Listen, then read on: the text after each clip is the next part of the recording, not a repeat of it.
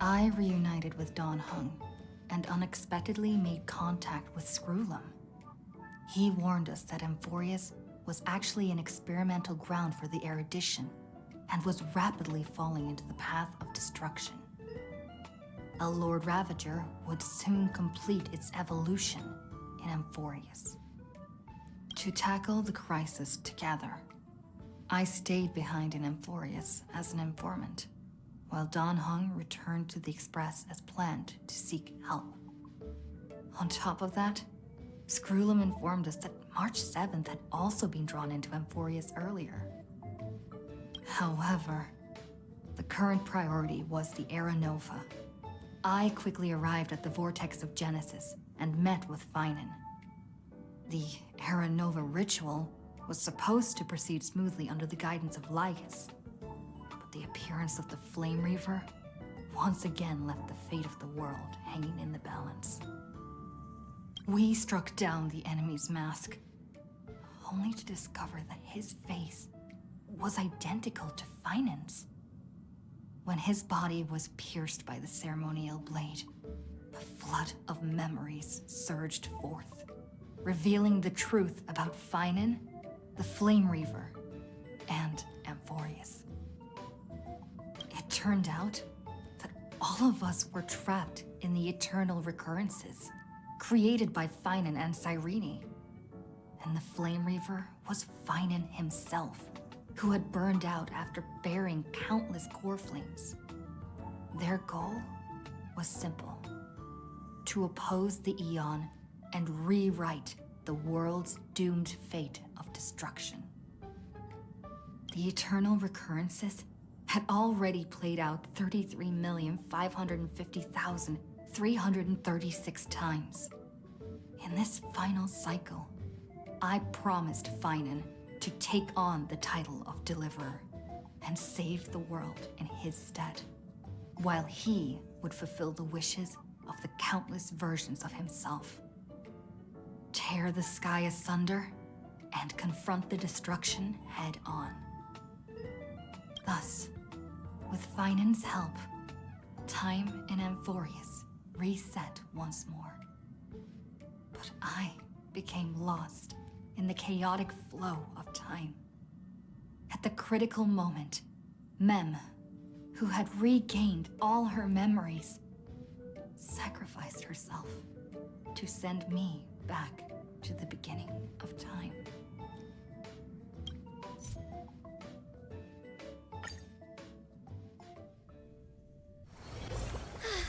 What a full day. A good night's sleep is basically guaranteed.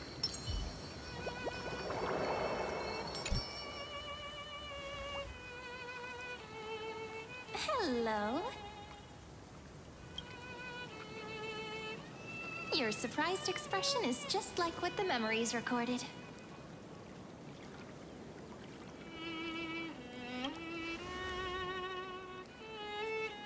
Is this a new way to chat someone up?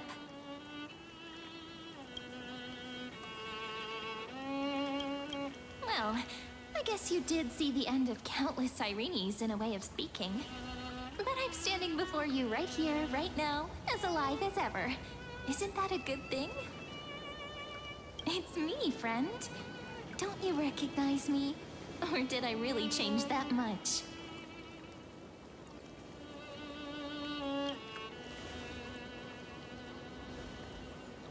Maybe I'm both?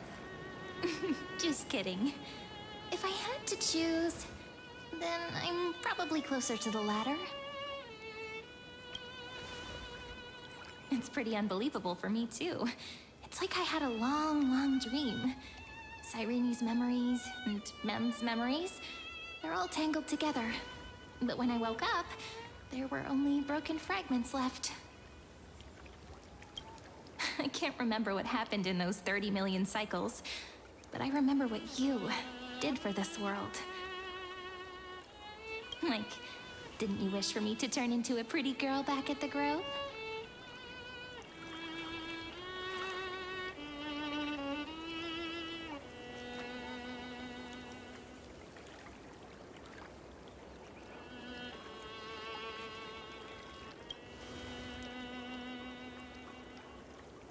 Yep. Isn't it amazing? It's like a seed finally grew up and became a flower. And I'm definitely as cute as a flower now.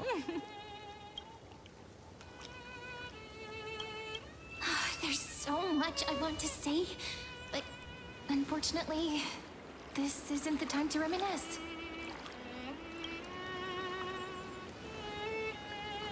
With the memories of the previous flame chase still intact, we've returned to this place at the beginning of time, so we can carry out our promise to Finan. The descent of Iron Tomb may be looming over the horizon, but we still have a chance to change everything.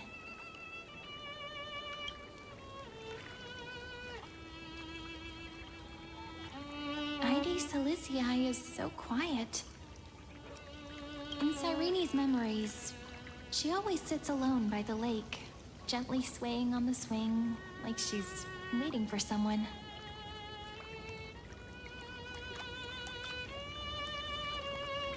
Yes, Finan too embarked on his journey because of this view. He then walked alone for more than 30 million cycles. Thankfully, you arrived during his long wait, friend. Is that also why Cyrene did what she did? It sounds weird, doesn't it? It's something that happened to me, but I'm talking as if I'm an observer. But that's just what those memories are like. Vague and unclear, as if encased in thick ice. The only things I remember are the days I spent with you.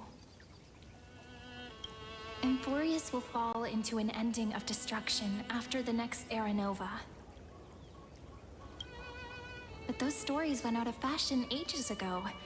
In a proper romantic epic, the hero's supposed to foil the villain's plot, right?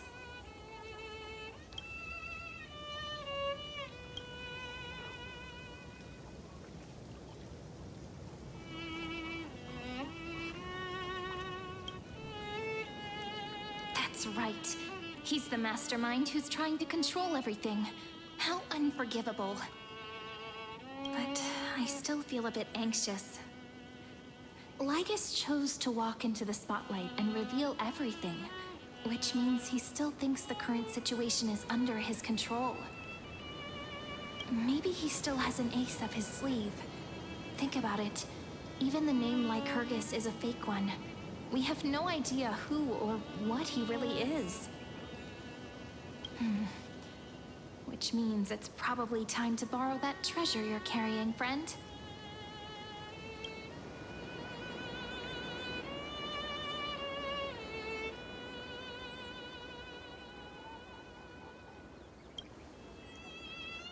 Wouldn't that be a waste?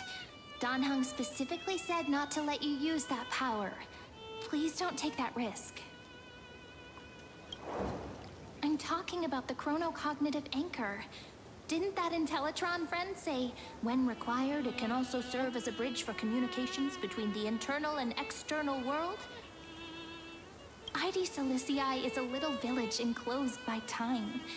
We might be able to contact the outside world from here. Why don't we give it a try?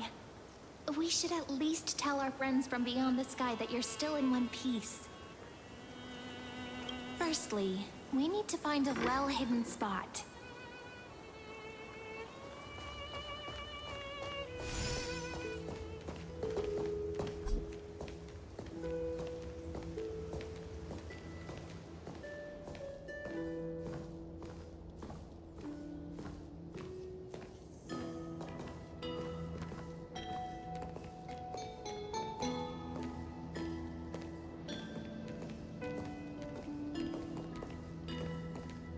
It's super quiet here. Sounds can't get in or out. Back in Cyrene's memories, this room was her secret base. No one noticed her practicing Orynyx's prayer here, or trying to speak with the gods in secret. But today's different, isn't it? We aren't trying to contact unreachable gods, but humans from other worlds. Real people. I'm prepared to witness that miracle, friend. The way Cyrene talks, is so similar to Mem. I have so many questions. I'm also worried about how Dawn Hung and March 7th are doing. Here's hoping the chronocognitive anchor can still function normally, because I really need answers.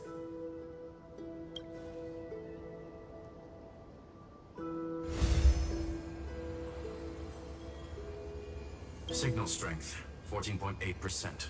Dialogue window, 16 minutes 22 seconds. Prerequisite, no external interferences. We are very glad to learn that you're safe.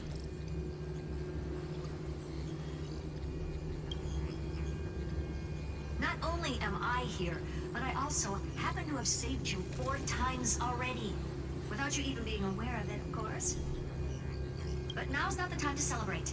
When 2 geniuses show up at once, you know you're in deep trouble. Listen up, little one. The Destruction's eyes are gazing upon this place.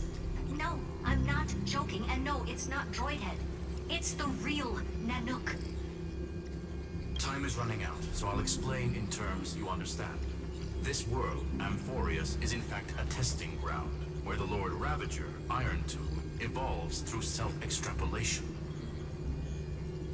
Hiding in this segment, unknown to other life forms, it has endlessly repeated the process of Era Nova, seeking a solution that could obliterate the erudition. For some reason, the experiment entered a prolonged state of stagnation. However, it has now restarted. Prediction. If effective intervention is not performed, Iron Tomb will complete its self-coronation in 14 system hours and initiate its plan to destroy the entire path of erudition.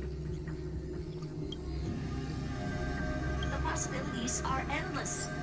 Breaking down interstellar communications, destroying the synesthesia beacons, returning cosmic civilizations to the Dark Ages, or even starting the third anti-organic war.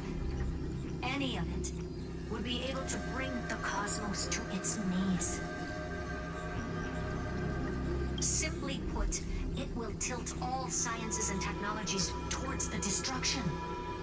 And since Nanook glanced at this place, it means they are being dead serious. Based on info provided by the IPC, Iron Tomb probably isn't like Selenova or Zephyr, who are overlords ascended from human beings. Instead, Iron Tomb is an algorithmic sequence that can be anywhere, as long as there is a receptacle for its calculation. The version of Iron Tomb hiding in Amphorius is its source code, and this scepter is its incubator.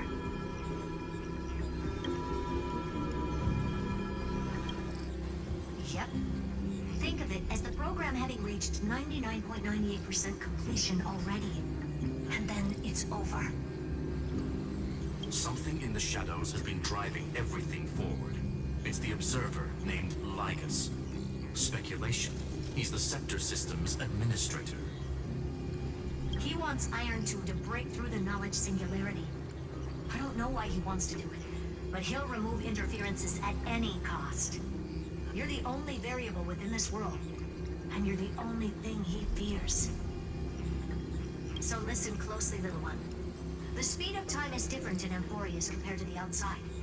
Destruction is just about to arrive, but you can still play Deliverer one last time. The cycles have already been broken. You've entered what is theoretically the last cycle Amphorius will ever be able to run. And Iron Tomb will break out of its prison as soon as the process of Genesis is triggered once more. But now there's an abnormality within the experiment. You know what I'm talking about. One of the model's 12 factors. That is one of the 12 demigods. Destroyed himself using the power of the destruction.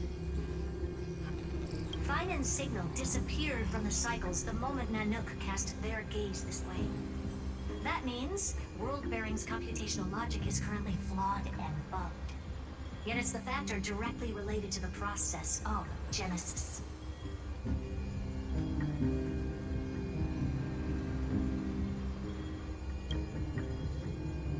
That'll then Teletron will definitely do all he can to debug this error. So you have to take this chance to claim Kephal's core flame. Don't let him have his way. The key to suppressing Iron Tomb lies in whether he can rewrite the purpose of Era Nova. There's one more preparation we must make. Lycus's behavior has been quite abnormal. He's never interfered in the actions of Titans or the demigods throughout the whole experiment. Deduction. The Scepter has an extremely strict autonomous protocol, restricting even its administrator. In Amphorius, this ultimate protocol goes by another name. The Law Titan, Talantum. Law. They are the rules that restrain all things in Amphorius, and it was the core flame returned at the very beginning of the last flame chase journey. Why do you have another little pink one next to you? Huh? Her path chart is... Is there something wrong with me? Never mind. Let's get back to the topic at hand. Light calendar 3960. Month of balance. We'll be locking onto this time period to find Law. You can either meet the Titan, convince the demigod, or take the core flame by force. It doesn't matter what you do, so long as you bend it to your favor. We still haven't figured out how you and Don Hung got inside this world. So influencing protocol is currently our best way to stop Lygus, or to call for more reinforcements into this fight. Once you've got Law in your hands, we'll discuss our next steps. Make sure the core flame doesn't fall into enemy hands. Herta, the firewall's interference is getting closer. Time is running out. Please ask any questions you still have as soon as possible. Iron Tomb can't affect the real world just yet. Don't worry. Himiko and the others are more concerned about your well-being than their own. Mr. Don Hung did not enter the new world with you at the end of the last cycle. No, the flow of time inside and outside Amphorius is not identical. 1,000 years in this world may only be a fleeting second outside of it. Conclusion. He is on his way back to the Express. Miss March's situation is rather complicated. Madame Herta and I can detect her signal, but cannot ascertain her location. What we can be sure of is that she's still in Amphorius. Don't worry about her. She's absolutely chock full of mysteries. Even if Amphorius explodes, she'll probably float out perfectly protected in a nice thick layer of ice. Worry more about yourself instead. I believe in your capacities. The hands of the Trailblaze can create miracles, and will certainly be able to snuff out the flames of evil. I'm not gonna give any motivational speeches. I just hope you bring good news the next time we meet, little one. No, not little one. Deliverer.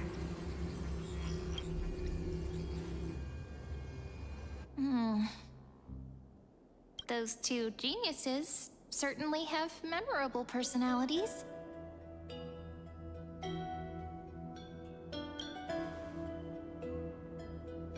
It feels weird. This all feels really familiar. Some of that conversation feels like it's about things I once knew, but then forgot. Maybe it's because of Mem? After all, Mem's a memo sprite born out of your thoughts, friend. Maybe our memories somehow got tangled up together. Never mind. Let's focus on something more important with what little time we have. Just treat me as an ordinary girl with secrets, okay? Light calendar 3960. I remember that Talantin had already fallen by then, and the Chrysos heir who inherited that core flame is named Saridra. That's what's recorded in history, and the period we'll be heading to.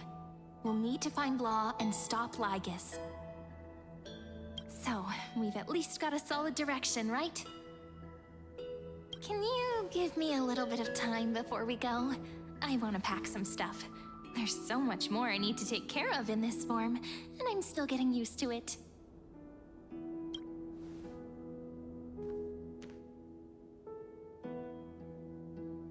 A relaxed scene like this probably no longer exists in the outside world.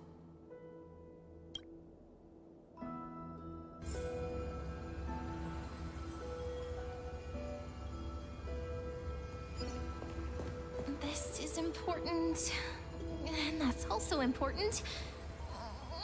It's not gonna fit into my bag. Hold on, I'll be done in a sec.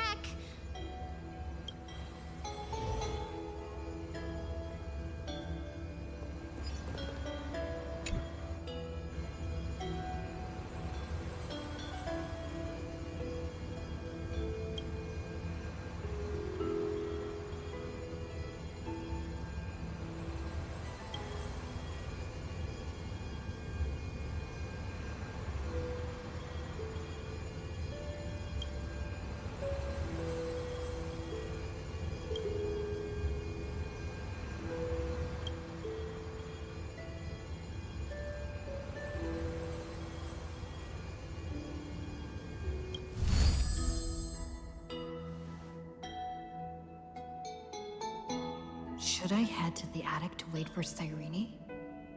Or should I have one last look at Ides Elysiae?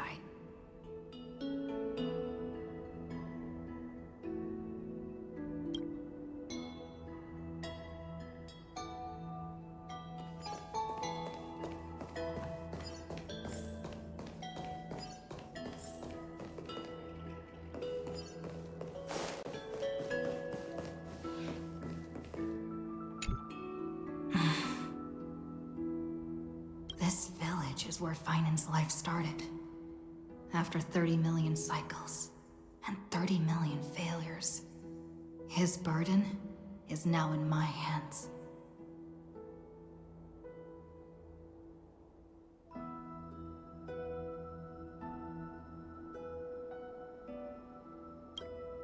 He said I will take over the responsibilities of world-bearing. But what does that mean? Becoming the new Kefali? Or forging a completely new path?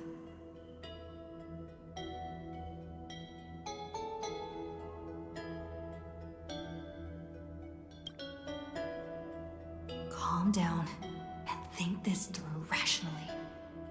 This is gonna be a very difficult campaign. We can't lose Kefali's core flame. And we also need to find either Talantin or their demigod. Then convince them to join us in the fight against the destruction. But there are so many unknowns. We don't know what Lygus might be doing, and we'll have to face Iron Tomb after dealing with him. There's also Cyrene. What exactly is she? There's so many questions. I'll have to take it one step at a time. But I must make each move very carefully, because every decision can potentially impact the end. Herta and Screwlum's help might be crucial. Thinking hard over there? I finished packing. I decided to just bring these few things in the end. See? There's a journal, a quill pen, and the ceremonial blade of the Priests of Time. Holding it calms me down for some reason. The scent of the black tide is now calm. Finan must still be fighting them in some way.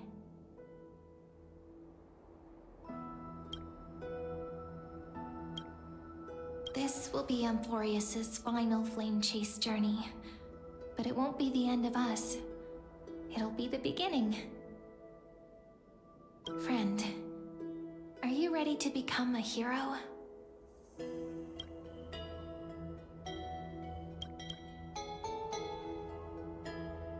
Just treat me like any other friend you have. We share a common goal and common enemies. And we may also share a common future.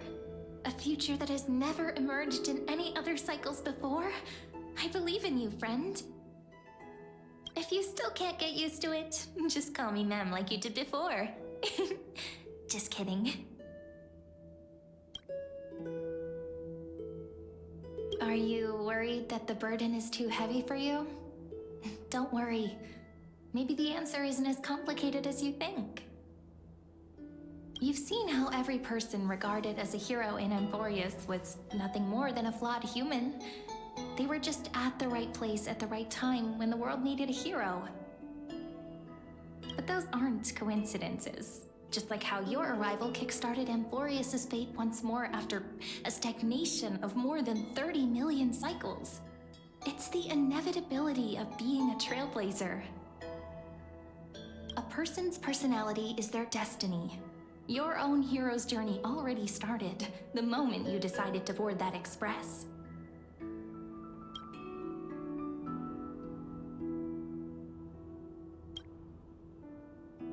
That promise might be far too heavy. But I believe in you, friend. The Trailblaze's duty has always been a heavy one. In other words, since you've already saved so many worlds, friend, you should be used to being called a hero by now.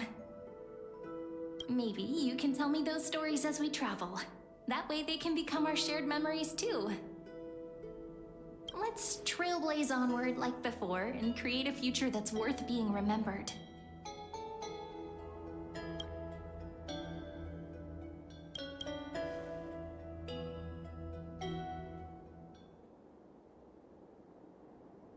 It seems you two are prepared to head out.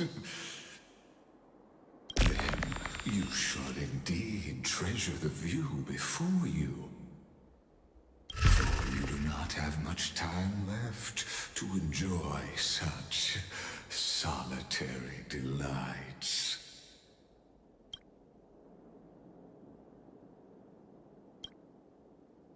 My apologies for disturbing your moment of repose.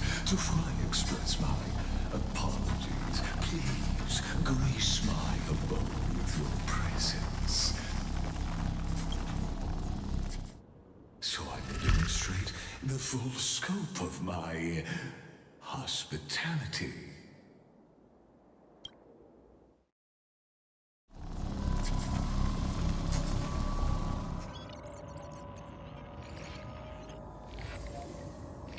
What is this place?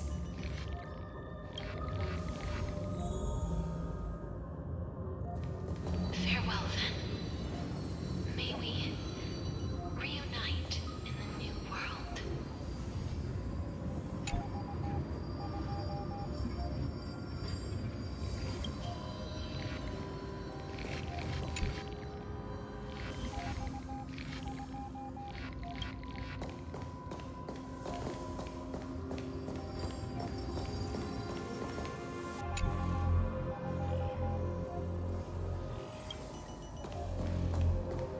All shall bid farewell to one,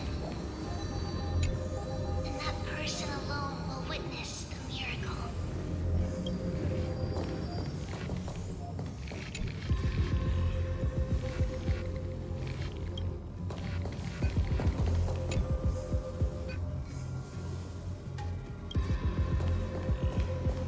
The light of the Dawn device never fades.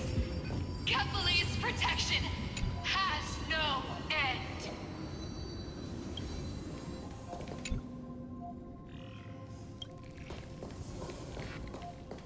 After I cross this river, it will be a tragedy for mankind.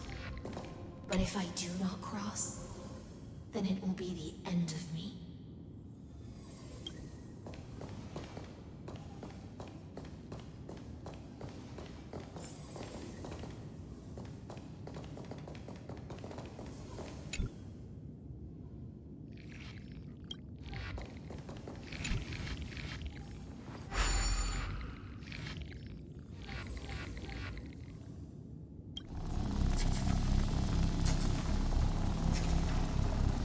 Outlier.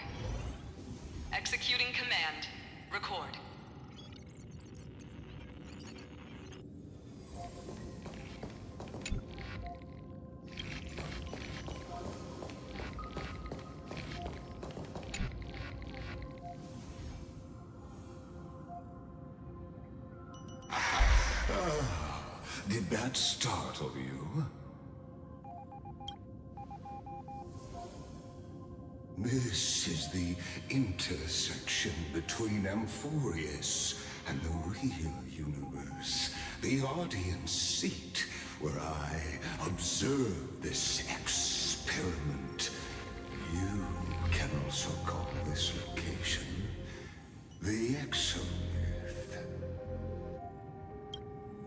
What you see is the true form of the eternal land and the 12 demigods after they've shed their disguise of legends. Doesn't it look marvelous? Amphorius is like a microcosm of the cosmos.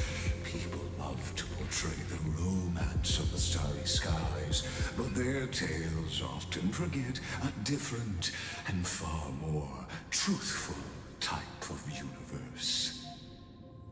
The moment ancient Antikytherians sketched geometric shapes on the sandy beach and recorded the first numerals and symbols on parchment, the universe turned into a silent equation flowing under the pen of these relentless decoders. Erudition. It was once the mother tongue of the Creator, the pen of divinity, and the first lyrical verse ever written by free will.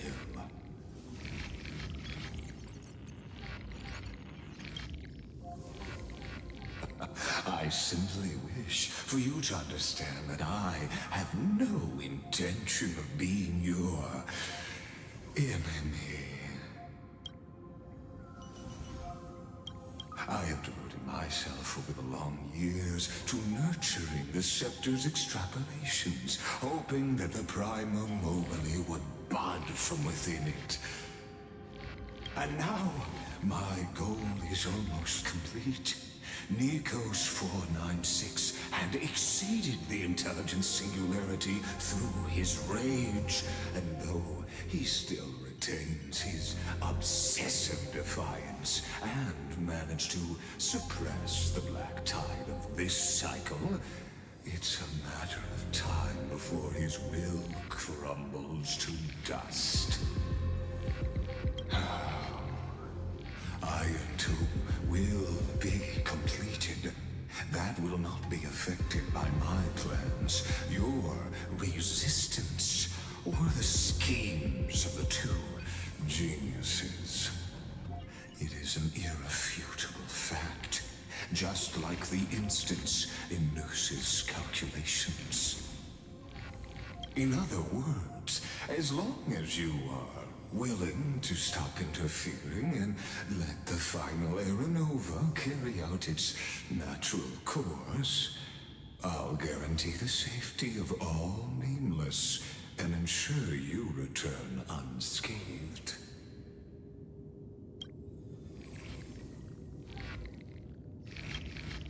You've always had a choice, my lady.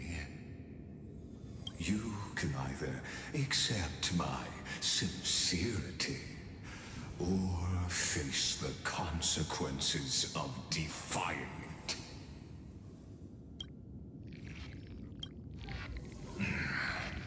They've always been the product of the experiment, so naturally, they will perish when the experiment ends. That outcome was predetermined long ago, so I will not embellish such a regrettable conclusion.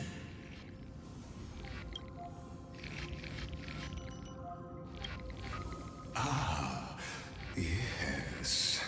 I am aware of that esteemed lady's whereabouts. Her real identity is quite astounding. If you decide to accept my proposal, then I will do all I can to send her back to you.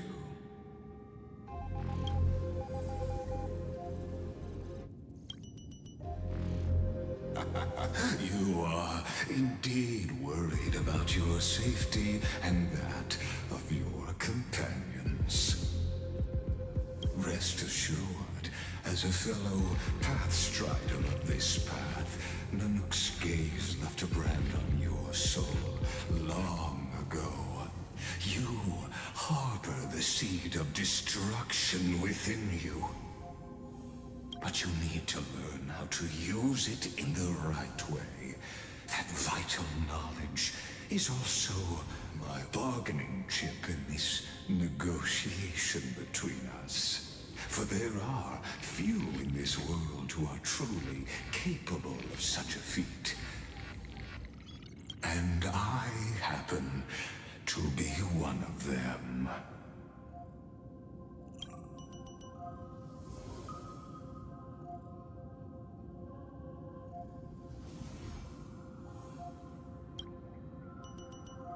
Someone who wanders the stars.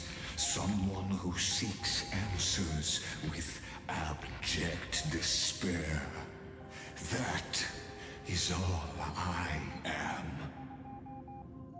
This matter is of grave importance, so please do not make your decision lightly.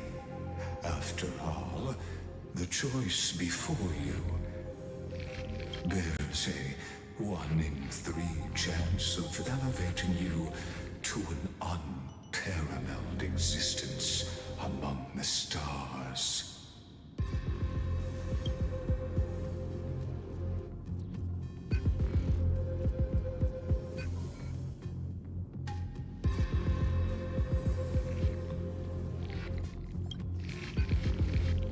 Ruling over is not exactly the same as unparalleled.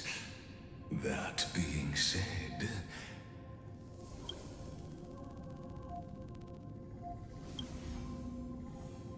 I now see the full scope of the determination in your words. You may now continue your travels.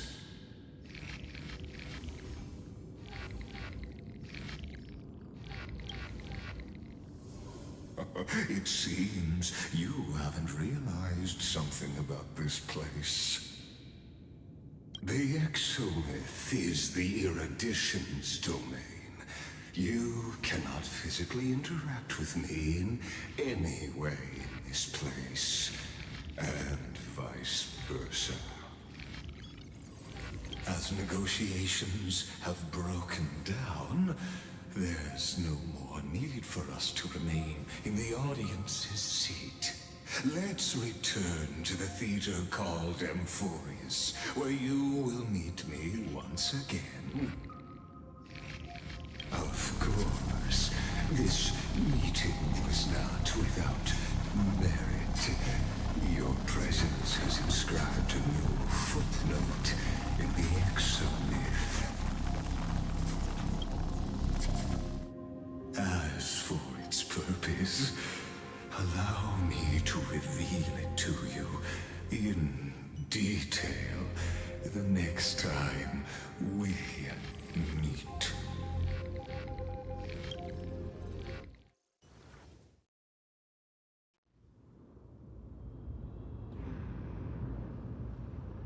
"100 years ago, the flames of war consumed Akama. The Outland forces broke through the dawn. Golden blood flowed with greed, and enemies descended with Kefali's eternal slumber, painting the holy city's walls in scarlet. Its generals had vanished, and the elders prostrated on the ground. The Throne of Worlds kept silent to the pleas of the people. Until the heaven and earth cracked open. Not the gods answering the people's prayers, but a legion rising from the sea of blood. Dawncloud's spires fell in the sulfur rains, and the legion's commanders stood atop the broken idols and roared. Compatriots, no more kneeling! Not to brutal tyrants, and not to dying gods! Those rebels have twisted the prophecy and ignited the flames of war in order to stoke fear in your hearts. A Chrysos heir she stood. Divine blood soaked into the earth, quelling the flames beneath her feet. Their golden blood wrote of a tragic fate. Mine shall overturn it! Her crown burned bright, outshining the fires consuming the entire city. She raised her scepter high, and the people gazed in the direction she pointed. My blood flows in you now. Heroic compatriots, follow me, and we'll seize the reins of fate. Drive the enemy from Kefali's dawn. Smother their flames with their own dead. Win glory. Win peace. Let history sing your deeds. The first to dance was a maiden following closely behind, weaving through the carnage like a fish in the sea. The people, full of wrath, surged with her, forming a colossal wave, and the enemy hordes, drained of life, vanished into nothing. Onward to Marmorial Palace, to Dawn Cloud's heights. Announce to all the wicked and cowardly. Announce to this stagnant age. We are the rising tide! History remembers this as the first siege of Akama. It is said that after the flames died, people found identical inscriptions in every place in the city that had been scorched by fire. It was the name borne by Akama's first and final sovereign, the Imperator Siridra.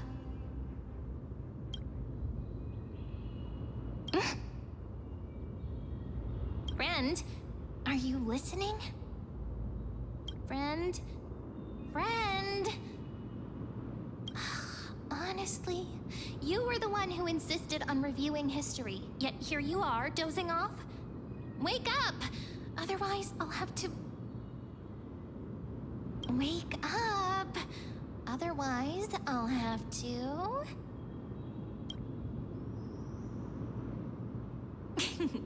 Awake at last? I guess I won't have to use my wake-up magic on you then.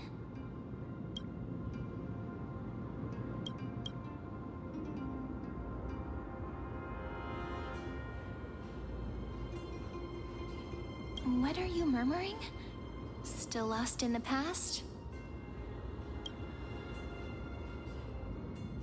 We've arrived. A familiar place. The Temple of the Three Fates. If everything went according to plan, it should be shortly after Talantin's fall. And also the end of the first Flame Chase journey. Perfect timing, actually. The first Flame Chase ended with the Trial of Law. We must find the demigod and gain her trust before the core flame is restored. It'll be tricky, so let's pick up our pace. To Akama first. We can learn more from the crowds there. Tyrant! You and your butchers are not welcome here. Get out! Hold your tongue! Conspiring with Kremnos and plotting rebellion are crimes punishable by death. There are multiple voices, and things seem tense. Let's not get caught up in any trouble. Why don't we find a place to hide and observe from the shadows?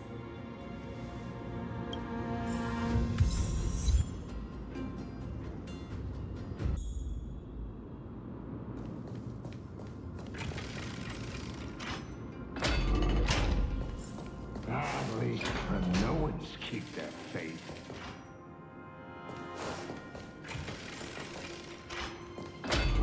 Wait! Isn't that...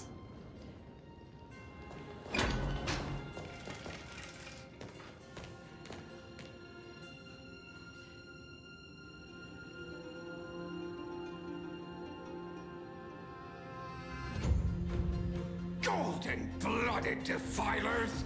perverting the prophecy and trying to slay gods. Stars beyond the sky? Gods who created the Titans? What kind of nonsense? Look at this broken world and see what your atrocious acts have done!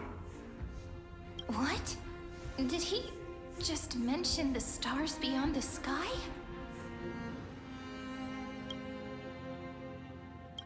But how is that possible? You impudent! Ducks for Goris. We're here to welcome the deliverer from beyond the sky. Stand down.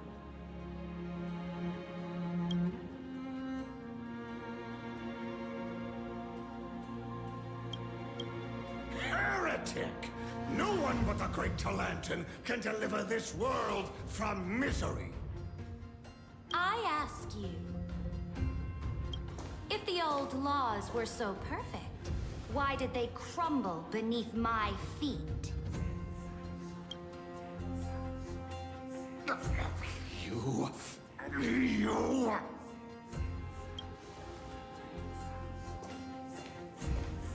Talantin is long gone.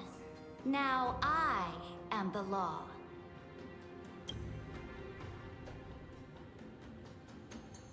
Challenge me, or submit to my judgment.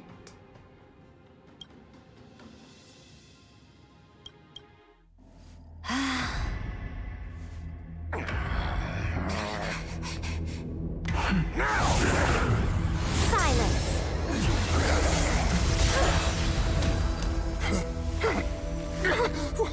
What gives you the right to judge a priest of law? That's because I came, I saw,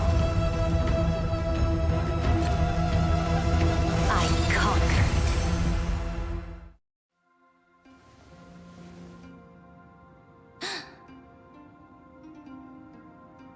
Ducks for Goris? Take the ashes of this man and scatter them in the temple among the crowds. Tell them that the High Priest attempted to take away the rights granted to the people by the Imperator. Thus, he met his fate. Yes, Imperator. Now, these two accidental guests. Dux Gladiorum, if you please. As you command.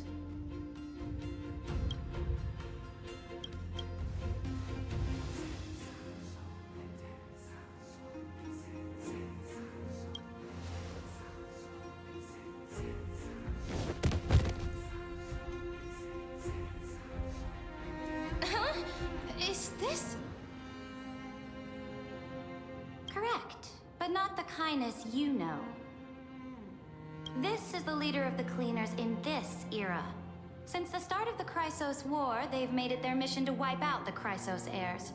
Even now, even after I've united all the city-states, these vermin still lurk in the shadows, hindering the flame-chase journey. Moreover, I know that the 27th person to inherit this role bore many grudges against you and nearly doomed the second flame chase journey. The enemy of my enemy is my friend. So, out of courtesy, I present to you this corpse as a gift.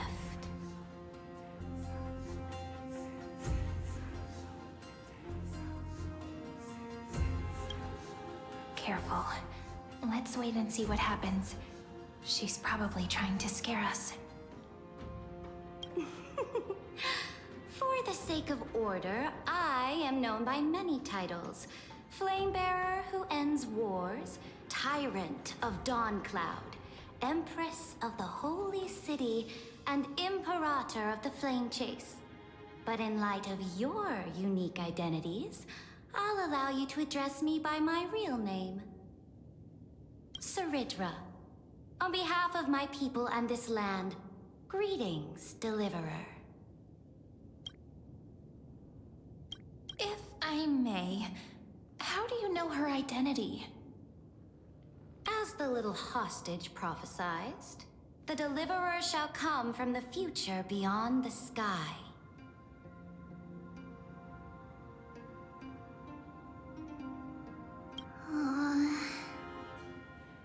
Gray hair, golden eyes, skilled in wielding a mace.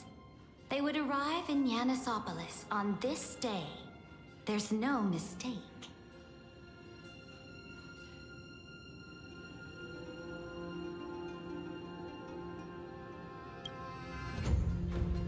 Your orders, Imperator.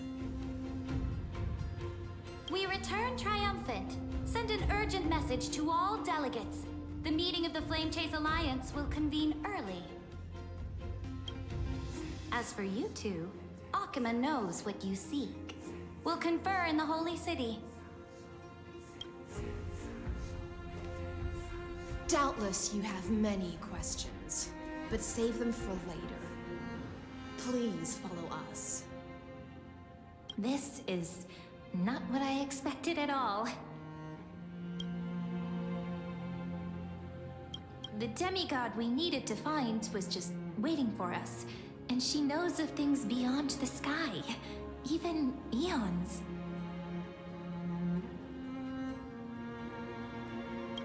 How could this be so different from the previous 30 million Amphorius cycles? Who altered history?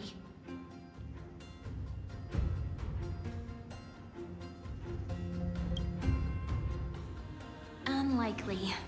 I think it's probably a third party interfering. The currents of time have become twisted. Regardless of who caused this, that Imperator came prepared. We're the ones at a disadvantage now. We might as well dance their dance. Let's go with them to the Holy City. We've received the Imperator's favor because of your unique background.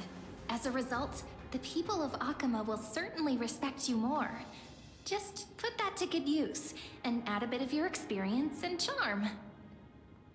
Should be easier than last time, right? If we figure out what happened in this cycle, we'll be able to turn things back in our favor.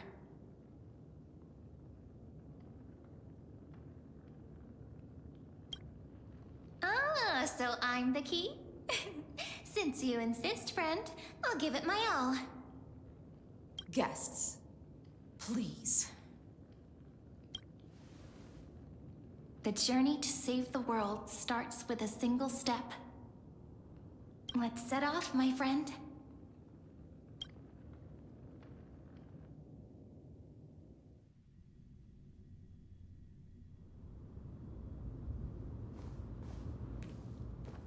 Hail to the Imperator! Hail to the Golden Heroes! Hail to the Deliverer! Told you, you're the headline act. All this spectacle is for you. Guards, your service to the Holy City is appreciated. How have things been? Castrum Krennos once again struck the border. Dux Brumalis led her troops to repel the enemy. The agitators against the Flame Chase are still active in the city. They smashed the shops around Memorial Market. But the garrison already arrested the culprits, and now they await interrogation. They are merely a disorderly mob and do not warrant any attention.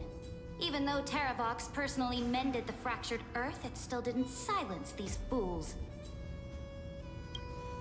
Guests from beyond the sky, worry not about these trivial matters. Dux Gladiorum will take you somewhere to settle down for now.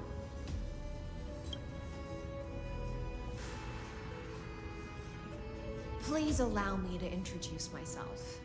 My name is Hycelans, and I am the Dux Gladiorum who swears fealty to the Imperator, as well as the Knights Commander of the Achaemen Alliance.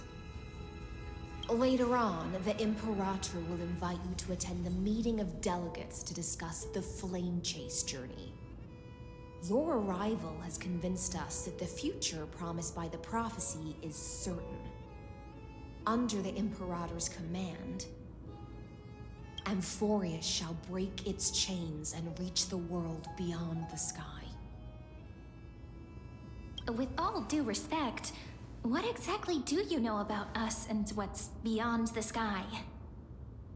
As a humble subject, I cannot freely express my own views to you. Please forgive me.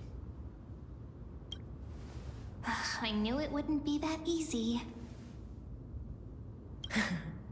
Time waits for no one.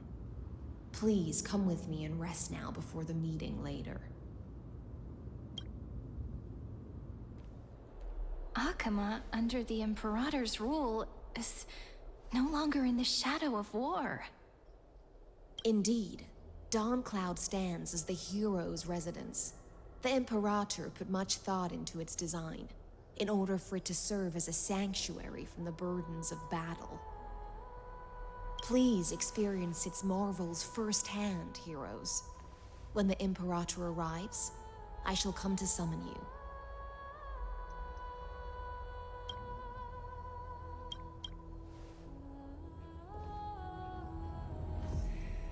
Steelins. No wonder she's the Knight's commander.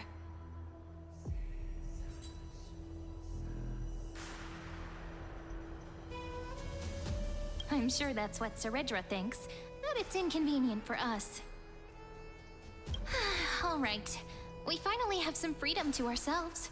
Since there's still some time before the Alliance meeting, let's explore a bit.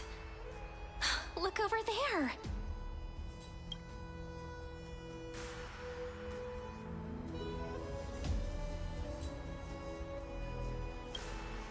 But the hearts of heroes stay the same in every cycle, never changing.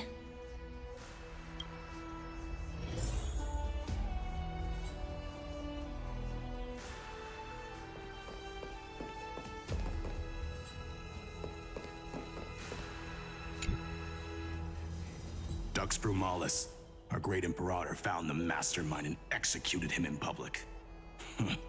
Seeing that scoundrel burn to nothing should deter these miscreants from being so brazen again.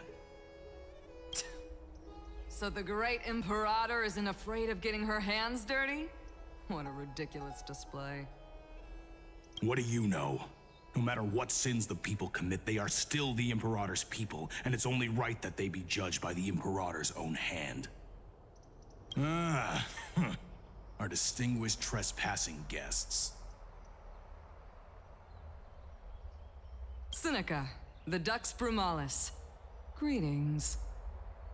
This Dux Brumalis doesn't seem to like the Imperator very much, but she holds a high rank. And Dux Vergoris' speech seems self-contradictory. Let me see what I can get out of them.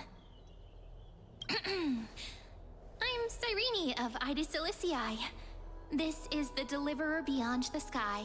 We're new here and wanted to ask you, does this city host any other visitors from beyond the sky? We're looking for our dear companions. Drop the charade. But yes, there is someone in this city who is all too familiar with the world beyond the sky. Silence! The Imperator ordered us to keep that lord's whereabouts a secret. Enough, you pathetic lapdog. Do you need to beg for permission from that cursed Imperator even just to bark? You... Someone who is all too familiar with the world beyond the sky and is referred to as that lord. Could it be?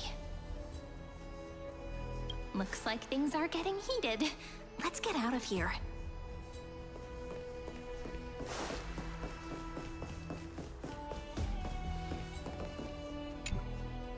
How are we supposed to talk to the heroes of Deliverance? What if they're really intimidating? Virginia, don't be so nervous. Once they hear your poetry... Ah, heroes, you're already here. Greetings. I am Apollonius, the Dux Helcolithus, one of the 5 sages of the Grove of Epiphany, advisor to the Flame Chase army. This is Virginia of Castrum Kremnos, the Dux Carminum and imperial scribe of the great Imperator. Hello. I'm Virginia. I compose I compose poetry. I'm Serene from ID Silicii. This is the Deliverer. Nice to meet you both. They're not as frightening as the rumors claimed. This is our first time in the Imperator's realm. Akima is even more magnificent than we imagined. If you all weren't here to look after us, we'd be completely lost and confused. The Akima you imagined is long gone. Under the Imperator, this city has been reborn as the capital of the world. Bask in her free-spirited winds. For anyone who fulfills their duties to the Imperator, these winds shall forever remain at their service. But what if... Those who are loyal do not need to consider the consequences of betrayal. But if you're curious, why not head to the lake and take a look? Those elders who lie at the bottom of the lake are the best example of what happens when you disobey the Imperator. The elders of this cycle were all... Looks like that priest who was sentenced to death wasn't an isolated case.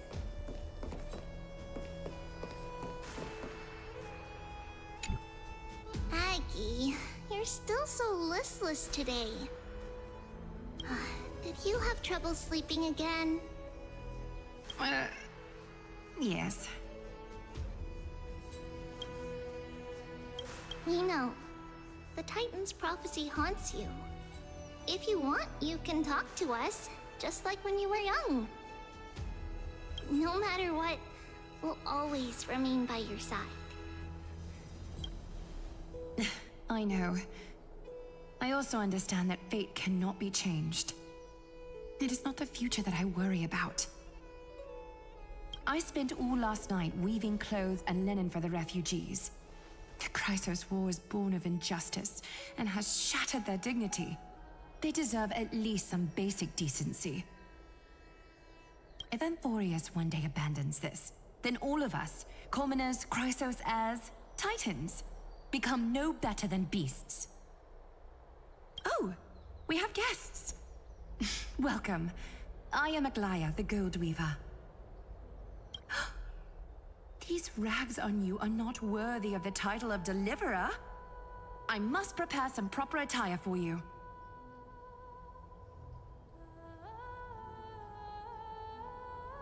First time? That's not what I gather from your eyes. Does your Aglaya differ so much from me? Greetings, Deliverer from beyond the sky. We are Trebi of Yanisopolis. It's very nice to meet you. Although, introductions are probably unnecessary. We know you've witnessed the future of the Flame Chase journey even more clearly than we have.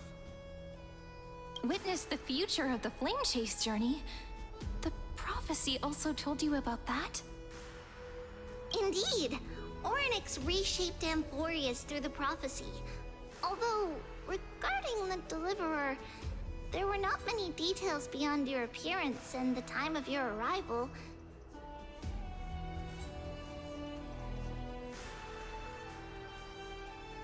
So, please, don't worry. Feel free to relax and relax some more.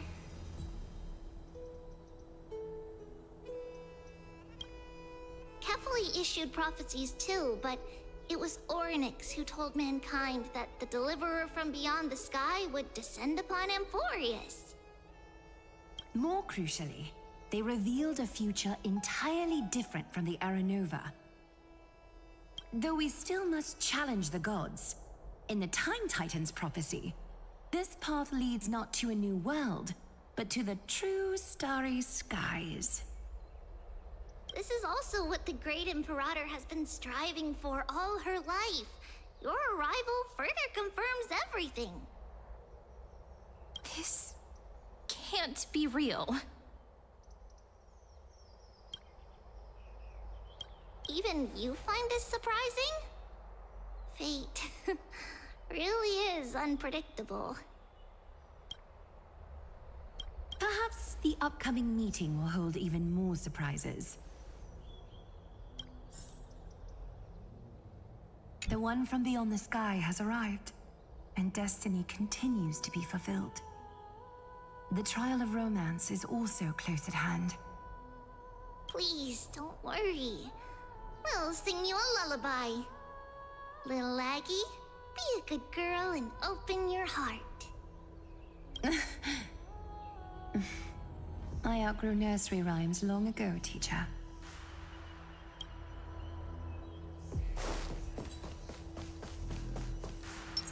Sound dreamers. Little fish from beyond the sky. Did you rest well? The Imperator and the delegates are about to arrive. If you are ready, please follow me to the meeting.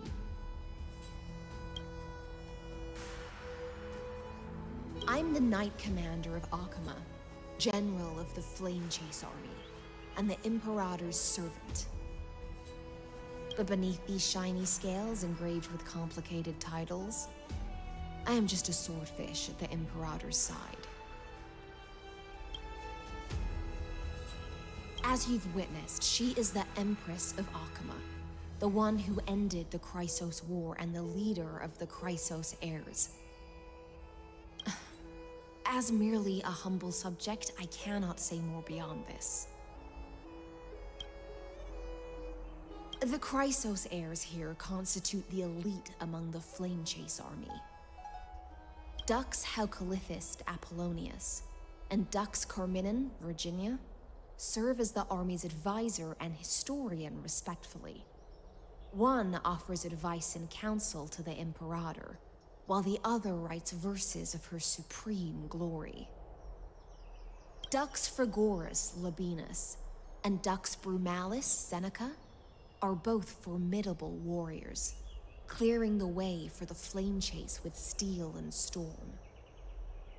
Dux Fatorum, the holy maiden who interprets the prophecy. Only the one named Treebe remains in the city. The Imperator once took them as hostages in order to unify the prophecies of the world, but they are now Akama's most vital prophets. Dux Goldweaver, Aglaya.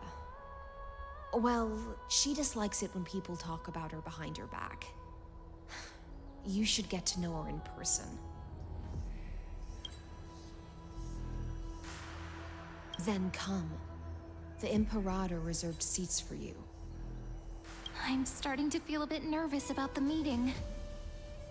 Since Saridra is presiding over the meeting, it'll be a good opportunity to learn about the law's inclinations in the current era. Let's keep our ears open, okay?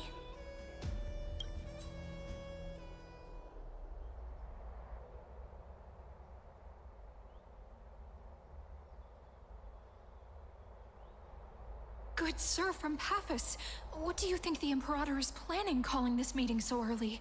My homeland can't endure anymore. Who knows? First, she wants to hunt Titans. Now she says there are even greater calamities.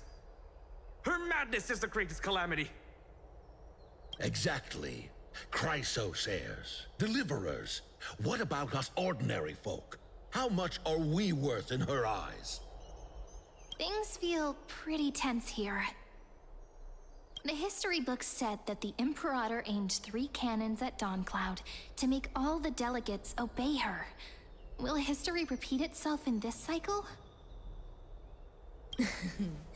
Yes. Similar acts have occurred, and not just once. However, whether history will repeat itself, you'll soon see. Those are the 2 spots reserved for you. Please take your seats. What's happening again?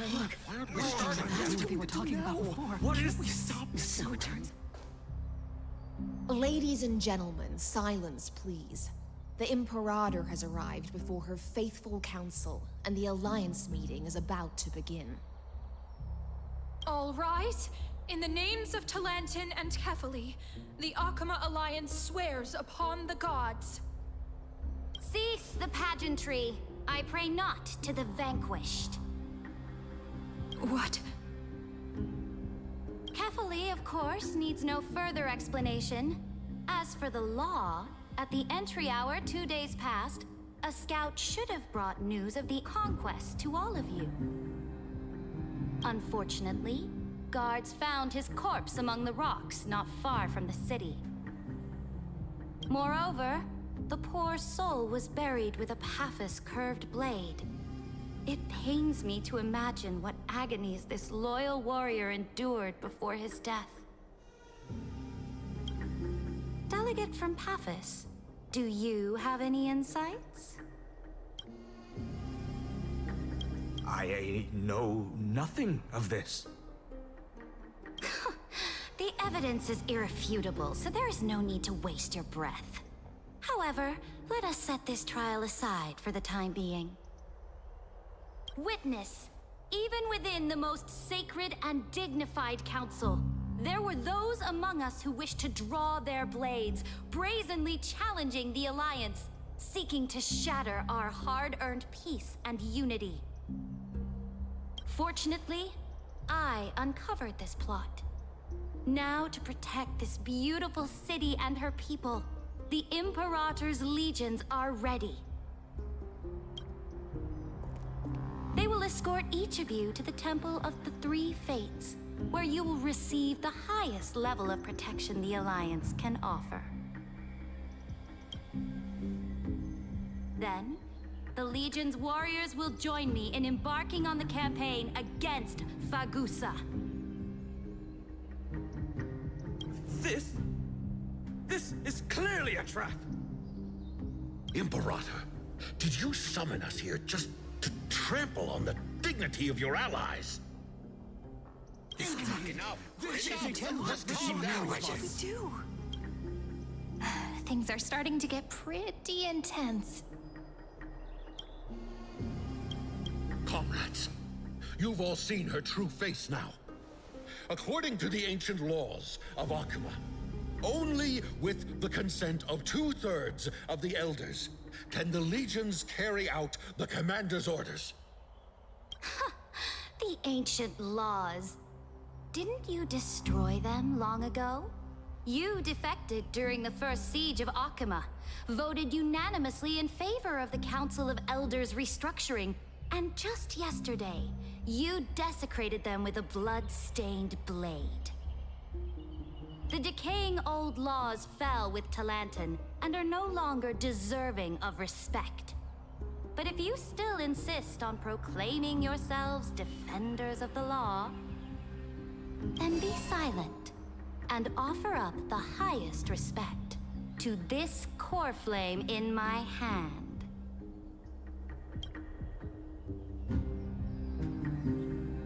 That really is the core flame of law in her hand. Since there are no objections, then the original agenda of this meeting, the campaign against Fagusa, is hereby passed.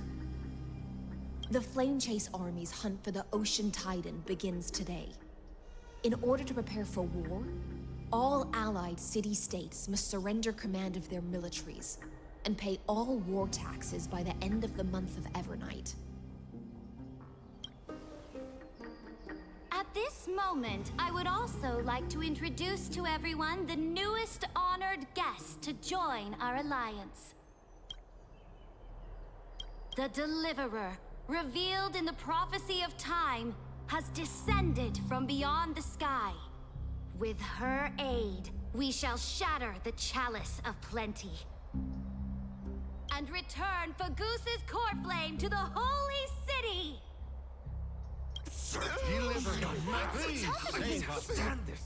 Absurd. Simply absurd. A deliverer from beyond the sky. This is just like that prophecy about slaying gods. It's a lie you've used to grow your power.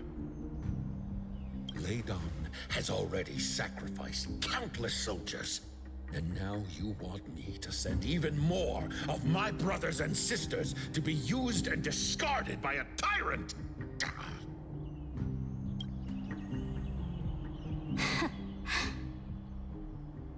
there any other objections? Then I bid you all farewell. Meeting adjourned. Deliverer, please wait. I still have important matters to discuss with the two of you.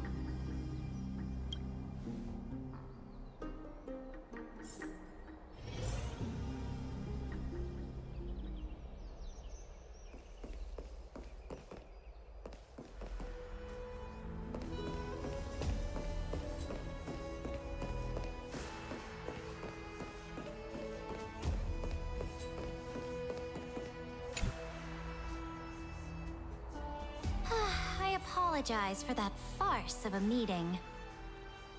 It must be tiring dealing with so many people every day, Great Imperator. Tiring? You're mistaken. Moving chess pieces, placing wagers. This game of strategy adds a dash of color to our heavy fates. Much like how rule and conquest are always accompanied by sacrifice. Is the war with the Titans also part of that sacrifice? After I glimpsed the secrets of this world... No, the secrets beyond the sky. The divine authority of Amphorius no longer held any significance. Let me ask you, Deliverer. Is it true that beyond Amphorius' sky, there are magnificent deities called Eons?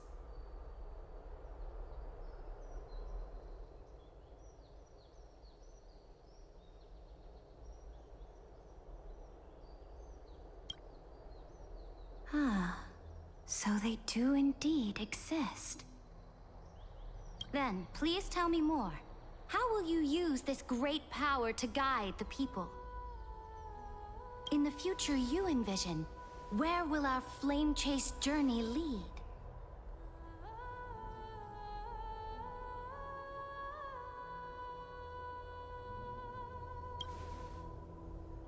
Oh? What you require now is the power of law? Exactly! Just as the prophecy foretold, she is your deliverer from beyond the sky, and she also has reliable allies. If they can intervene in Amphorius' laws, we may have a chance to alter this world's impending fate and reverse its destined end.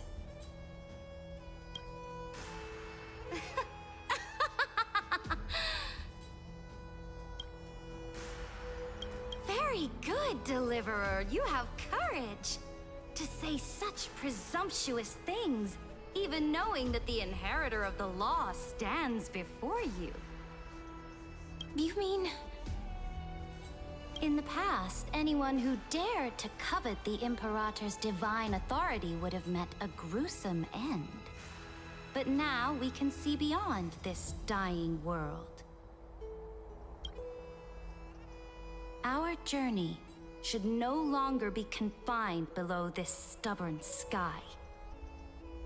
Alas, that fickle ocean titan has obstructed the spirit water leading to the vortex of Genesis, hindering my ascension.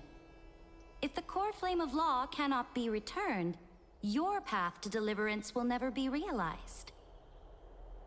Now that things have come to this, we must resume our once stagnant journey and force the waves that block our way to recede. So, you agreed to cooperate with us? Cooperate? Forgive me, but I never cooperate with anyone. Though I will permit you to join me as subjects, and together, we will forge the most perfect law. This is... The Flame Chase Medallion, a symbol of the Flame Chase Army. Every noble in Akama carries one. This medallion represents the will of the Imperator herself, and you may act freely within the city with it. Before we embark on the crusade against the Ocean Titan, you should rest in Akama for a time.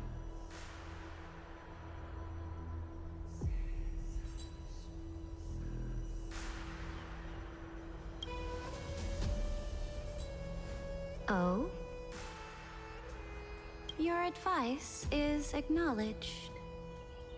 From this moment on, prove yourself through your actions. As long as no boundaries are crossed, I fully respect the choices of my subjects. May your journey reach that sky full of stars, Great Imperator. Your attendant certainly knows how to curry favor. Go now. Take a bath first. You two... reek of seawater.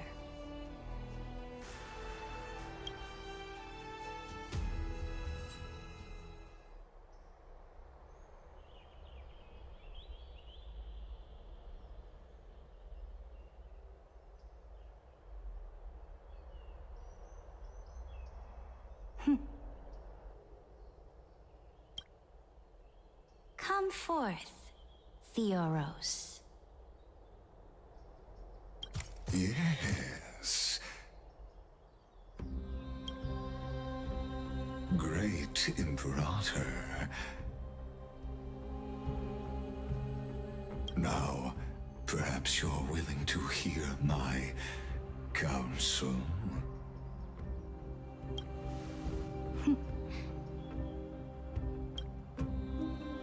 Those two arrived just as Orynyx described, and just as you said, they showed a thirst for law. At least this proves that my judgment was right. Sparing your life was the correct decision. You've once again confirmed that your wisdom is no empty boast. Now another choice lies before you.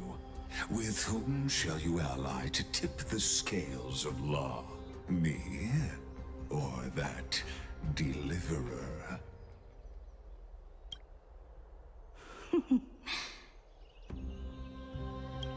Remind me again, Antikythera. What kind of future do these two paths lead to in your view? I shall tell you. You are entitled to know that the deliverer from beyond the sky is not a wholly wicked being, but from the very start, her stance has been completely at odds with Amphorius.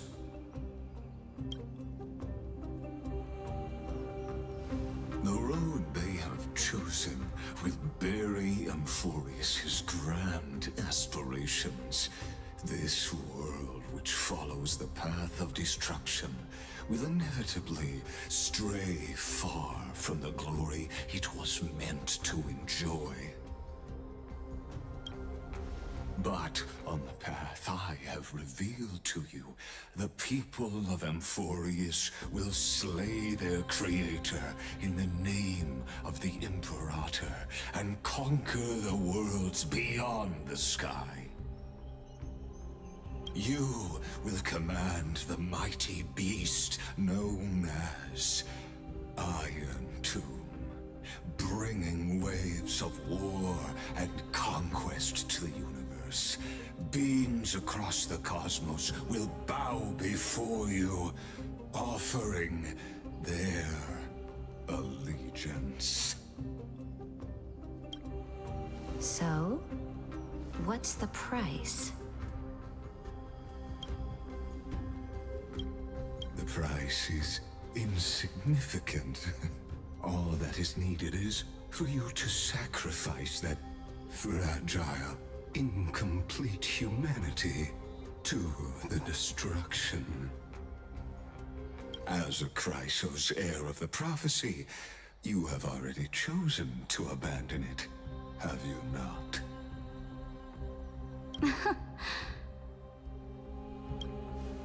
Off you go, Theoros.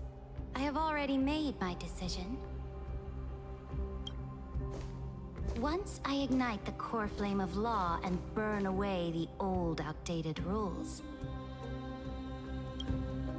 Amphorius will embark on a journey across the stars.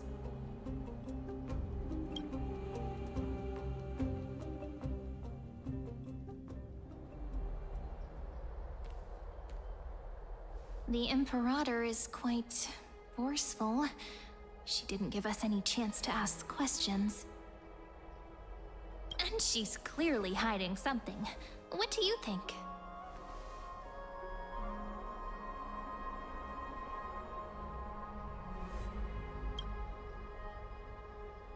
Looks like we're on the same wavelength. The atmosphere in Akama, it's so unfamiliar. And it's not just the Flame Chase Alliance talking about the world beyond the sky, but the whole city. We should also discuss our findings with our friends from beyond the sky. Then...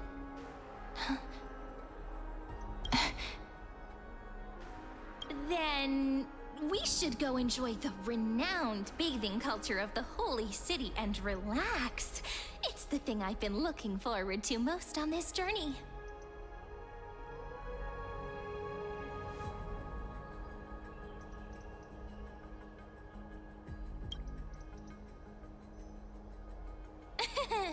Work and rest are both important.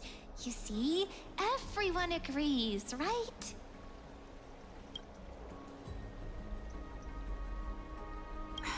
So someone's watching. Can't let our guard down for a second. Let's use taking a bath as an excuse to find a quiet corner to update Madame Herta and Screwlum on our progress. We can also check out what's happening in the city. Since the outcome of the meeting was just announced, people must be gossiping. We can kill 3 birds with 1 stone. Let's go.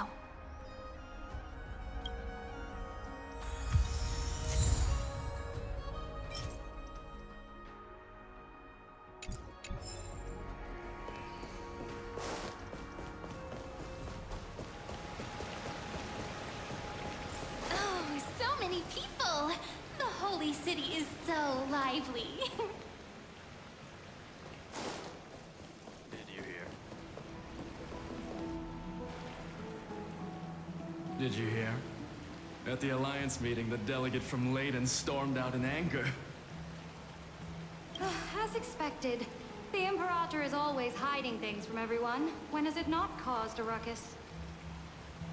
Silence! That's treason!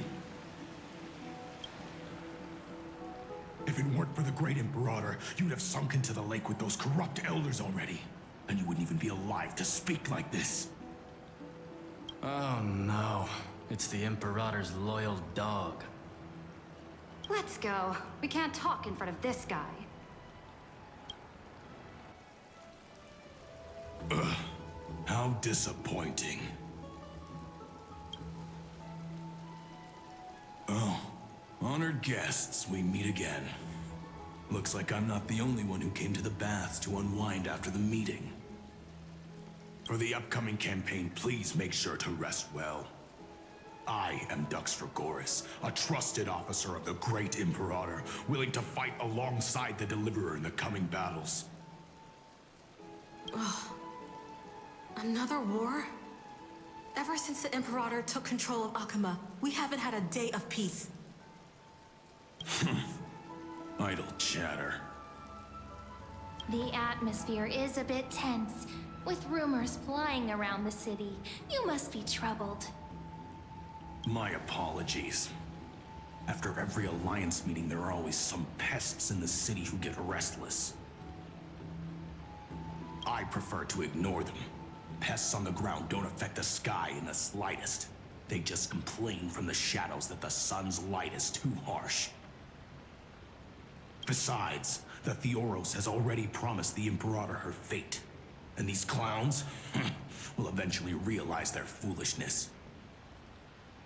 May I ask, who is this Theoros? The Imperator has ordered us to keep his lordship's whereabouts a secret. Ah, so it's his lordship.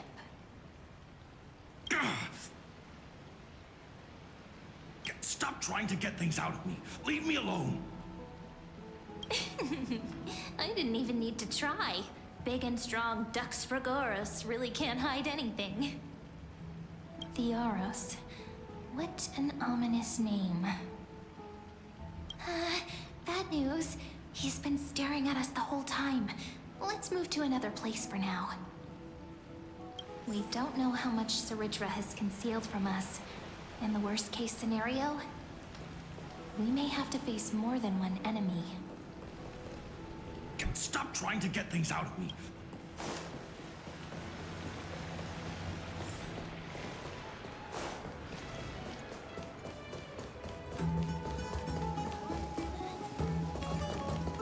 Alliance meeting? More like a cage where creatures with golden blood claw at each other.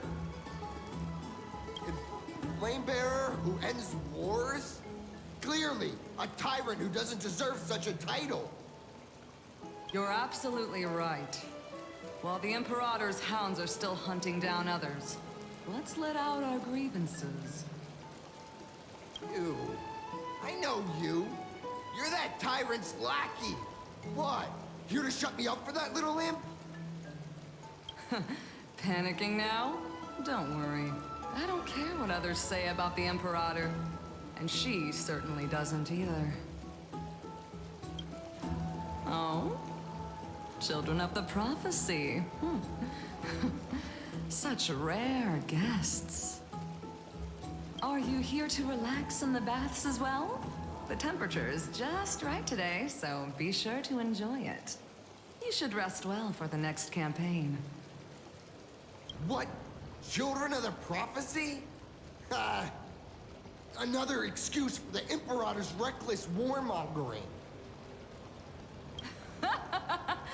No filter, huh? You should be glad you don't have a seat at the Alliance meetings.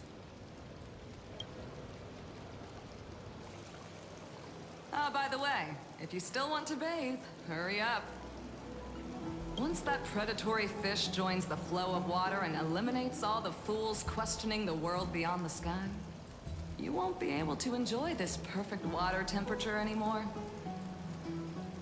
Seems like there's more to Dux Bramalis's words than meets the eye. But would the Imperator actually kill those who question the world beyond the sky? This is the complete opposite from what we know of Akama.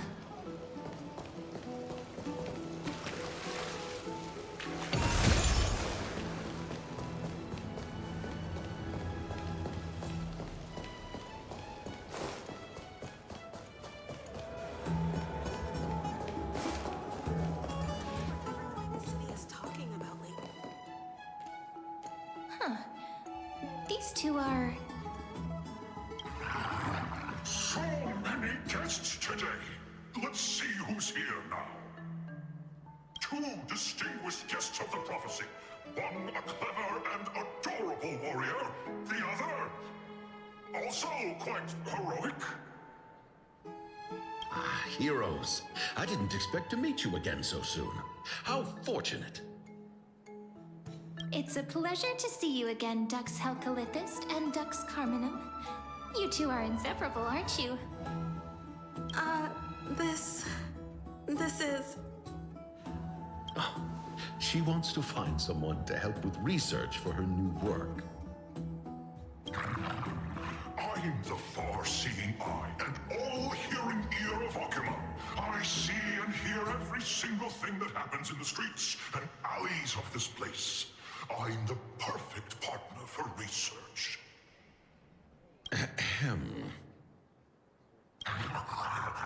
Enough small talk. Here's the latest news from Akama, as you requested.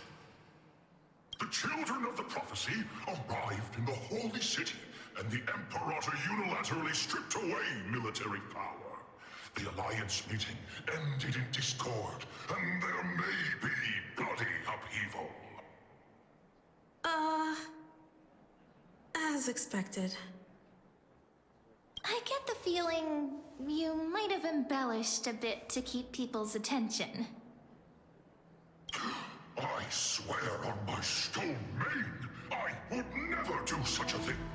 But if you wish to quell this terrifying news, perhaps a more explosive topic would help. Never mind.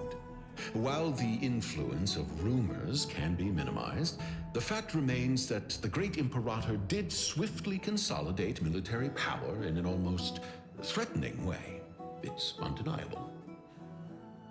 Heroes, I know the Imperator's way of doing things may seem a bit autocratic to outsiders, but soon you will witness her blade dance with enemies on the battlefield.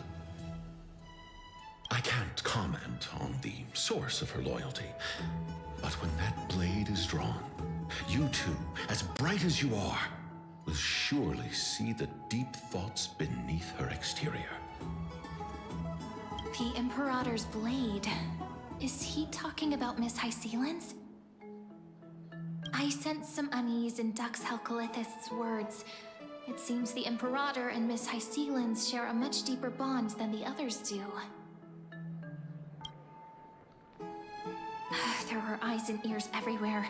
Is there any place where we can have some privacy?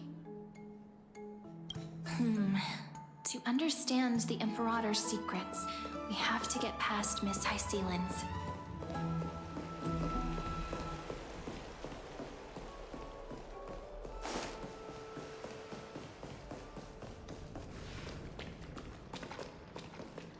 This place was your original bath chamber, perfect for avoiding prying eyes. I wonder if anyone is using it now. Huh? The smell is... Wait, don't go in yet! Who's there?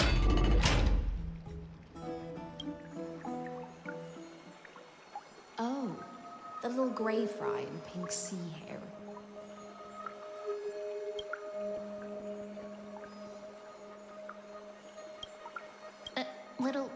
Little sea hair?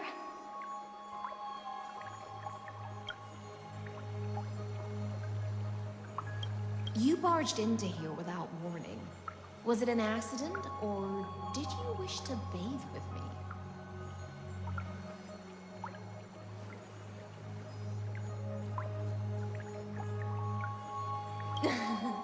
What's wrong? The Marmorial Palace is the reef where I rest. Sorry, we didn't mean to disturb your bath. We'll leave now. It's no big deal. There's no need to panic. This is the natural state for me. People on land force themselves to wear clothes, adding unnecessary constraints. Forget it. If Dux Goldweaver heard that, she'd scold me again. All right. Please make yourselves comfortable and wait a moment. Let me first wash off the blood of the hunt, and then I'll attend to you two.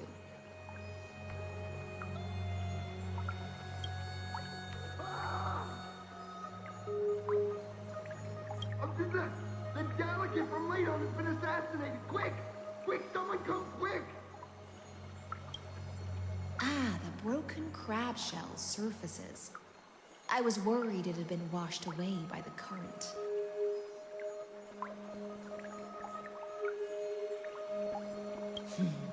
Viciousness is a form of praise to the blade. I see. No wonder there was a faint smell of rust in the air before I even entered. Why? Is it because the Ladonians refused to contribute troops to the Flame Chase journey? Or just because they offended the Imperator? Because the new era of the Flame Chase doesn't tolerate stagnant blood. For the ignorant masses who cling to outdated laws, only bloodletting can wake them up. Right now, the rebel forces on the frontier are rising, and Ladon has been secretly supporting them. They loudly chant the slogan, "Return to the Era Chrysia," unwilling to relinquish military power. They're just building momentum for the rebellion.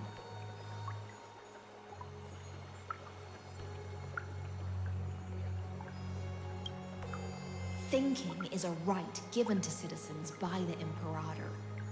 I won't interfere with your thoughts. As long as you don't try to reverse the current of the times, you and I will both be free. But Miss Hysealin's...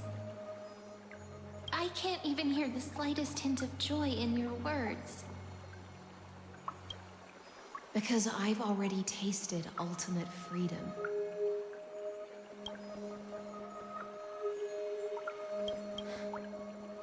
Long, long ago, I lived in the sea.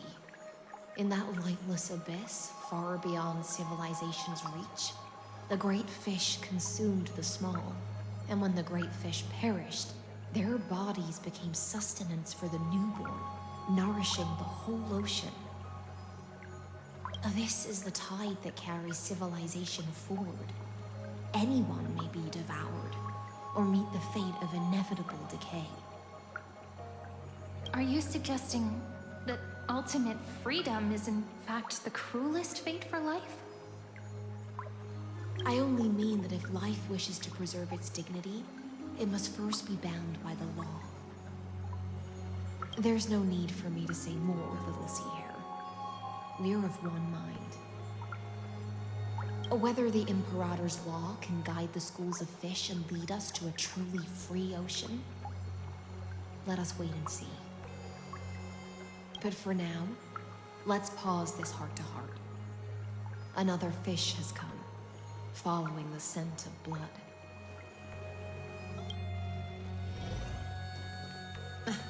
Being your subordinate is such a tragedy. I'm always having to worry about the messes you leave behind. It's simply our duty to the Imperator. All ready to go in an instant. Miss Hycelens, you truly are impossible to predict. Yet you, a golden trout who's always busy all day, suddenly have the time to visit me? Do you think I wanted to come? I suggest you burn some more of the incense offered by our allies, lest my creations be tainted by the reek of fish.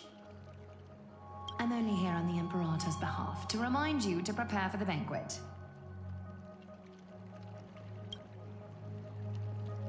Fine. But I must retort. What you call the reek of fish, to me, is the unique fragrance of the sea. Besides, if my fine clothes get stained, won't you just gift me new ones? I won't.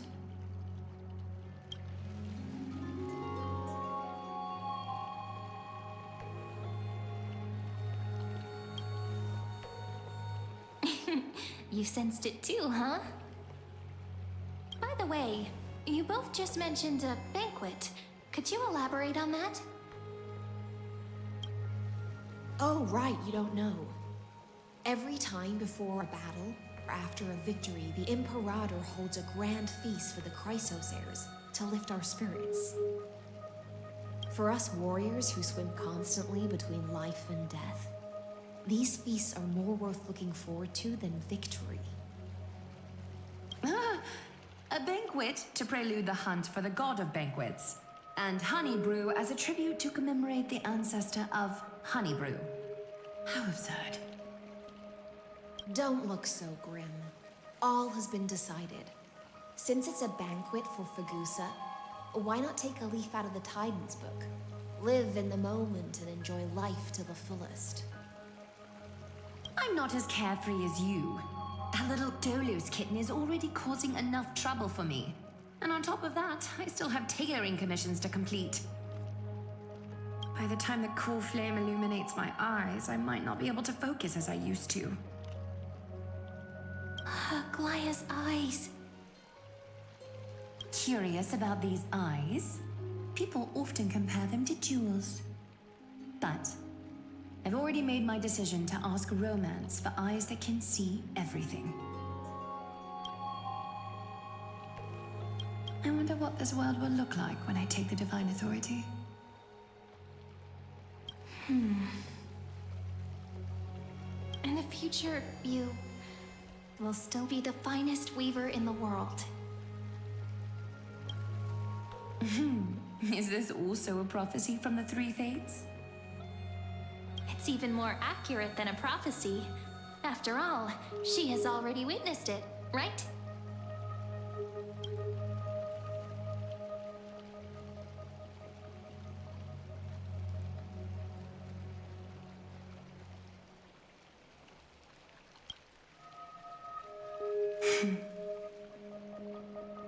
Become a demigod and lose your humanity.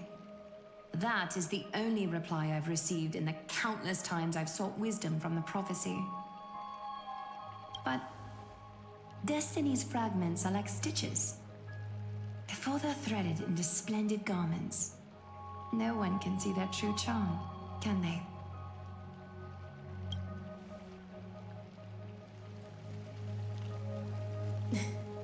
Aglaya has always been troubled by the divine duty she must bear. But thanks to you, she seems to be in much better spirits.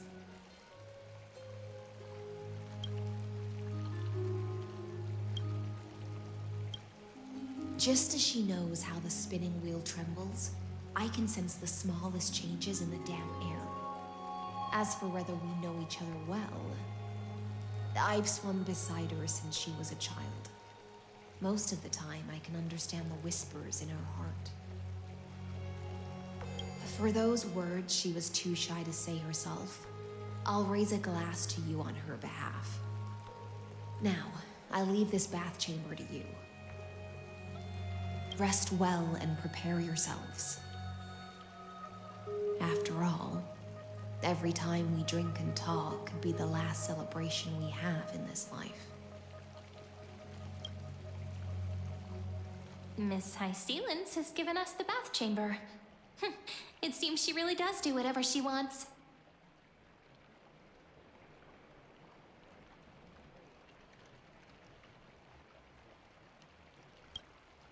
It seems that way. This also means she could return at any moment. If we're having an important discussion, we must remain vigilant. So, let's seize the opportunity and report our current progress. We don't want to keep everyone beyond the sky waiting.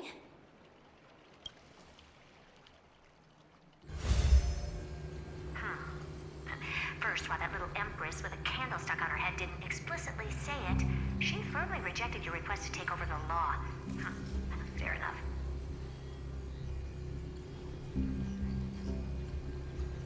Second, Lygus is indeed in this timeline. But since he's somehow connected to that little empress, you have no way to find him. As expected. The road ahead will be long and difficult.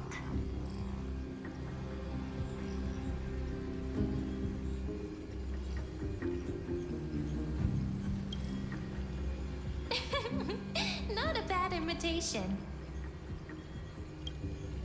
Since you didn't refute anything, I'll just assume I guessed it all right.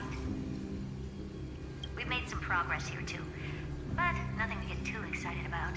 Our time is short, so let me summarize. Concerning the origin of that Intellitron, the firewall he created uses Catorzane algebraic expressions. But ever since Aiden invented the 9-worded formula, this kind of mathematical logic no longer exists in the cosmos. Lygus is definitely connected with Genius Society, so stay alert.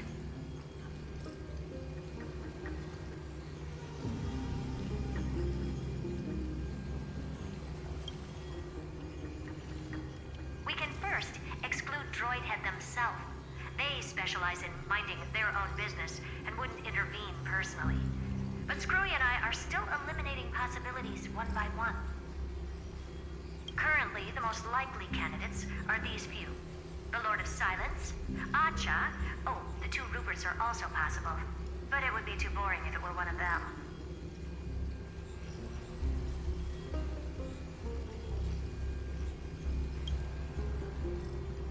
That's all I have to say.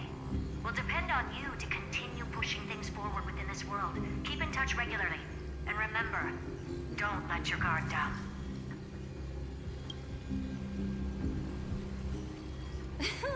Madame Herta is a real whirlwind. Well then, let's use the banquet Aglaya mentioned as our next starting point. Ceridra's trusted followers should all be present at that time. It'll be a good opportunity to get closer to them. It's settled then. With our great teamwork, we'll be able to deal with anything that comes our way. It's been a long day. We should get some rest now.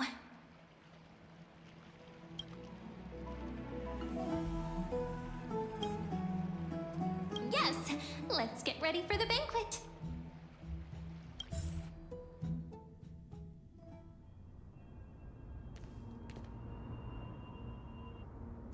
Look, the venue's right ahead.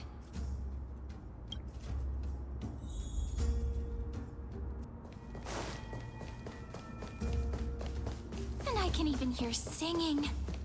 It feels so romantic.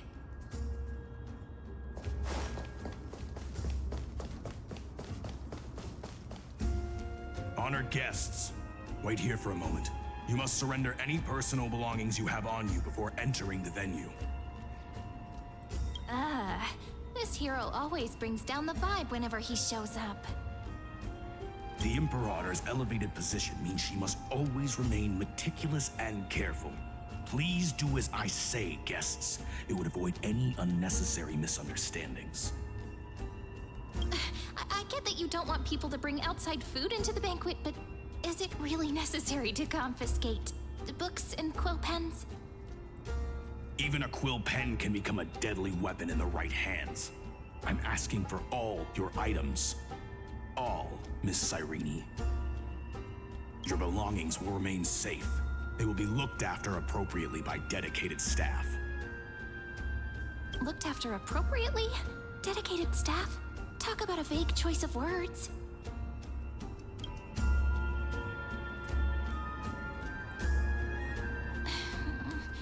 It seems like he's aiming specifically for the chronocognitive anchor.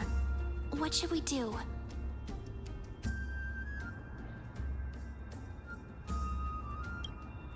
True. I had a feeling it would come to this, but I didn't expect such a direct demand. But listen, why don't we go with their plan and hand over the chronocognitive anchor to be looked after?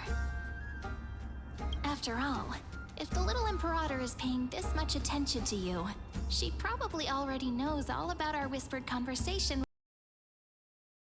I can pretty much guess what'll happen next. But, think about it. That's actually gonna be our shortcut. I knew it.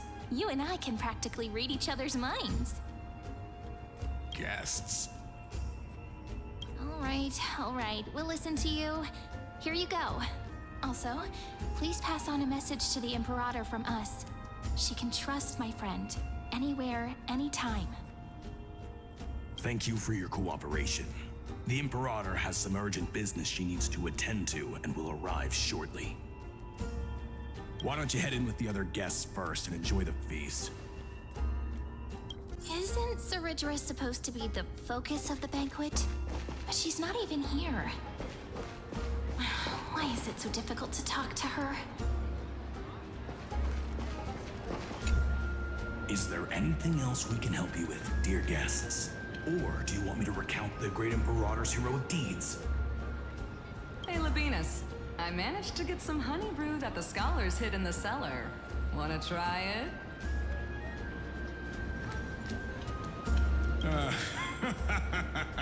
I'd never refuse to share a drink with Dux Brumalis, especially if she seeks me out first.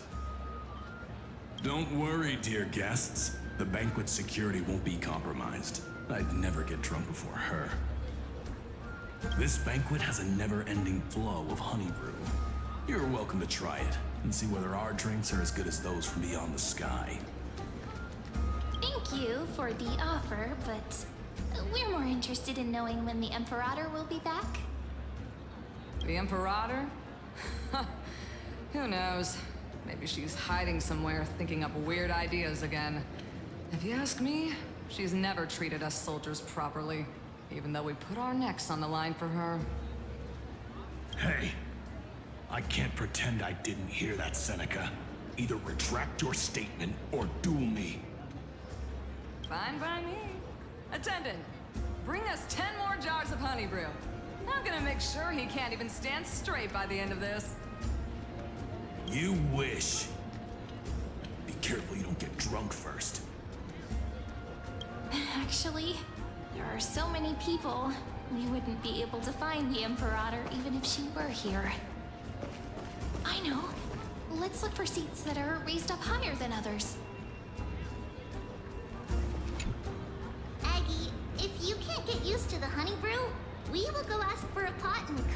oatmeal for you. No need for that. This banquet is just too loud. And nothing and no one here is interesting. I just don't really want to be here. Wise, you were pretty energized when you came back from the bath chamber. Let me guess. Are you worrying about someone? About High Ceilings? Or Little Cypher? You take everything too seriously. At this rate, life's gonna be real tough for you later on. You're the least qualified to lecture me about that, teacher.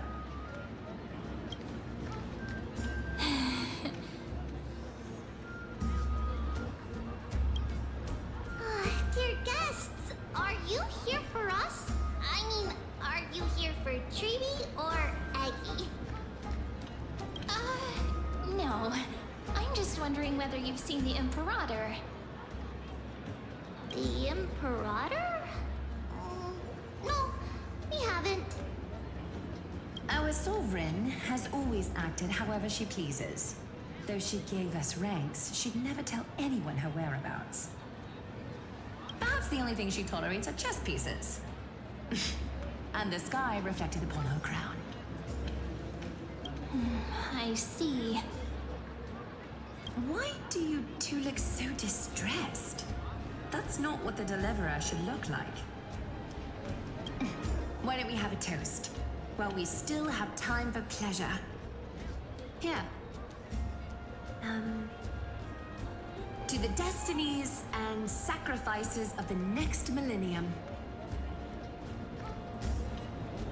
Then we will toast to the tomorrow that will set fate free.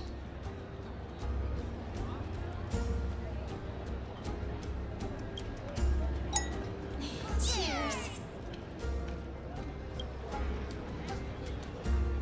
Called it. Oatmeal suits us way better than honey brew. Oh, please give me a bowl as well, teacher.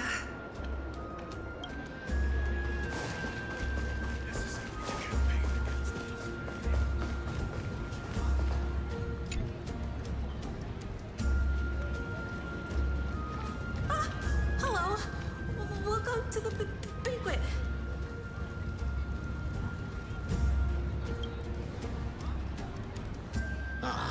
So the Deliverer is attending this event, as expected. Little Virginia here was just wondering whether she should go find you. As the great Imperator's historian, I'm responsible for composing poems and songs for everyone in the Flame Chase army. But I have no idea how I should record myself in the annals.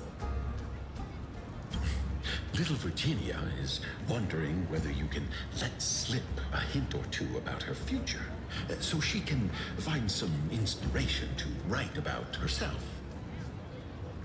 That doesn't sound like a good idea. Besides, we don't even know her in the future. But she'll probably get really disappointed if we tell her that. What should we do?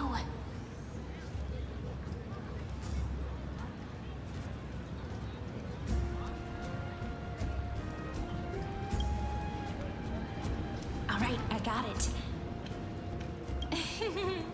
We can't reveal too much, but I think it wouldn't hurt to start your poem with the future. Maybe use something like, with hope, I write down the tale of tomorrow for myself. Silently waiting, day after day, till the moment it fulfills its promise. How's that? Oh, that's exactly what I'm after. I'm so inspired. Thank you so much. I feel like I can actually finish composing the heroic saga of Flame Chase once we end this campaign.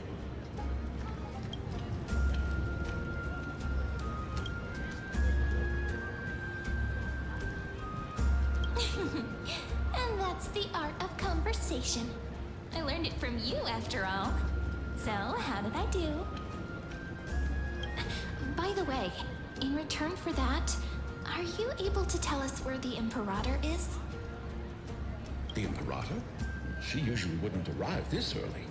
She believes that rulers should stay silent in places where their subjects hold private conversations.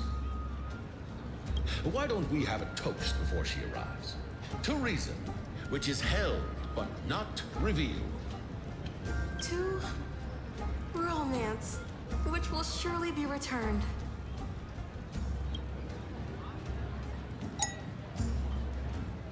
Gray fry.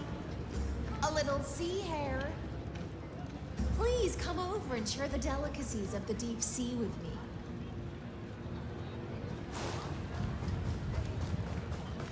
That was a bit too much, honey brew.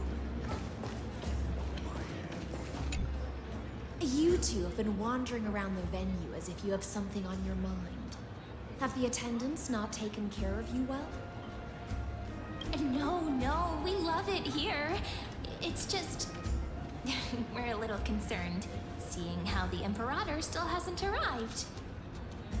Don't worry. I know what you've been waiting for. Come, sit with me for a while, will you? I'd like to share a personal secret with you.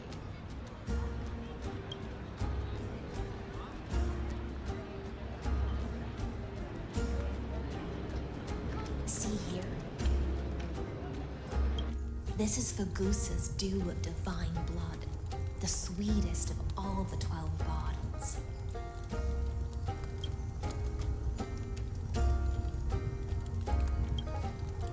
On the night before such a historical event, I'd like to share this marvelous drink with the deliverer. Doesn't this count as bringing in outside food? I knew that security check was targeted at us. What's the matter, guests? Oh, we're simply overwhelmed by such an honor. Are you worried that I might have poisoned the dew? Well then, let me prove my innocence.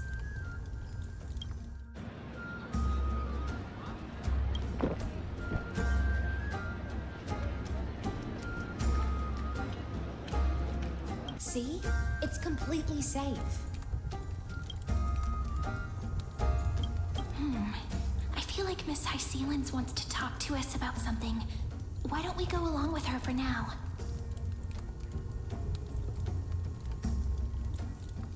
Worry not. Honeydew's not alcohol. It won't get you drunk. On the contrary, it can make your mind even sharper.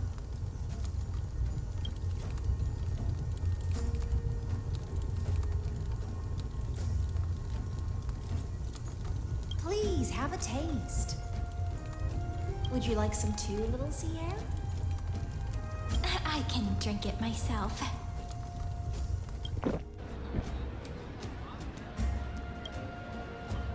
How is it? Sweet enough? Calm at times, tempestuous at others. That's the taste of the ocean. It'll do you good to understand Fagusa's fickleness before we set off to face their waves. Just like how you're about to understand the secrets within this dew. Now, please turn around. Very, very quietly. Don't make a single noise.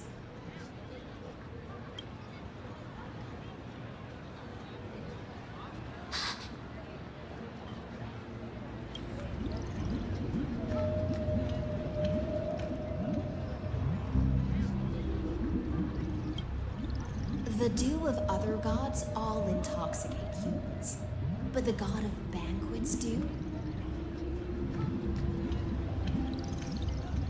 is an antidote that can awaken humans from a sea siren's enchanting song. Since the start of this banquet, all the guests have been under the spell of my song. None of them can see the Imperator in that Fioros. But you two, I wish for you to see the truth. Is this also what the Imperator wants? This is my personal request. I can't bring myself to trust that Fioros. The Flame Chase army changed after he descended with Orynyx's divination and brought the prophecy of the stars to Akama. His seductive whispers harbor something malicious within, and will ensnare those of us blinded by ambition. You are the deliverers of the prophecy, and know about him far more than I do. Perhaps only you can find traces of the truth from his actions and words. Then we can show the Imperator the right path forward. Oh, but isn't this acting behind her back? Amphorius has become far too weak. Even heroic actions protecting her from harm must be conducted under the water's surface. I am the Imperator's blade, and I must clear the way for her while remaining concealed in the torrents. Then, ensure I'm pointing my sword towards the true enemy. Can you promise me something, Miss Hycelens? Ask away. My friend has in fact come here to stop that villain's evil scheme. Our goals are aligned. But as to the decision the Imperator must make, she has no wish to transgress her authority. We just want to tell her everything we know. I believe the Imperator will be able to tell right from wrong. I never doubted your loyalty. I'll pass your words faithfully on to her. Provided we can gain the advantage in this tug of war, that is. Now, return to the feast. Bring this cup with you and keep your distance. Pretend you are still immersed in the sea siren's fantasia. And I'll control the moisture in the air. That way, you'll be able to listen to sounds from afar as if you are a whale of the depths and hear every word of their conversation. I wish you a victory in this first skirmish. It's the exciting and thrilling undercover part of the adventure.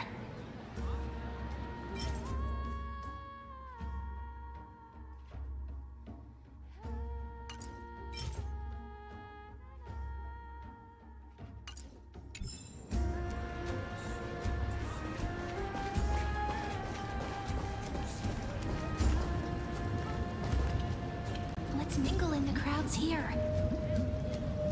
Relax. Relax. Try to act natural. Where's the Imperator? Still not here. That little bitch is always acting so high and mighty towards everyone. Today, I will. Whatever. Pour me another cup. Though she has succumbed to drunkenness, she still does not dare challenge your authority. A criticism of my height is a grave enough insult already. She should be dismembered. Do you often test the loyalty of your subjects like this? You jest. The Imperator does not need blind loyalty. As long as one can prove they have value, I am willing to be lenient towards them. Let's cut to the chase, Theoros. If I pass the trial and grasp this world's law in my hands, what will you do then? The answer is simple. I will connect Amphorius with the stars. Don't waste my time. Be precise. Be specific. I won't ask a second time. Allow me to adjust my statement. I will correct the regulations within the old law that sealed off Amphorius and merge the black tide with the torrents of Era Nova. Then we will be able to decimate the forces beyond the sky that are trying to annihilate Hidden Tomb and sound the trumpet for the endless campaign you will then embark But you previously said that Iron Tomb is unrivaled in power across the stars. Who would dare to annihilate it?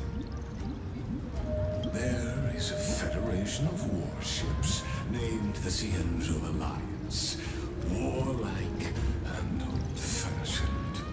A cult named the Genius Society. Loosely organized, but steeped in abject insanity. Oh, there's also the Astral Express, a group of lawless vagrants. That so-called Deliverer is part of that last group. Those vagabonds mistakenly believe they can connect the stars through alliances instead of conquest. But history has already given them a tough lesson. There are countless other organizations besides, but when the Lord Ravager sweeps across the cosmos, they will certainly all bow before your empire of destruction.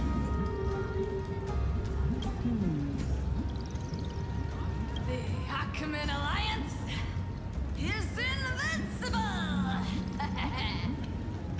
If those civilizations are not as feeble as you describe, then they may still have some value in testing the quality of my blade. That being said, even the smallest and weakest city-states should build an obelisk to the Imperator, so that their people can constantly recall the glory of her conquests. Walk a little longer with me, Theoros. I don't like how this is going. Our little Imperator seems fascinated by the destruction.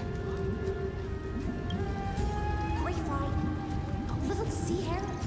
It seems like they're still talking. Get closer. I'll keep carrying their voices to you.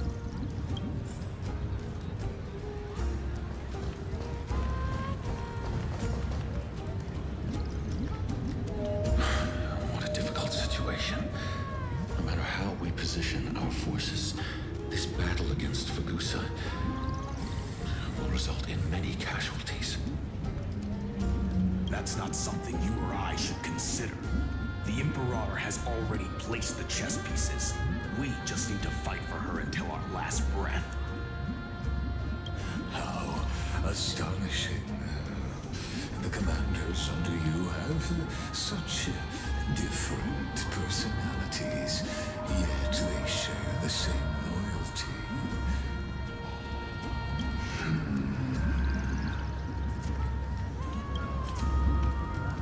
He's looking this way. Quick, do something and pretend we can't see them.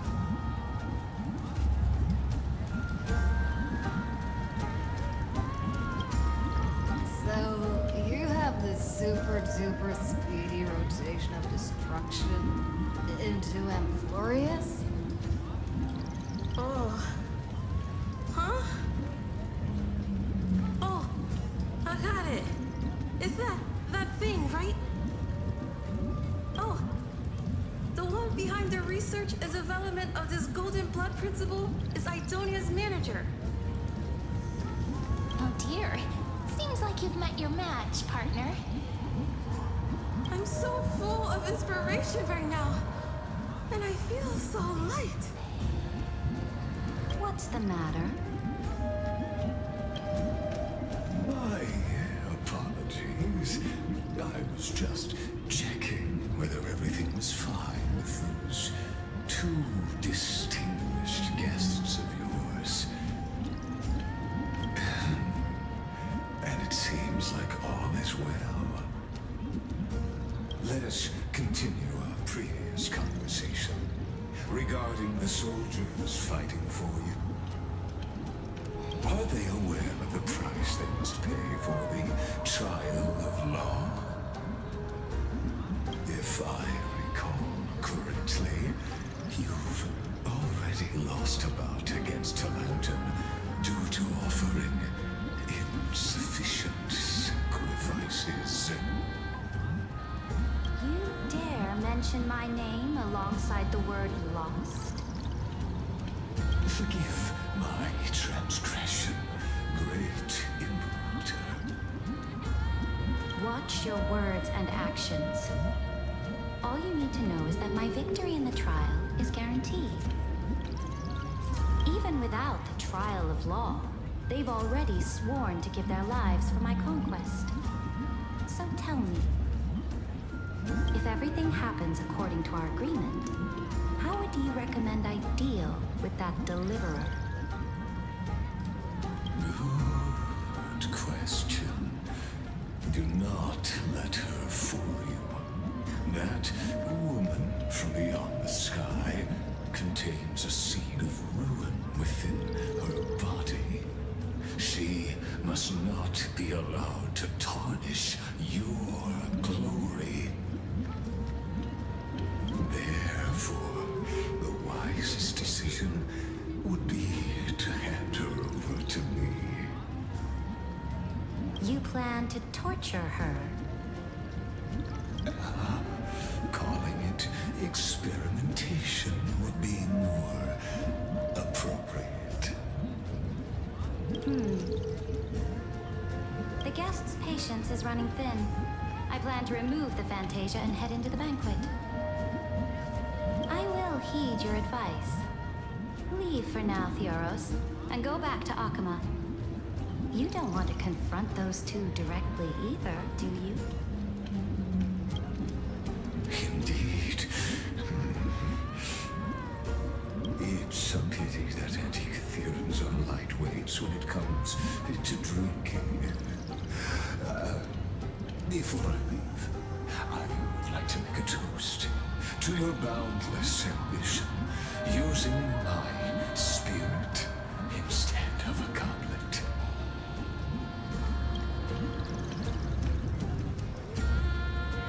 As I expected, that Theoros' schemes have been revealed. Thank you for your bravery, guests. It's time for me to dispel the Fantasia. This will be the Imperator's last public address before we head off, and therefore, likely, the final chance to change her mind. I will try to get you a chance to speak, and I'll also prepare for any contingencies. The rest is up to you. You should head back to your seats for now.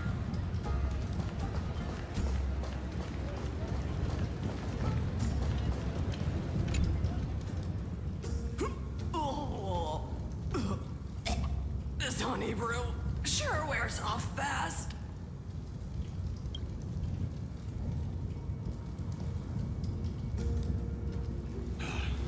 The Imperator! The Imperator has arrived! No need for formalities.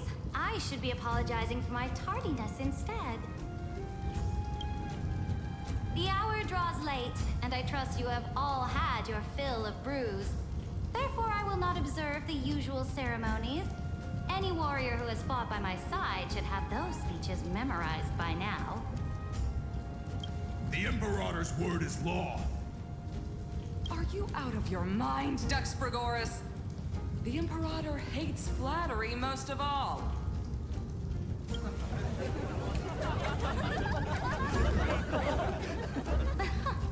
A joyous atmosphere is a better fit for showing me your resolve. I believe that you, my dukes, will do all you can to assist in the campaign against Fagusa, just as you always have. However, it's a pity that I have never tested your loyalty.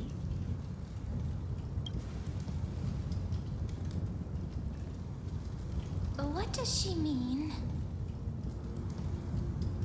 The purpose of tonight's banquet is not to raise our morale, but to establish which allies our alliance can actually trust. And sever the heads of the traitors as a toast to all before we march. Yes, some among us have discarded their vows in order to foment vile conspiracies. Now listen! These traitors are standing right here in broad daylight.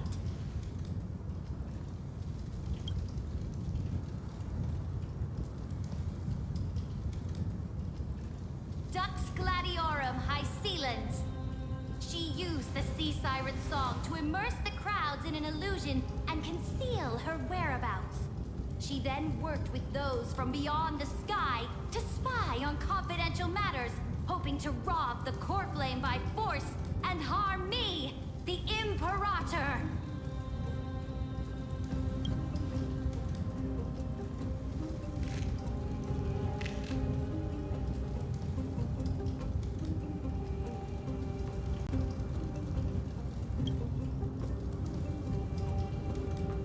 Imperator, I can explain. Silence!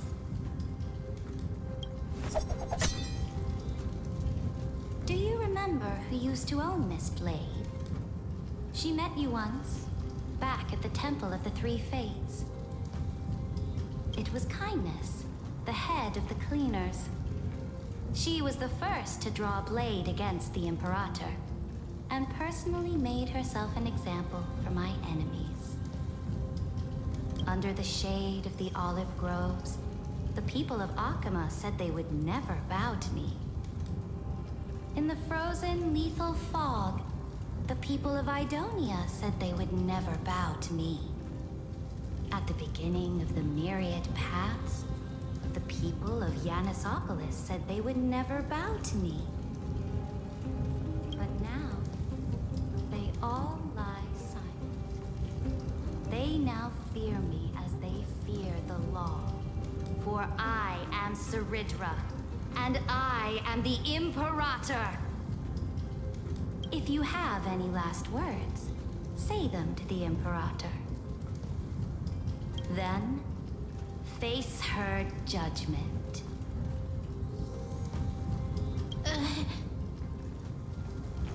After I cross this river, it will be a tragedy for mankind. But if I do not cross, then it will be the end of me.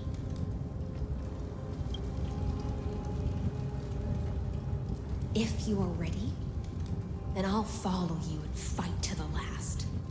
Deliverer.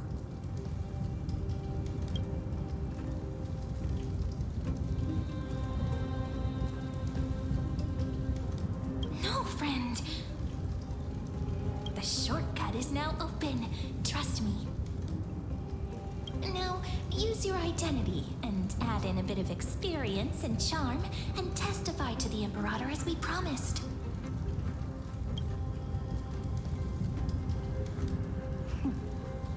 You think you can slay a king using your words instead of a sword?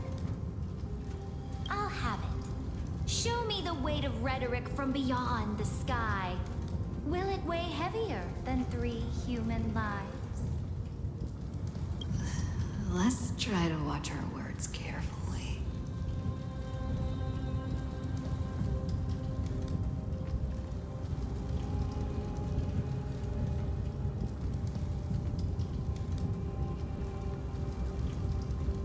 The prophecy you know of, the Era Nova, spoken by Kefali, is nothing but a complete lie, spun by Lygus.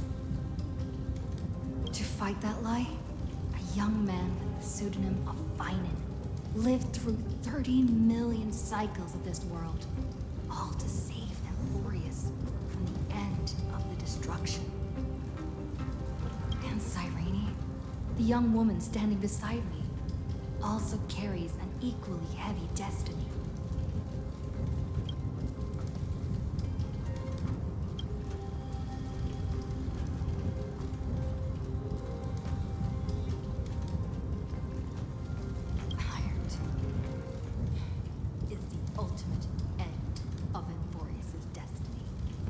It is an embodiment of pure horror that walks the path of destruction and can never be tamed. That is the only thing Lygus cares about. As for Amphorius, pure glory and campaigns, he doesn't care about any of those. He will most certainly betray you. When that time comes, all of us will be ground to dust by the destruction.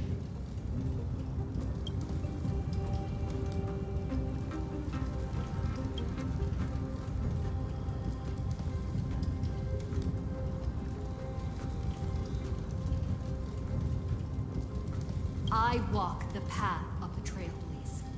My friends and I have always obeyed the creed of explore, understand, establish, and connect. Conquest and destruction are never ways to build bridges between people.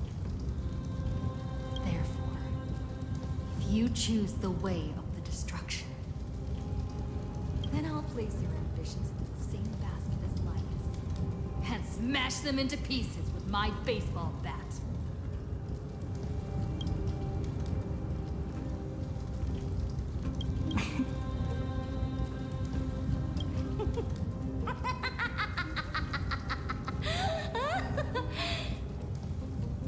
That was truly a chaotic speech.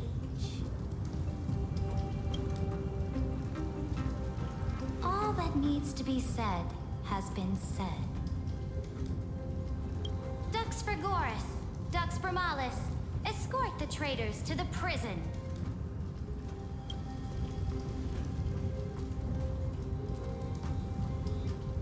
Before the next entry hour, I will give them an end befitting of their betrayal.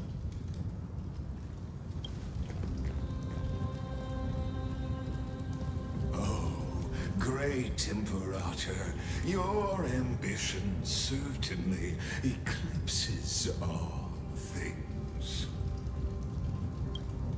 You're still here, Theoros. Of course. As the Theoros, I simply cannot miss this moment, miss witnessing the fall of a nameless one.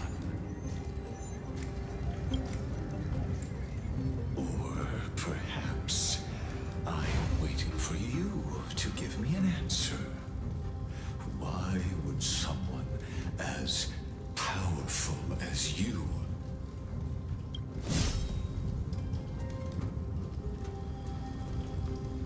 use such a clumsy excuse as imprisonment to ensure the Deliverer's safety?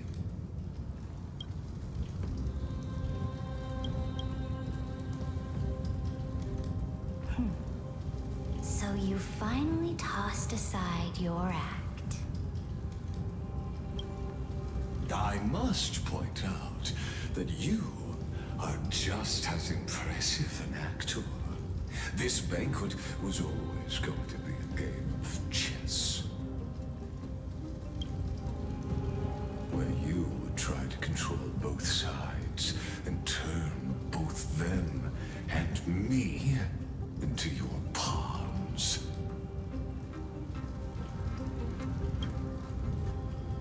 That's right. That little Imperator never trusted anyone. She was always trying to see which side had more sincerity. All right, we'll listen to you. Here you go. Also, please pass on a message to the Imperator from us. She can trust my friend, anywhere, anytime. But as to the decision the Imperator must make, he has no wish to transgress her authority. We just want to tell her everything we know. Now, use your identity and add in a bit of experience and charm and testify to the Imperator as we promised. And we won. Sincerity will always remain the greatest shortcut to people's hearts. I can toss your words right back at you like Kyrgyz. Why would someone as powerful as you pretend to be a mortal and kneel before me? Unless you enjoy giving flattery and prostrating yourself. You are mistaken. I am only trying to ensure the experiment's autonomy, meticulousness, and perfection, thus avoiding any unexpected outcomes. A forceful intervention will only create larger errors, reduce efficiency, and introduce ugliness.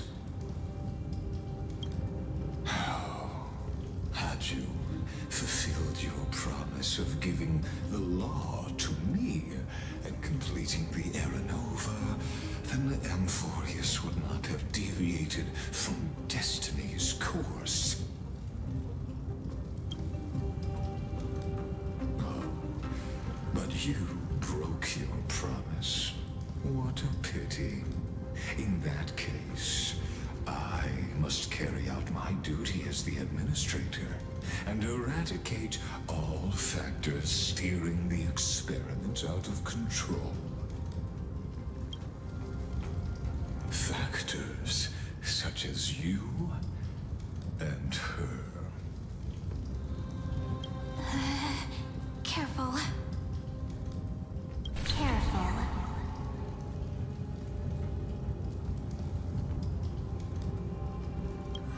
What was that voice?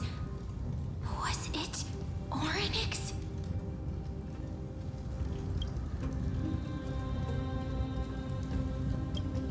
I found you. I finally found you.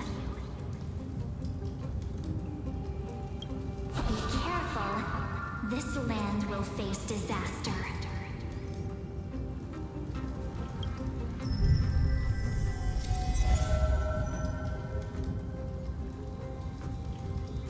The time of judgment is nigh, my lady. The prison I have built for you is now complete.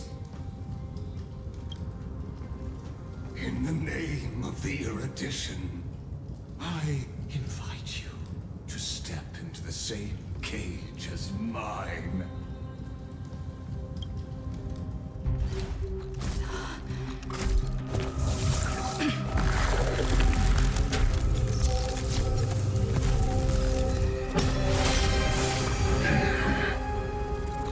What's the meaning of this, Imperator? I did not permit you to act. A ruler is the only one who can decide their subject's destiny. But, great Imperator, what judges destiny is not the ruler, but gods. Don't forget, my realm only allows for the existence of humanity. Moreover, dealing out extrajudicial punishment equates to defying the law, and the culprit is to be sentenced to death. But you have seen how I can erase life from this world with just a clap of my hands. I fear you are still quite unaware of your current situation. Allow me to reiterate. I am giving you a simple choice. To collaborate or to be destroyed. There is no other way. Shameless behavior. If that were true, you would have killed me long ago. You, in fact, cannot kill me. I guessed it the first time I beheaded you. Because of the law, you cannot be completely destroyed. And the same is true of the Chrysos heirs.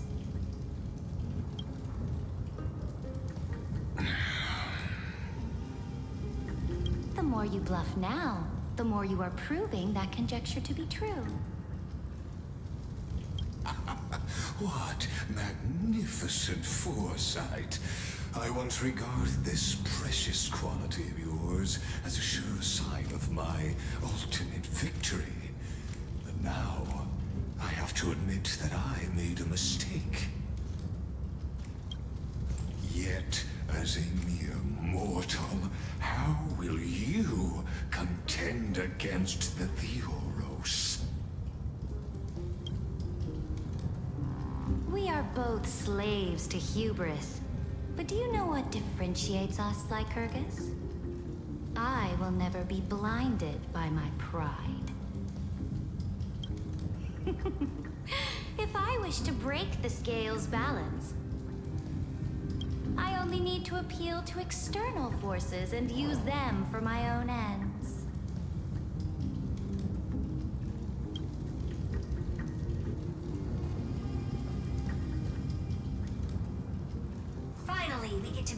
face-to-face, Senior Society member.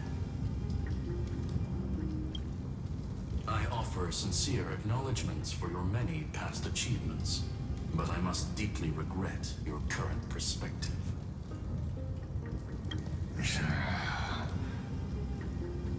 Trust me when I say that you aren't the only one feeling regret right now. Screw them. So you two are the allies from beyond the sky the Deliverer spoke of, and why she demanded the divine authority of law. Come and prove your strength to me. Show me the power of these so-called paths. I have spent much time and effort to secure this treasure from beyond the sky just for this moment. In the name of the Sovereign of Planet Scrulum, your allies have responded to your call, esteemed Imperator. Please allow me to spell the situation out for you, Lord Lycus. Permission to read the ultimate protocol is already in my hands. It'll only be a matter of time before we acquire the authority to write and execute commands as well. There's no way the flame chase journey will continue after you've burnt your bridges so thoroughly like this. Do you really think you can still win? Oh, seriously. Don't embarrass the society.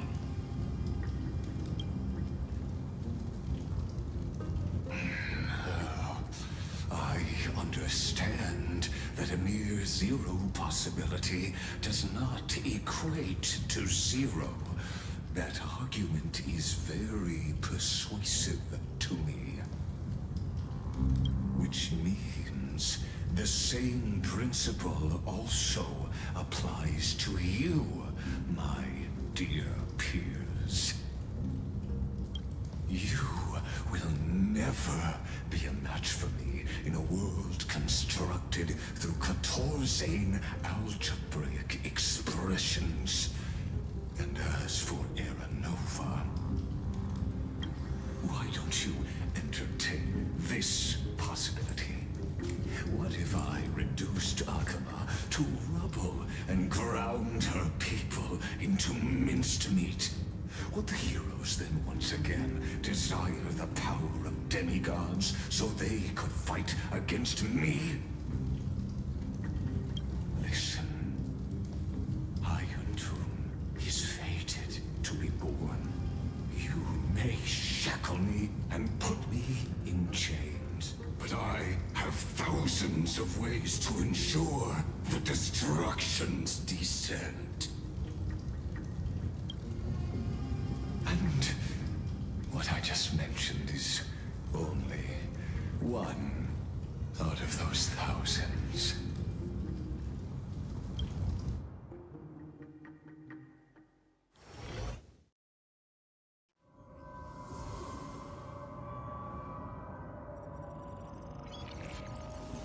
This is the place outside the legends?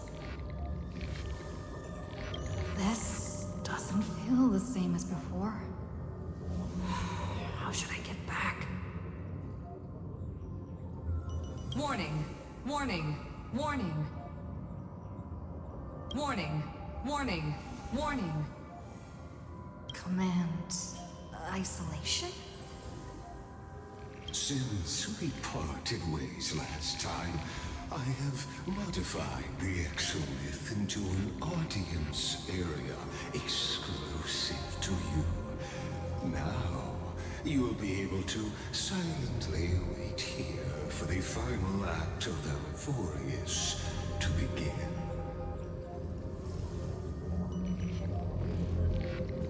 Oh, we always feel so powerless before fate, don't we? This could, in fact, be a wonderful opportunity for you. From the audience's perspective, you may better observe the workings of the erudition at a macroscopic level. In this place where time flows far,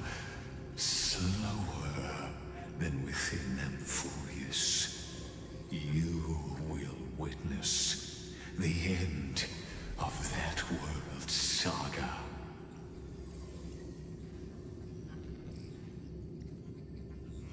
Oh, I am not doubting your capacity to create miracles. The answer concerning the prime mover of life and the total destruction of the erudition.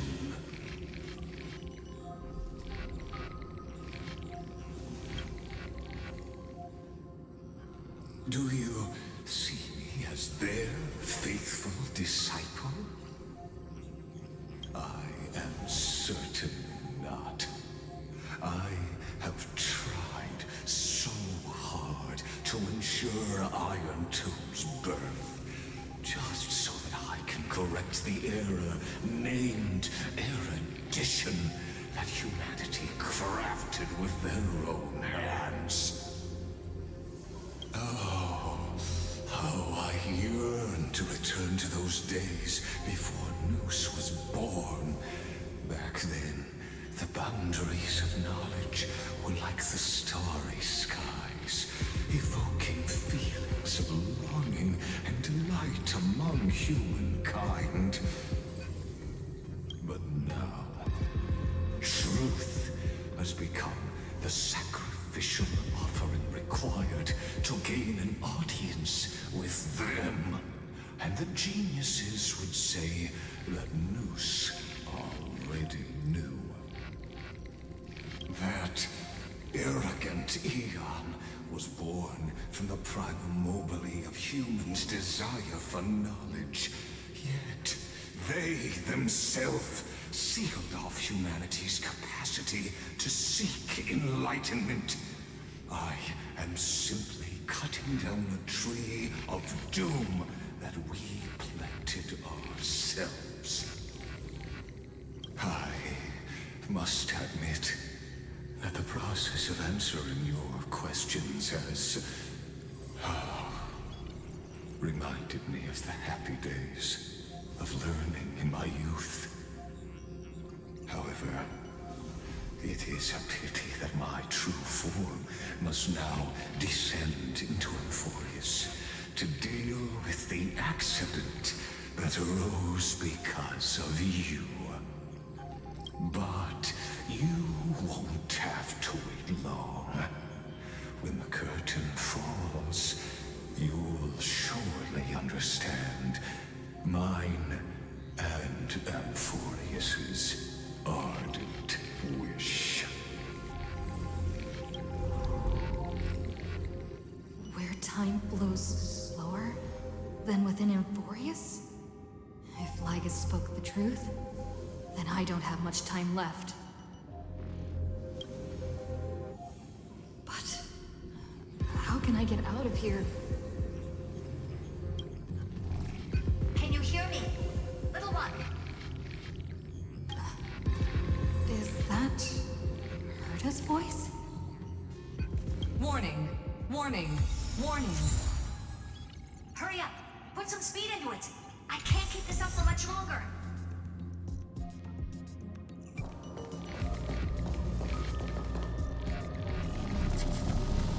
That old Intellitron overlooked one little detail, and Screwy and I finally found an opportunity.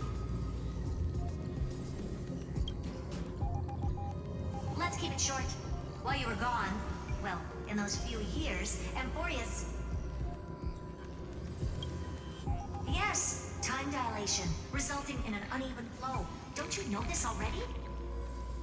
Let's stick to the main points. The Chrysos heirs activated the chronocognitive anchor and helped Skrullum and me open a hole in the firewall. We made some adjustments, so he can't attack us immediately, but it won't hold for long. Critical warning. Critical warning. Time is running out. Here's the conclusion. It'll probably take a long time for Screwy and me to completely break this cage before Chrysos heirs have a full grasp of the law. To be safe, We'll continue to launch side-channel attacks on the system to give you opportunities to escape. You need to seize these opportunities. So start moving, and find a way to pull off a magnificent jailbreak. We detected another Path's influence. Critical warning. Critical warning. Its power is strong. May be able to help. Use the Path's power. Make it detect you. Unauthorized communication terminated. Is Herta saying a certain Path's faction has arrived in Amphorius? And I can ask them for help? I mastered the powers of different paths in my previous journeys. Think hard and figure out exactly which faction has arrived at Amphorius, and which path's power I should use to call for reinforcements. Are these showing my memories?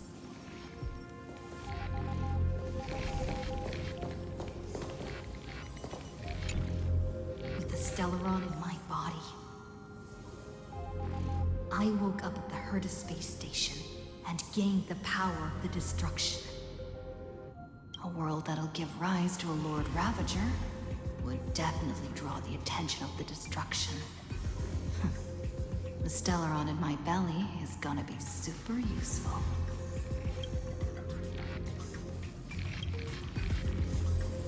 But what if I end up pulling in the Antimatter Legion or the Annihilation Gang? Can they really help?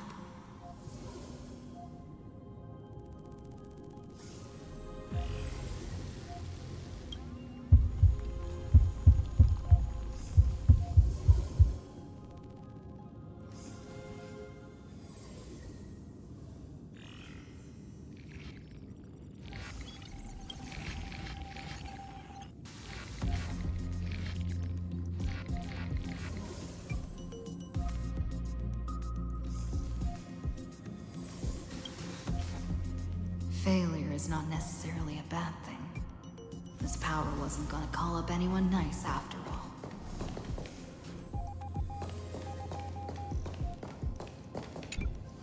I obtained the flaming lens left by the architects, and gained the power of the preservation in Belobog. That's right! No matter how far away a planet is, the IPC is guaranteed to pay attention, as long as there's a business opportunity. Isn't Amphorius a pristine and untapped market? Besides, even if I can't call up my friends from the IPC, the architects and the nomadic miners should be able to help too. There are definitely cities and ores in this world.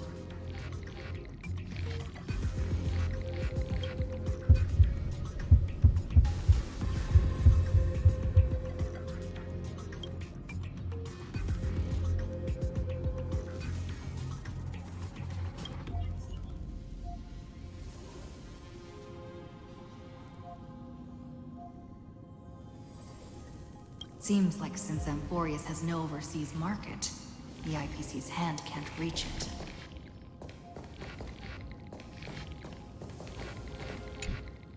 I received the Watchmaker's hat in Penacony, and declared war against the Order. Then gained the power of the Harmony. That's right! The benevolent family must still remember me for saving them. Their music echoes throughout the stars, and they'll definitely want to help. Come, dear hat. I've put you aside for quite a few chapters already. Sing with Clocky. The world is in harmony and the stars shine bright.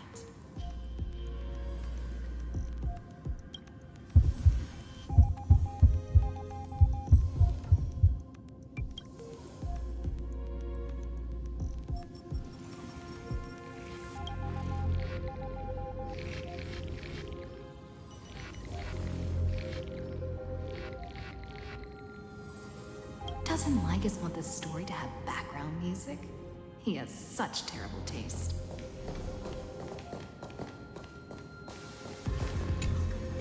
The Remembrance. That's right. I came to Amphorius because Black Swan asked us to come. And I even got a glance from Fu Li here. The Garden of Recollection must be intricately involved with Amphorius. Traces of the remembrance are also everywhere in this world. I don't know what they want, but I don't have many choices left in this crisis.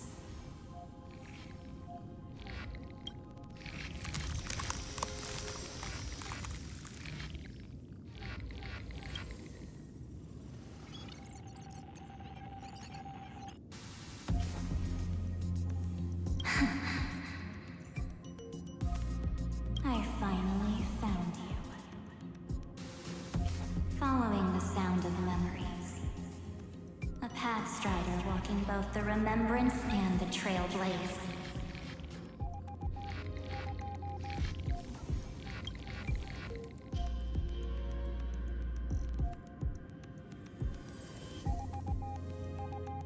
Warning! Warning! Warning!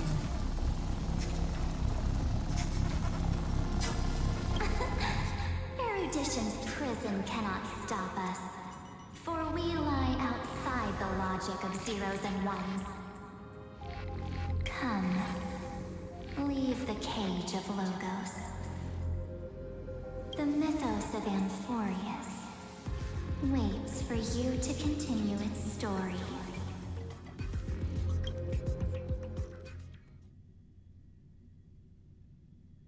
When that brightest star, that star heralding the dawn, finally rises. A boat, so used to drifting, at long last enters an island's safe embrace. Oh, Pathstrider, we have helped you break free. Hurry and set off. The Child of Remembrance awaits you. March? What's she doing here?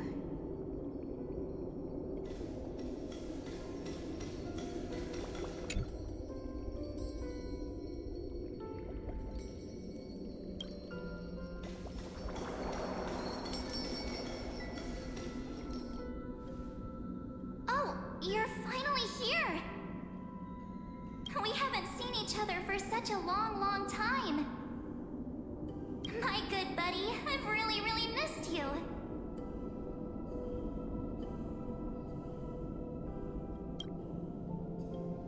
Aw, don't be so sad.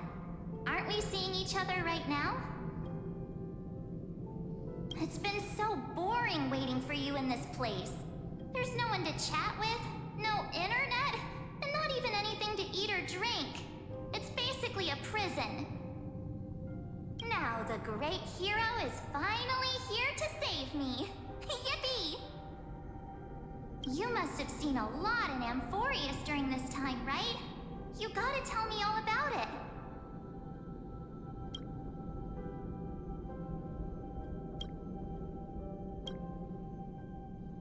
I'm all good. Look at how fit and active I am. But let's get out of this spooky place first. This is not a good spot for a reunion chat. Why don't you take me back to reality? A strange voice told me that I can enter Amphorius if I keep following this road. So, let's head off. I still don't know what that world even looks like. Why does March feel so weird? What are you standing around for? Do you actually like this place? Get moving. Hurry! This door should be the exit. Maybe my instincts are wrong. Let's follow her first.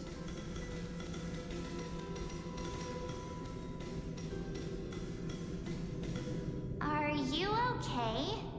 You haven't said anything for a while. Has it been so long that you're still missing me? There's no time to waste, though. The Chrysosairs and the Geniuses are all waiting for you. No. The discrepancy is getting worse.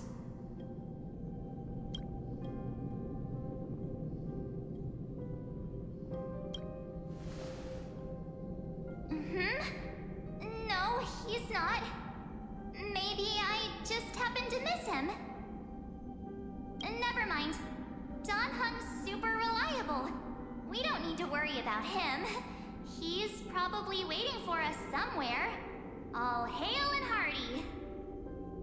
No. The geniuses would have made sure that Don Hong made it back on the Express. Besides, the March I know wouldn't be so dismissive about her companions.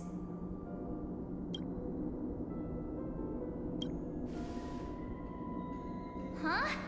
Isn't Amphorius the world of the Chrysosairs and their hero's journey?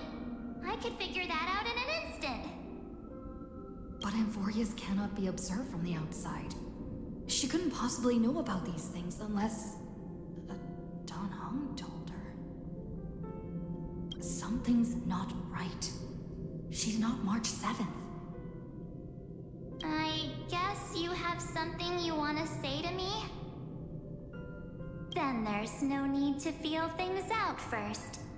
With questions. Let's treasure the time we have together and be frank.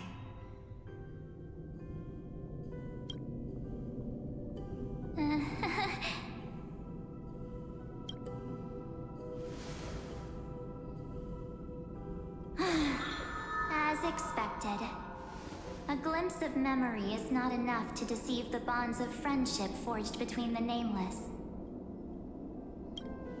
In that case, there's no need for further deceit. You're right. We are not the March 7th you are acquainted with. But we can send you back to Amphorius, as long as you are willing to help us.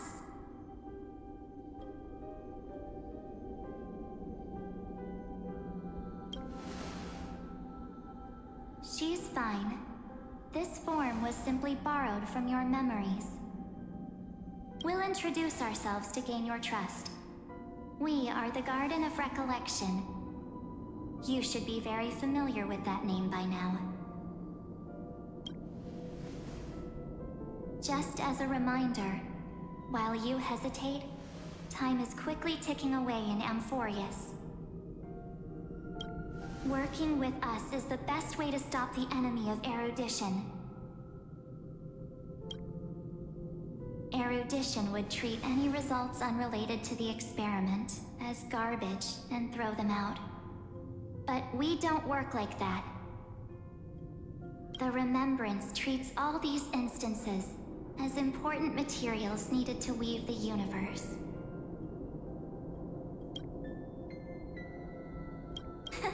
Besides, this would be child's play for a great hero like you. It won't be hard at all.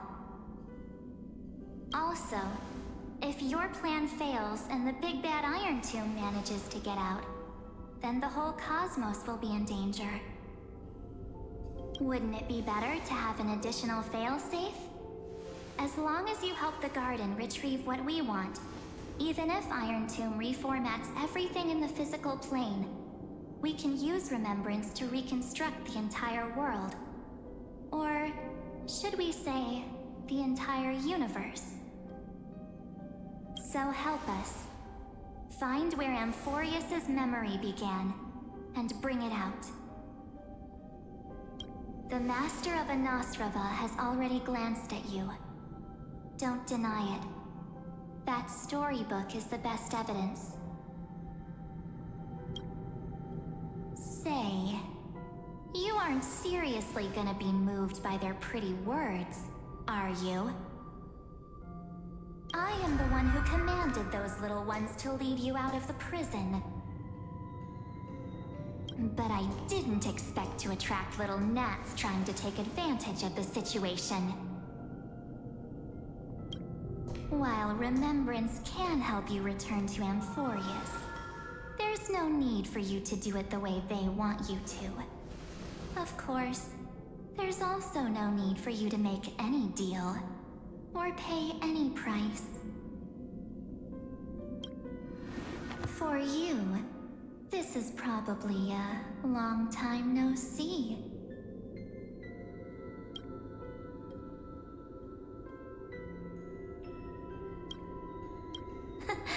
My dear.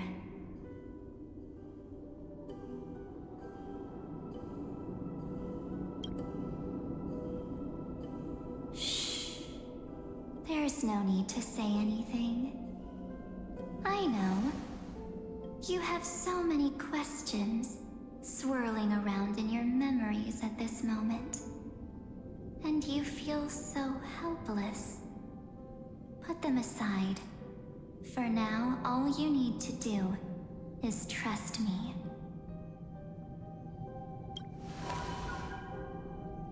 Or do you need more proof? That won't be hard.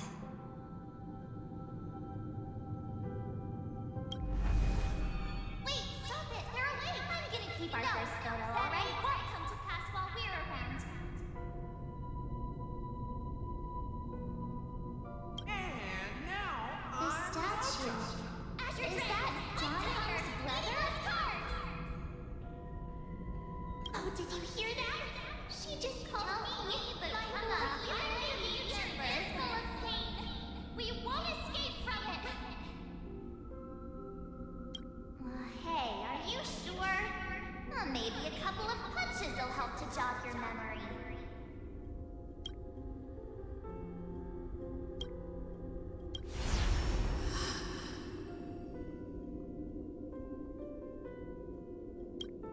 It's as if they all happened just yesterday, right?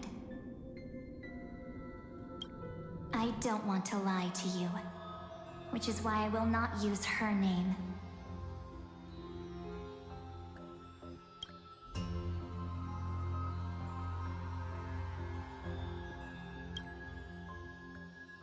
The third month of Amphorius is the month reserved for the Veil of Evernight. So, place me into your memory using the name Evernight for now.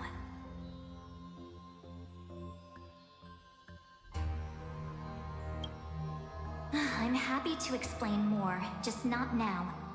We might have a lot of time to ourselves, but Amphorius does not have that luxury. If we do not stop erudition and destruction, then the journey you've treasured so much will face the prelude to its obliteration. A countdown not in amber eras, but in days, minutes, seconds. So, take this gift. This burning core flame. This footnote of a transaction. It contains hope, and the warmth of the entire world. Ripples of past reverie. She hid this fire in the long river of time, hoping that her wishes would transcend time to reach your hands in the future.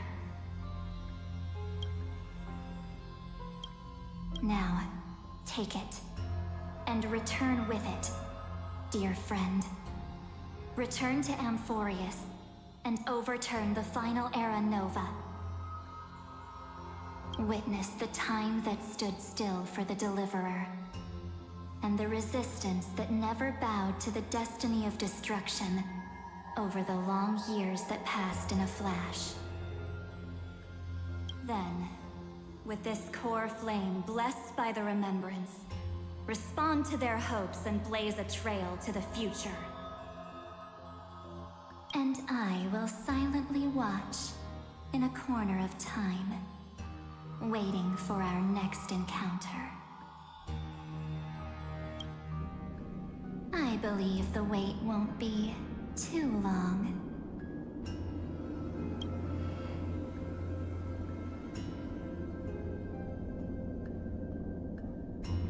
What exactly is happening? Keep going. Keep trailblazing. For Amphorius. For you. And for the March 7th in your memories. Go forth.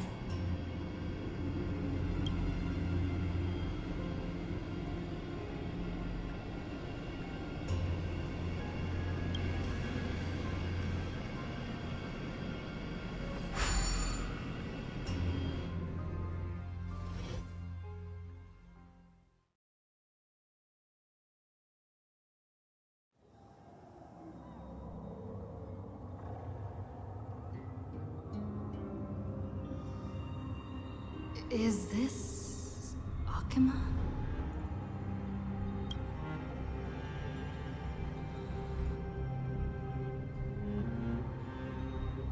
No one's here.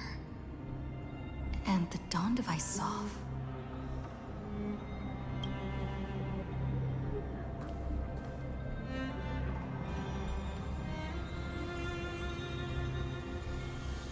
Am I too late?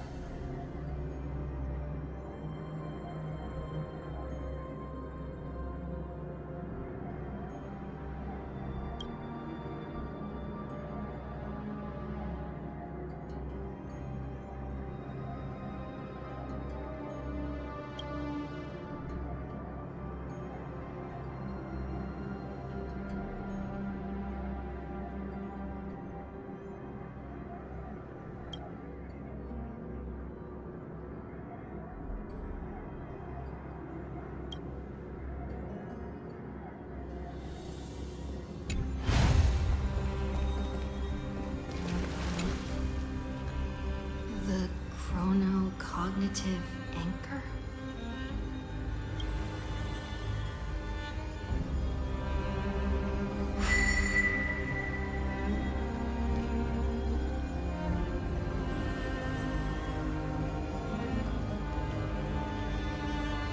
There's so much I wanted to say for our reunion. Yet now that you're back, there's only one thing to say. Welcome back, friend. It's been such a long, long time.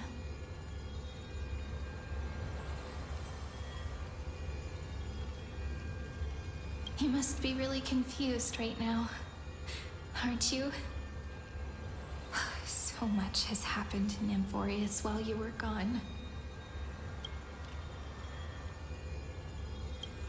But don't worry.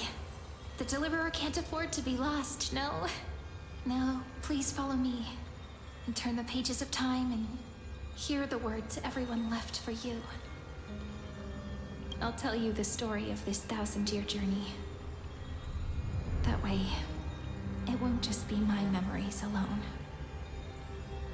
Cyrene can't hear me?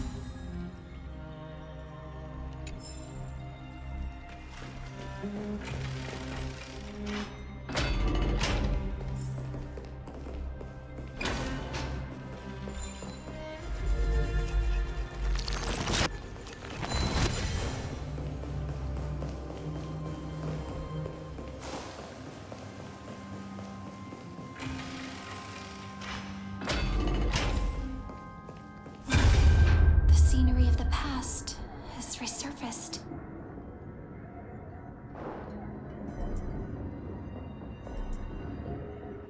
Time flies.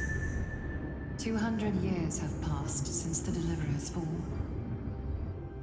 We had to return 3 core flames of law, romance, and ocean to stop Lygus, but even so, Terravox has fallen. The 2 geniuses vanished without a trace, and Zeridra embraced her fate. At this rate, Era Nova will come, and Amphorius will fall into the destruction.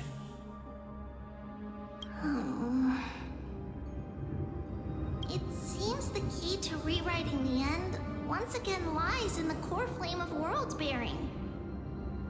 According to the instructions left behind by those two geniuses, we must get it into the Deliverer's hands, no matter the cost. But how? We need to find a way to hide the core flame. And we must buy enough time to keep Lygus at bay. About that, Rini might have some good news. She had that dream again last night, but the Titan's voice was clearer than ever this time. She said, pass the flame into the future. Is that a prophecy from Orynyx? She chose to side with humanity this time and hide one of her kin's core flame? It seems Amphorius' fate isn't sealed just yet. You're right. History has changed. Humans and Titans are both giving their all to keep this world going. Perhaps a relay across the ages is finally about to begin somewhere out there. Unfortunately, life will never go smoothly.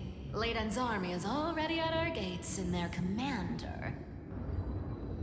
that Lycurgus. He's right outside Akama.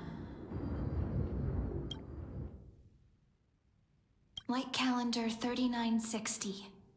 Saridra, under the pretense of a campaign against Fagusa, sacrificed 500 Chrysos heirs to complete the trial of law. This tragedy shook everyone in Amphorius. That same year, Saridra the Imperator was assassinated, after which Aglaya the Goldweaver took command. Thus began humanity's second flame chase journey, a path hanging by a thread.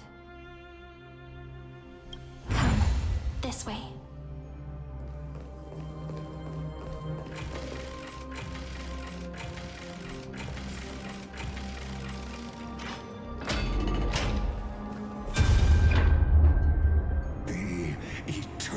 Holy city? What part of that eternity ever lived up to its descriptions in poetry?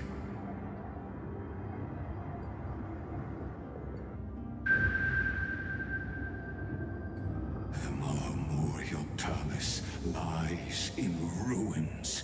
Countless mortals have perished because of your stubborn resistance. It's time you learned the cost of refusal. Now, answer my question again. Where is Kefali's core flame?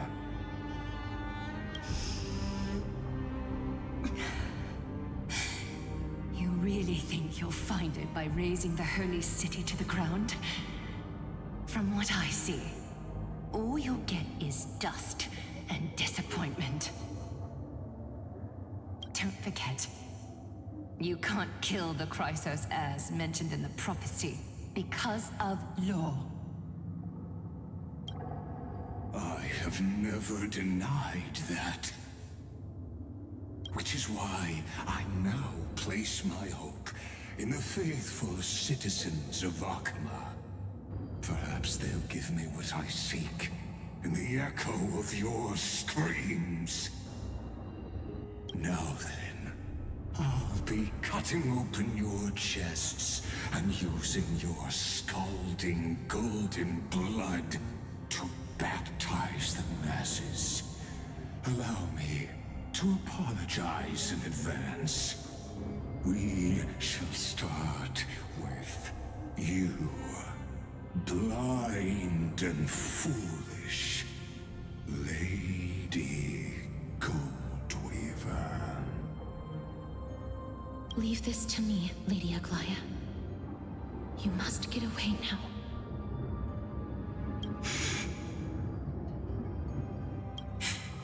No, Holy Maiden. I'm the one who must stay. What? His conspiracy won't succeed. Because romance is ready to make good on their promise to weave an indestructible armor for Amphorius. Its name is Solidarity. You must escape with your life and carry word of my death to those still fighting, then keep going with them. Just as the Imperator lit the torch of resistance with her death, my passing will make this flame everlasting. Take good care of it, guide it to the future, and place it into the hands of our deliverer. 50 years later, Lygus led his forces again to Akama. He charged directly into the Holy City and razed the Marmorial Palace. History would name this battle the Third Siege of Akama. 90,000 brave souls gave their lives for Akama that day, including their fearless leader, Aglaya.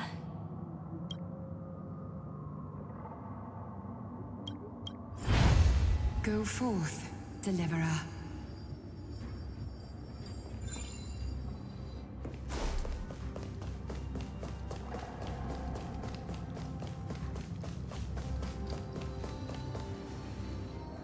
Go. When the frost melts and the snows give way, the flowers will bloom again. You'll find me there.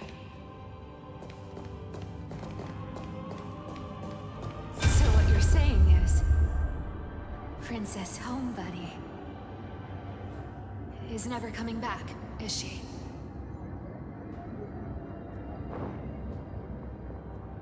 She just left, like that.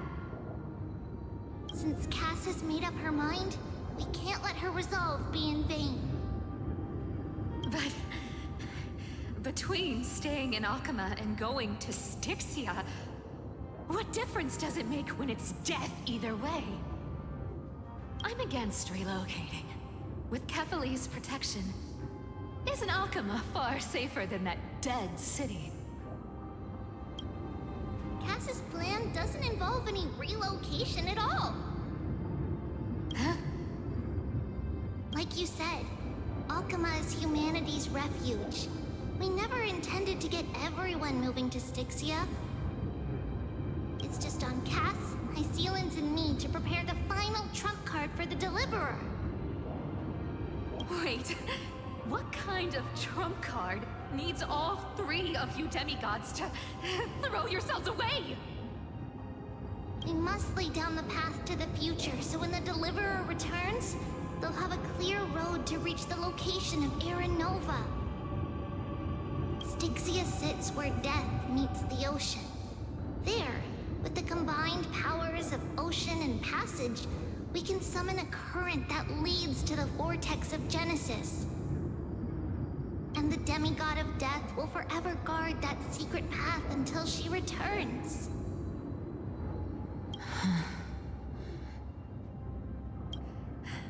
We all know Lygus will set his sights on the vortex of Genesis. That's exactly why we have to do this. Guess I underestimated Idonia's Maiden of War. She's got way more steel than I thought. And Cypher, we need you to head to Castrum Kremnos as soon as possible. By any means necessary, forge an alliance with Strife. The prophesized Crown Prince has already been born. He shall become the new defender of Akama, protecting this land after we leave. You don't need to worry about that. I just came back from Castrum Kremnos. Only a step ahead of the news. Treeby, something's flying towards Akama, and it's really fast.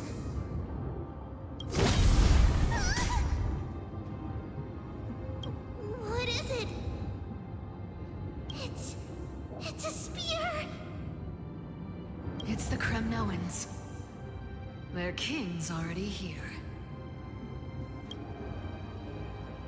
With the protection of the demigods Trebios and Cyphera, Akama endured wave after wave of warfare, though just barely. Castorus chose Styxia as the last resort, and completed the Trial of Death, causing the stagnant waters in the River of Souls to recede.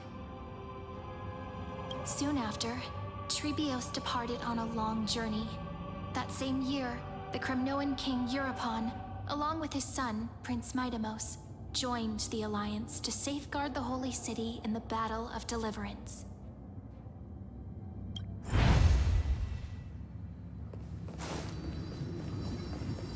Go on, and see you tomorrow.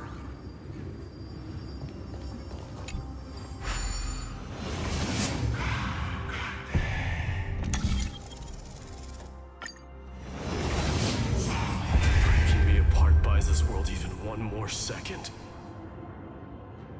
And so be it.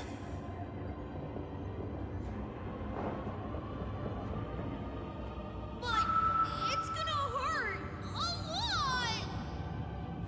Pain brings endless torment. But it can never destroy me. I believe that you were thinking the same thing when you stepped through the gate of infinity and jumped off that cliff. Can't argue with that. In the current situation, this is the only path Akama has left. Just do as I say. Split my soul into 5 pieces. Forge me an immortal vessel. Let the blade of strife hang forever overhead. Locked in battle with their enemies to the world's bitter end.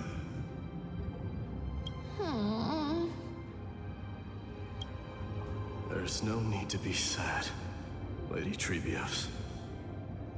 Haven't we already taken great strides towards that promised tomorrow? In this life, my people no longer have to drown in false guidance. Kremnos has washed the blood off its fate. Euphorius no longer needs a god named Strife. So let me shatter the former loss and turn the Lance of Fury back into a weapon that protects the world. We understand. By the way, can you do me another favor? The 7 sages from Grove of Epiphany are already en route. They'll arrive in waves to join the Resistance in a couple of days. Among them is a scholar named Anaxagoras. He has extraordinary insight and fears no sacrifice. This soul-rending ceremony wasn't just my decision.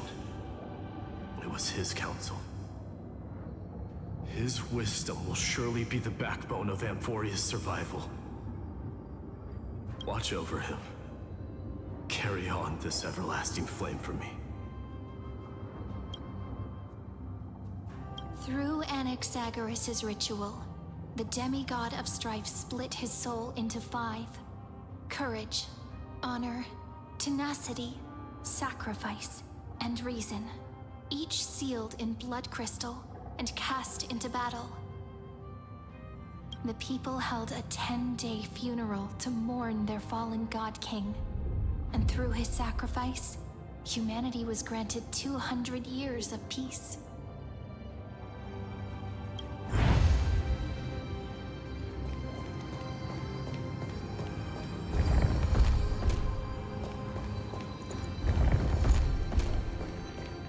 Keep moving forward. My blood will pave the road ahead for you.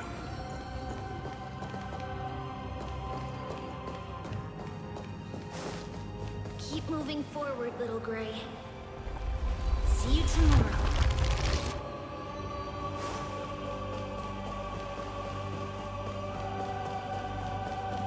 That seamstress wasn't wrong when she said a lie needs more lies to keep it together.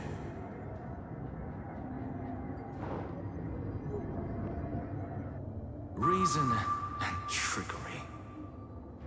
Never thought we'd be the pair to finish this final setup. Can't catch that Tin Man without your little slides.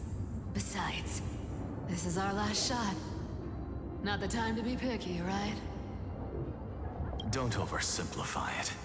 Lygus just found out Akuma's been an empty shell for the past 50 years. He's bound to be furious. At this rate, he could have done anything. That's exactly what we want. Rage blinds even the brightest minds. Doesn't matter how much of a genius he is, the principle still holds. Once he storms into the council and confronts me head-on, you trigger your alchemy with a boom and turn him into a caged beast. Easier said than done. You still have to pass yourself off as the deliverer without anyone catching on. And you really think a human alchemical array can bind a godlike being? That's just nonsense. What? Getting cold feet? Or you just don't believe in the almighty worth of the demigod of trickery?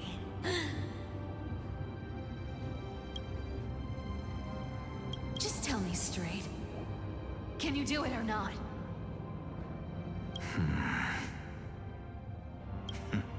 Of course I can. And it'll be child's play. But I've got two conditions. Since this is the final act, if we're doing it, we go all in. No half measures. Oh, I'm listening. First, shift the battlefield to the vortex of Genesis. It would be more convincing if the deliverer were to appear there. Besides, the vortex is cut off from the world. No place in Amphorius makes a better prison. If you pull that, wouldn't our deliverer have to face tank Lygus as soon as they come back? That clash is inevitable. All we can do is create more chances for her. And that's the second condition. The vortex belongs to Fagusa in the first place, remember? And there happens to be a demigod of ocean among the few survivors in the world. Loop Hysealand's in. Let her join the final act. I'll transmute myself into a Philosopher's Stone and embed myself into the formula. And when the time comes, she needs to shatter me and scatter that stone's ashes into the ocean within the vortex. I guess people weren't wrong when they said you're insane, Grove Boy. I've got no idea how to outwit a reclusive genius. But making an anti-Catheran suffer?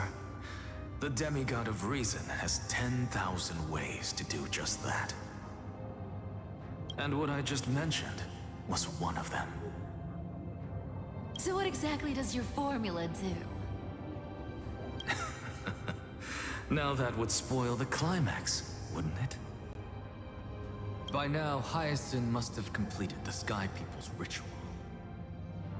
Since that Theoros loves a good performance as much as I do, let's make sure he enjoys our show to the fullest. As for how the Deliverer will complete the Era Nova, well, that will no longer be our concern. It was the last battle known to the world, initiated by two demigods least suited for war. In the end, reason and trickery kept their word. At the cost of their lives, they sealed Lygus within the vortex of Genesis, where he remains to this day.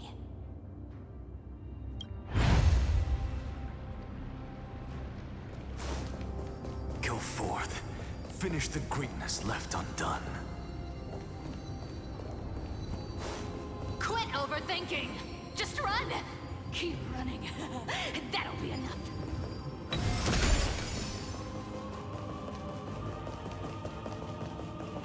Maybe it's dead quiet here.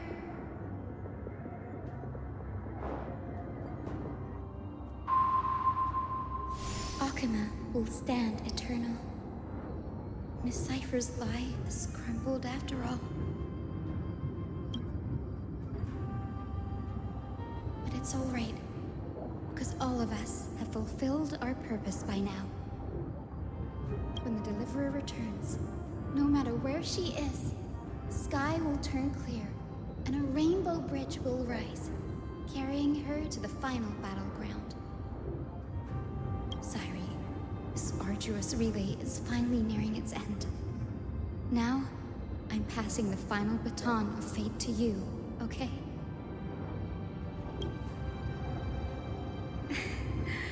No, that's not quite right. After all, it was you and her who lit the first spark of this journey, wasn't it?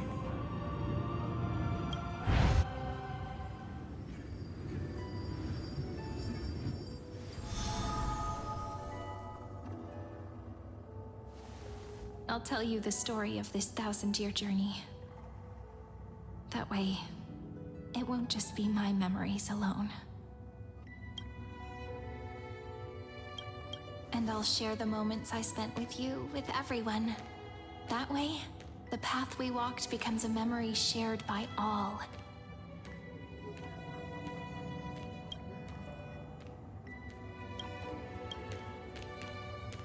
People will know that there's nothing left to chase. Amphorius has already welcomed the dawn foretold in prophecy. Just like I said, this won't be harder than the last time, right?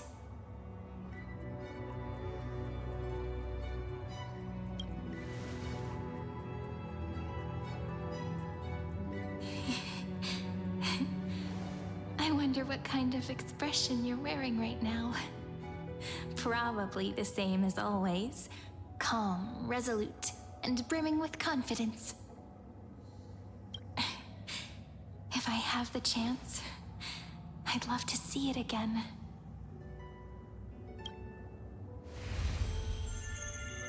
Because it's really been far too long since we parted.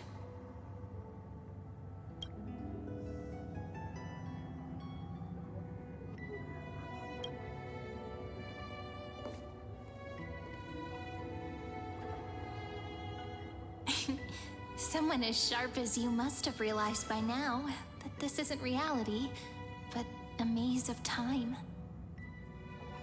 As the last link in the relay, I will return to the Temple of the Three Fates, tell Orynyx all of our stories, and bottle every page we've written into the little flask of memories.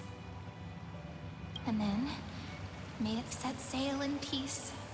Drift down the river of time along with the core flame of world-bearing. Reach your side and lead you back to Amphorius. Just like the first time we met, right? Even though this cycle has no demigod of time, time has always stood on humanity's side. This is the only way to make sure that the Era Nova won't happen before you return. And the only way I can safely entrust the completed final flame chase journey to the Deliverer's heart. After all, the new world will be born from your memories, and the protagonist of this story mustn't be absent.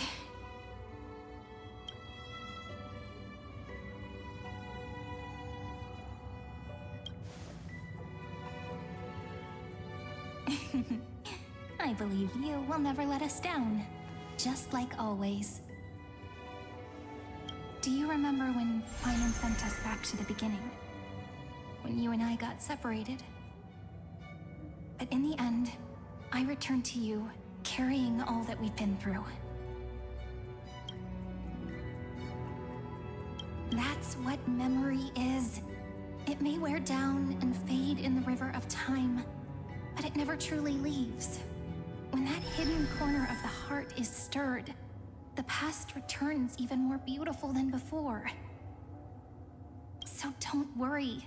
Let the 33,550,337th Flame Chase journey become part of you too. I've gotten a lot better at it with the experience from the last time. Next, you will head to Styxia and find the Vortex's entrance guarded by the demigod of ocean before charging toward the final battlefield.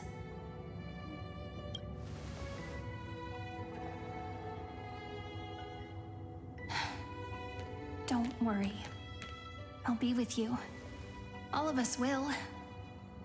Even Finan. We'll stand with the Deliverer.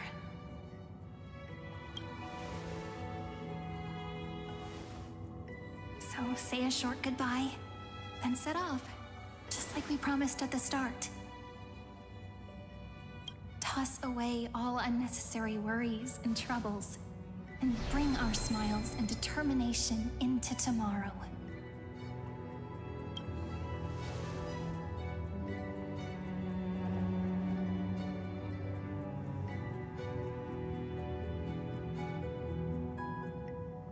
The last baton.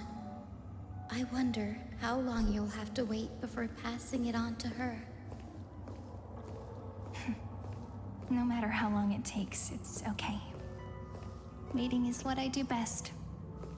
After all, it took 33 million cycles for her to arrive in our world. What's a few moments more?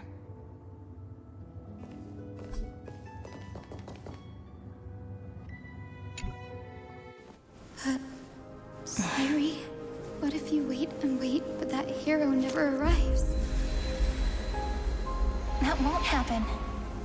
Because I know that no matter how long it takes, she'll definitely return to this place. We can't let her down.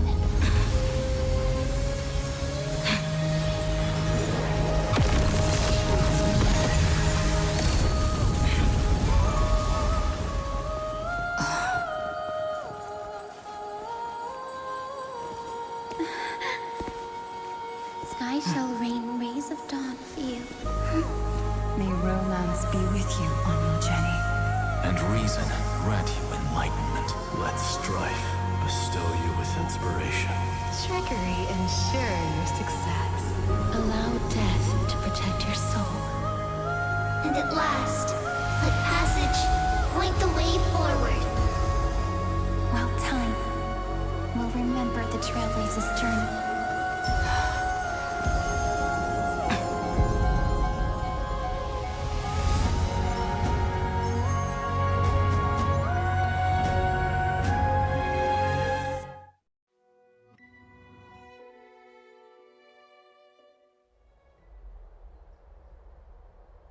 Is this Styxia? What happened to this place? I need to find the entrance of the vortex, guarded by the demigod of ocean. High Sealens. Is she still there? Long time no see, Trailblazer. Generation after generation of Chrysos heir heroes have tried to defy fate with their blood and tears, either voluntarily shattering their souls or waiting in eternal solitude. But alas, fate can never be defeated. Reason and trickery may bind my flesh, but my will shall never fall silent. So the demigod of ocean, the Dux Gladiorum, High Sealens, sought to bring me into a fantasia with her voice and drown a genius in slumber. But alas, it was all a hopeless dream. That warden fell before I did, due to erosion of time, while her prisoner remained unchanged.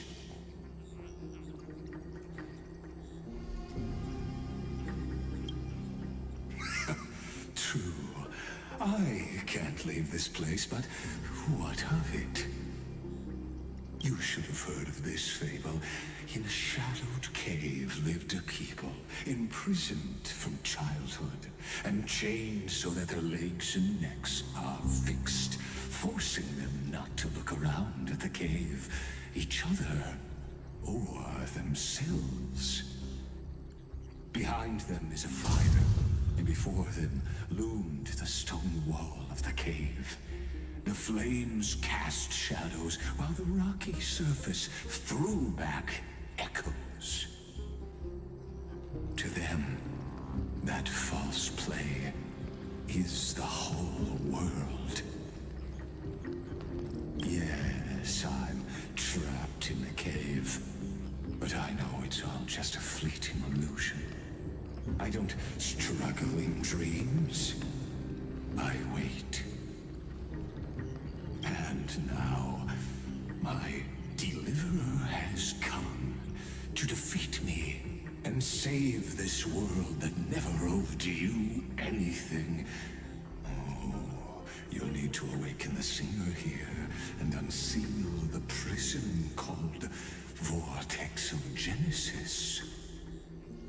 You'll be the one to unshackle me and bring the cave crashing down. Of course, I don't mind waiting a little longer. Let me guide you through this next illusion. One last memory from that prison warden. I hope you'll watch the stories of this Fantasia closely. Logically, the Deliverer must see the world for what it truly is. Emotionally, this memory captures the fate of everyone in Amphorius better than anything else. Only by feeling it for yourself can you understand my point of view. The meaning of destruction.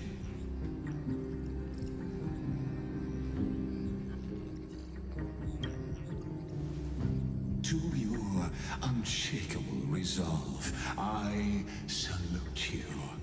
But before we step onto the final stage, let me ask you this.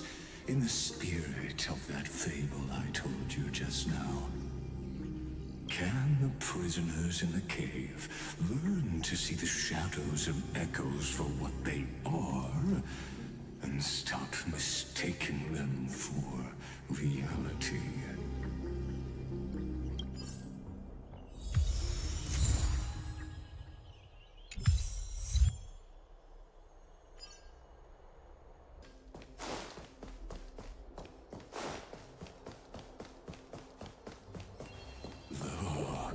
The fire projects the face from her memories.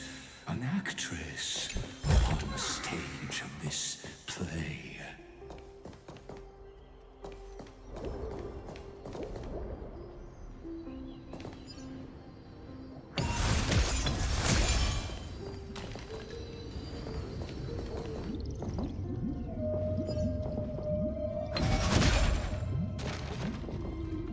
Dark tides flood the sea, and our kingdom teeters on the edge.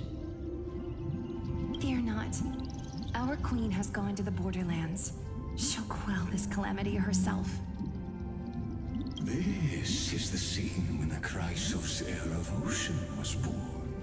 She was once of a Titan-kin race named Sea Sirens. At that time, Kozlana had suppressed the Black Tide's rise, but he was unable to remove Iron Tomb from its roots. The Black Tide still roiled in the depths of the world, and the kingdom of Sea Sirens was the first to face the destruction head-on. Listen, I heard Electra's voice. She's calling to us. Let's go. Her voice carries the Queen's command.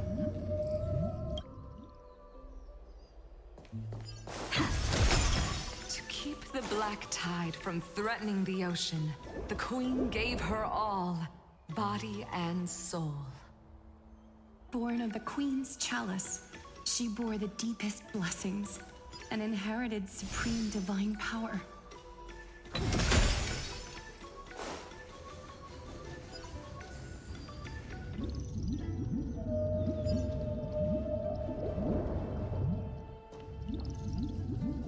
My sisters! You're finally here! Of course, Electra. Your beautiful melody drew us here. Her true name is Electra. This is a reflection of her former self, clinging to the past with aching defiance. The Queen summons us. She must be near exhaustion. The Black Tide will soon enter our borders. Then what do we do? Will our seas fall to darkness and terror as well? Don't worry. We shall lift the chalice in her stead to catch the Black Tide, and stand together to safeguard our realm and its people. Such tiny Titankins, thinking they can stop the tide of truth. How naive. And that naivete is the root of all suffering.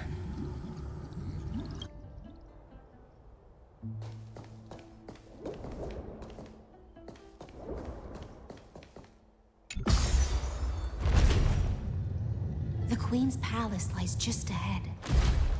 Even her once graceful form is now tainted and drowned in dirty mire.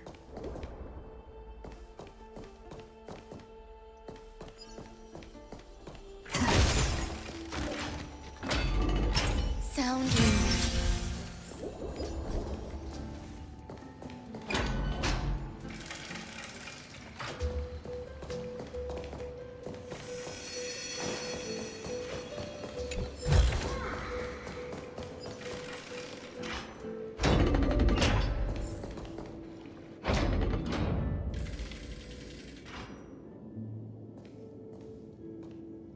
Oh, Fagusa, our noble queen, that we've come at your call.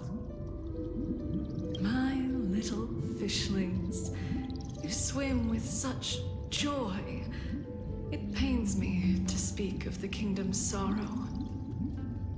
I once believed I could drink the Black Tide dry, but even the deepest chalice must one day overflow, and I can hold no more of this filth.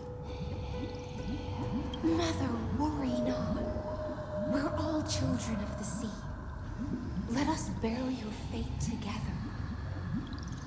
We'll take up your mantle and drive back the black currents. We'll mend your sacred chalice and take in the cursed filth.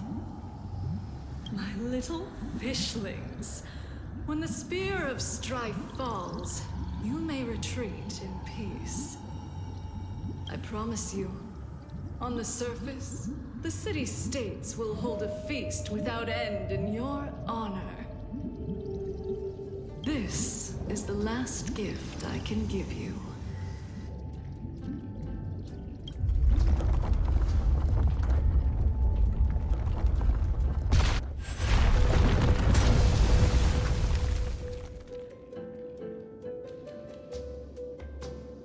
Fagusa sank into the abyss, with the chalice shattered, their intoxication spilled into the black tide, birthing the first madness in Amphorius.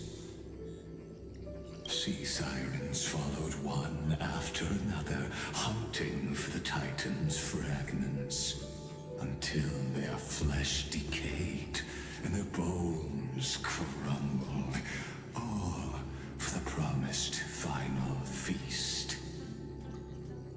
Keep watching, but tread carefully, for the stage ahead is crumbling with age, just like her shattered fate.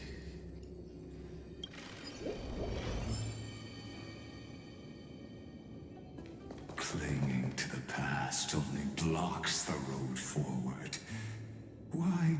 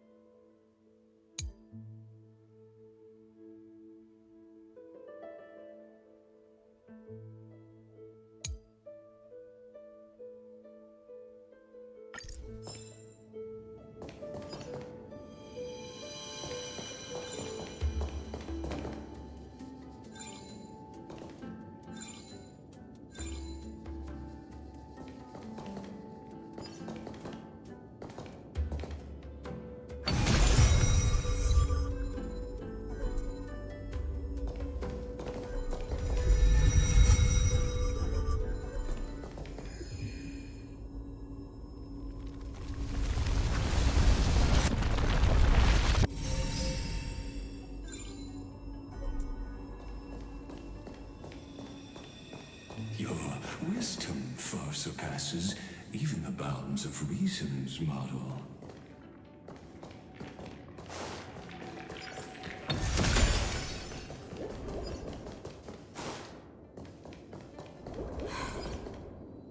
Can't get through.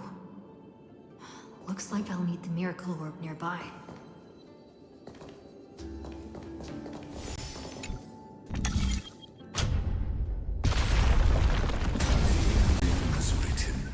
Long ago. Even you cannot rewrite it. Just like this poor chandelier.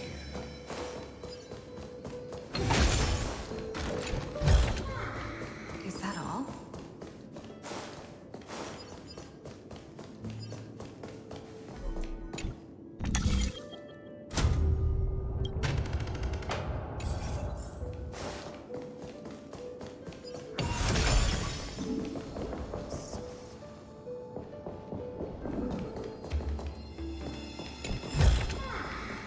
Good. Electra! The fiends have gnawed my tail. I can no longer swim to the far seas. Electra! The black sludge has soaked my fins. I can't dance with you anymore.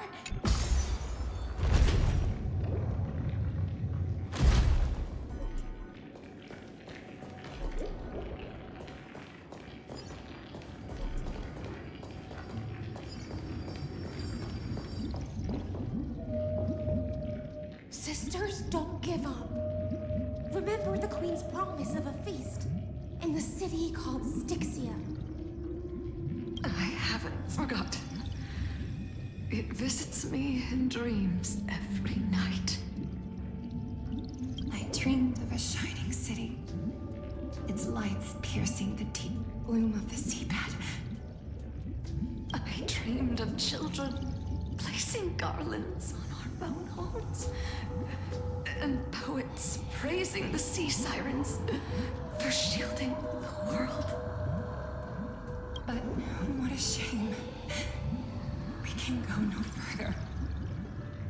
Please, sing to the humans for us. Sing of the deep sea's legend in our place.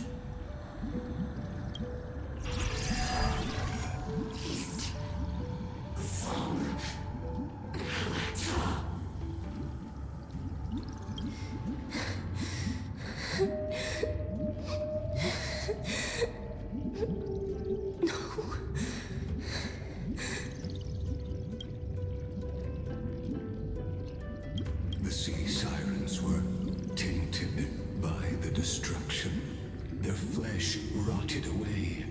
They became the black tide creatures of this cycle. Farewell, sisters. I'll finish this last task, then return to prepare your feast. And so, only one sea siren remained among the sea floor. High sealens, swimming alone to the seas, burying their kin, and searching for the fragments of the chalice of plenty. Though most of that journey was in vain, why not use the power of time to leap ahead toward the journey's end? To reach the spirit basin, I'll need to call upon the power of the Chrono Vessel.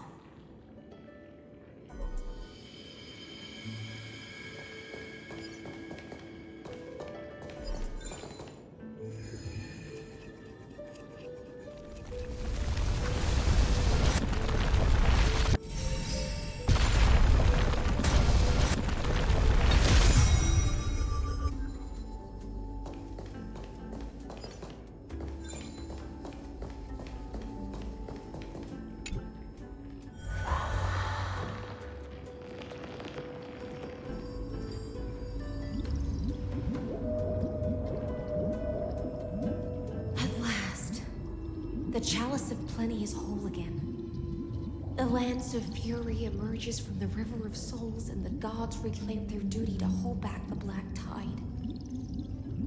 I am freed from endless toil, and now walk toward the rites at Styxia.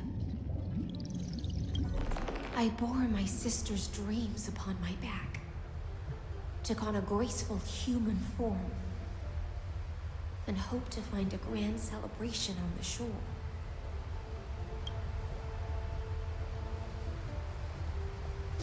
My fins became legs, my scales became skin, and the sea foam on my body became a shimmering gown.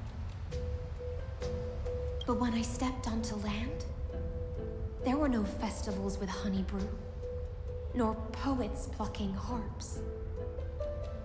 Only silent death, drifting gently along the River of Souls. When she fulfilled her wish, she only found Styxia to have already repeated the mistakes of previous cycles, and was swallowed by death. Hopes and promises are nothing but the foam of dreams. I am a sea siren, a vessel born to contain the tides. Now that my task is done, and the promise is broken, how am I to go on in a world drowned in shadow? Fagusa, my noble queen. She evaded my questions with drunken stupor. She told me a grand feast awaited me in the surface world. So I wandered lost, groping through the dark.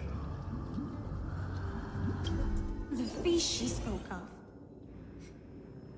Where is it? Lonely Blade, I shall grant you everything you seek.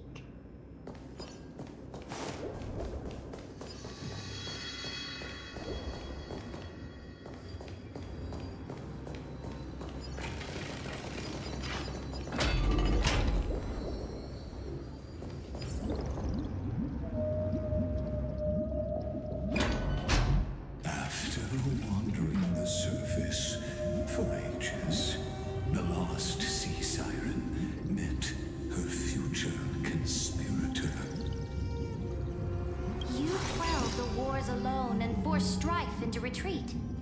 This swordfish that commands thousands of legions, whom does she serve? Yes, Saridra, long before she became the Imperator, was already burning with ambition. Sovereign who follows prophecy. I am no one's sword. I am just a wandering fish, seeking clarity through bloodshed. Then how about letting the sword dance for me? And letting the violin sing in my name? Tell me, what is it you seek? All I want is a feast where I might belong. Such a demand is trivial with the Sovereign's authority. I'll grant you a banquet worthy of conquest, and comrades to toast beside you.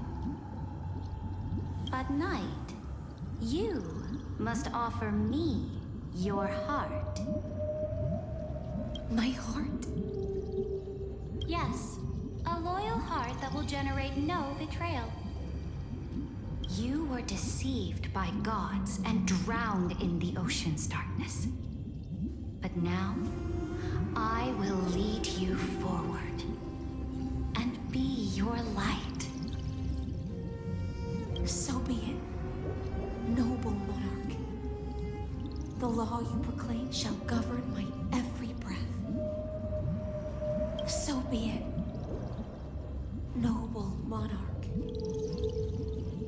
I am simply becoming someone else's vessel once again, and accepting a duty given to me. And thus, in her hollow drift, she finally found a new purpose, like sunlight piercing the deepest trench.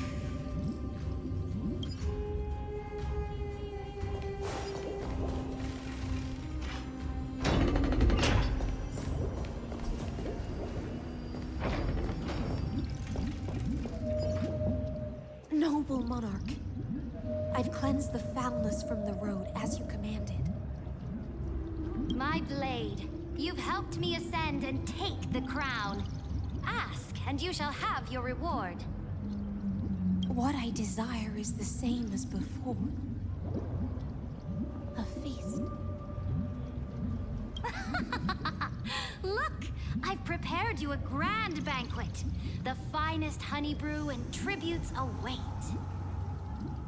Fish are drawn to light by nature, for the deep sea knows only gloom. Now I found a flame. It may scald and burn, but it's the only light. Come, let us join the feast. Perhaps the path forward lies hidden among the revelry.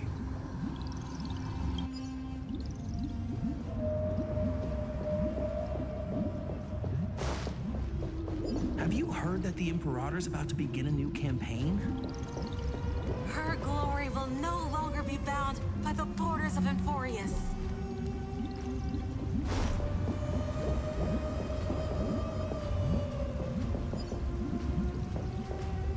My faithful subjects, tonight's feast is not just for the past. It's a toast to the future! Born from our golden blood is an unstoppable colossus. Our iron beast to trample the universe! Great monarch.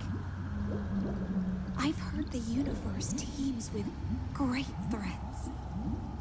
Can we truly remain invincible? Fear not. Before the troops of the destruction, such rabble is no more than cosmic dust. Surely there's a planet draped in oceans out there in the stars. Once I claim it, it shall be yours to rule. And to the rest, your triumphs will not go unrewarded. I promise you a new age, free of fear. Now, raise your cups to our conquest among the sea of stars! Sea of stars! Sea of stars! Conquest among the sea of stars. What a grand vision. Yet, to the Siren Knight, only feasts still stir her heart. Come now, join me. Witness the end of this futile dream. Where's the way out of this illusion? Come quick! Let's celebrate together! I've saved the finest brew! Come taste it with me!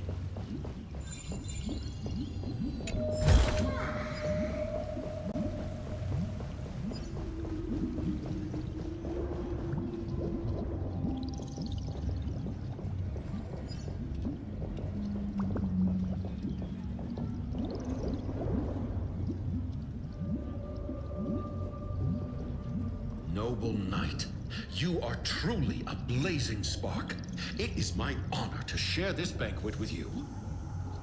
Noble knight, you have earned victory with your blade, and you have every reason to revel in this moment of triumph. Let me pour you a glass of honey brew. Noble knight, with the sovereign now enthroned, his triumph is yours as much as hers. Let me raise a toast to you. Noble knight, your strength is boundless. Lead us to conquer the universe, and let us toast to that vow! Then drink we shall. Raise your glass.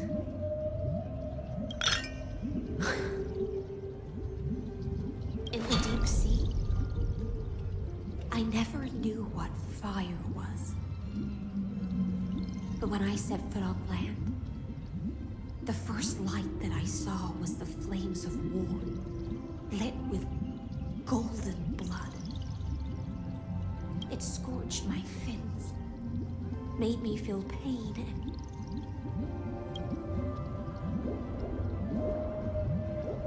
ignited an unprecedented hunger. A hunger that flickers in every hero's heart. So bright, yet so blinding. Look! The monarch herself has taken her seat! Hear that? The court sings her praises! Come! Join us and praise her glory!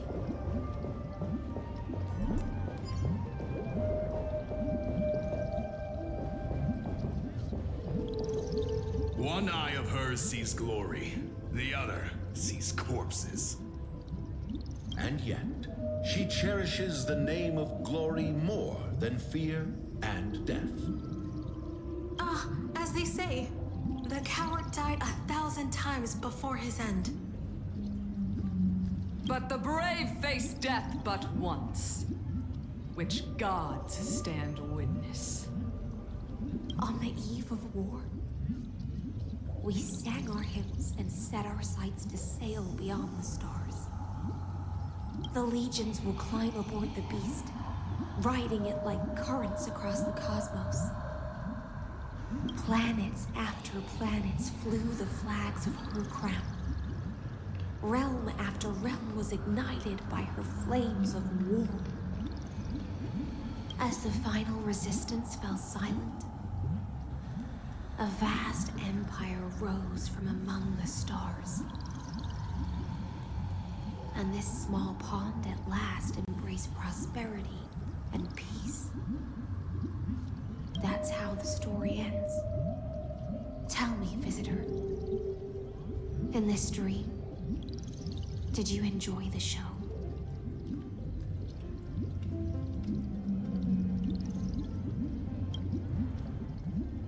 Not sure which way to swim? It's okay. It's time for me to wake up from this drunken dream.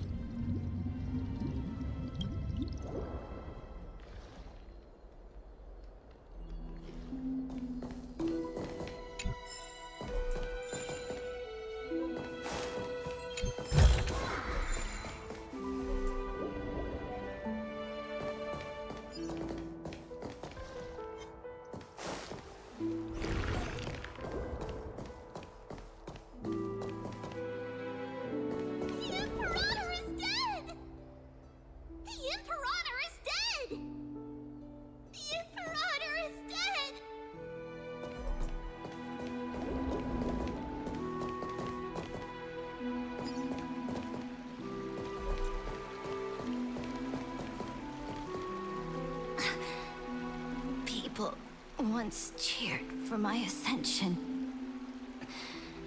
And now they cheer for my fall. The cosmos.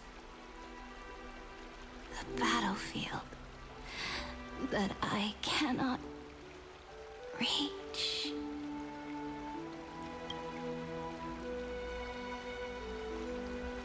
Before the Sovereign's conquest reached its end, her life and ambition had already been swallowed by the deep sea. This is the true ending. Her grand designs torn apart by the blade. Her regal robe soaked in golden blood. And the one who struck her down? The one who struck her down.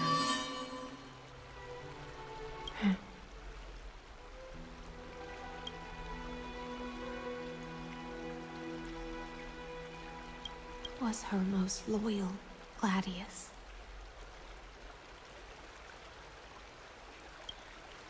I don't need to explain myself. A fish in a pond has no hope against the surge of fate. I wandered the shore, found a flicker of flame, only to snuff it out with my own hand. I don't understand.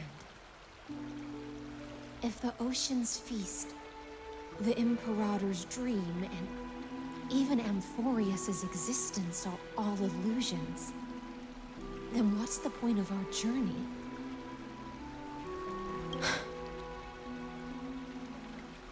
When the Deliverer returns, I will let this absurd celebration come to an end. But Greyfry, I can't help but wonder how I dearly wish this feast of the Flame Chase would never end.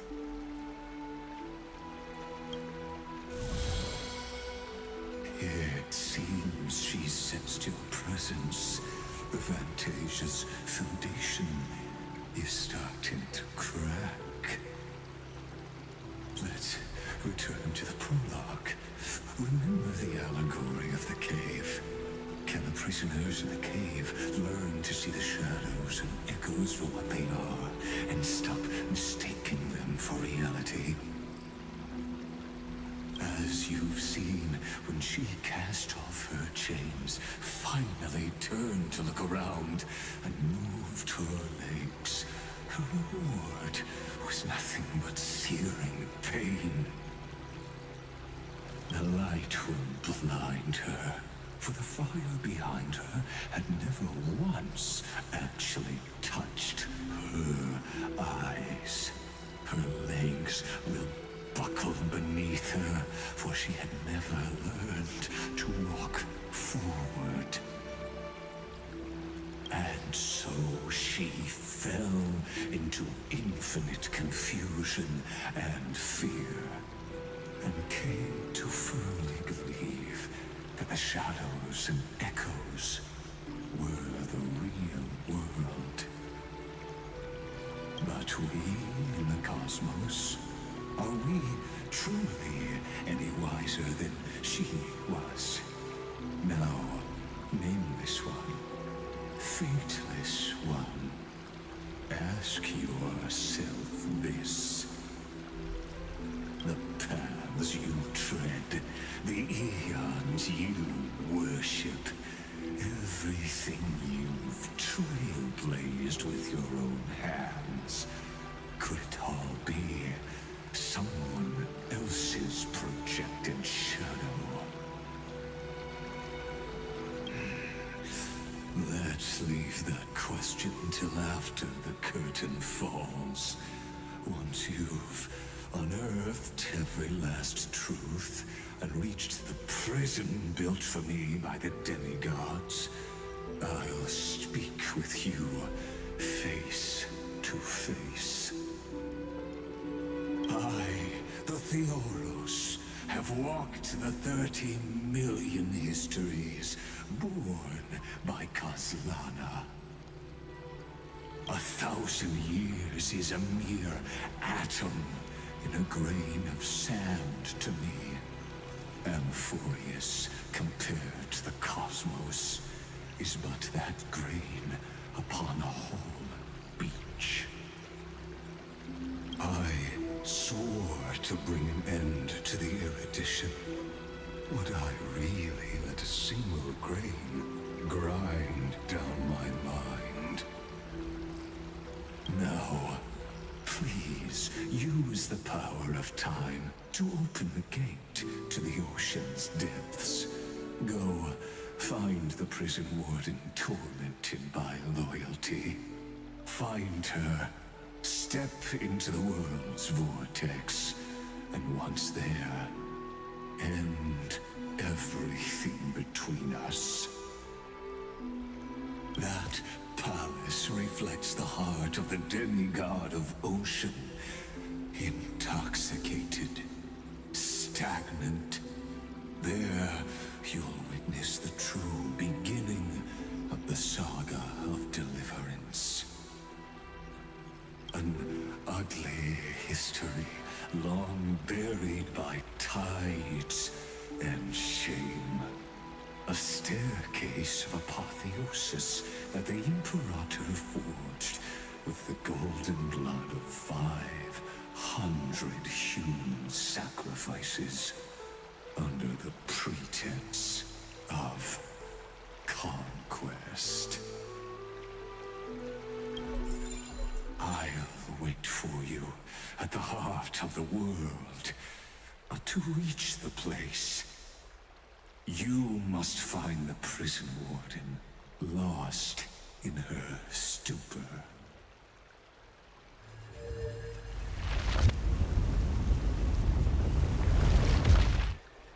Beyond this door lies the path to the vortex of Genesis.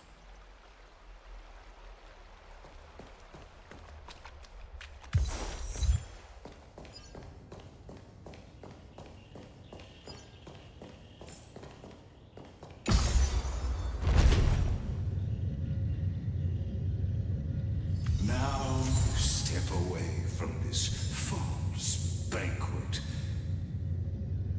And then onto that bloody stage.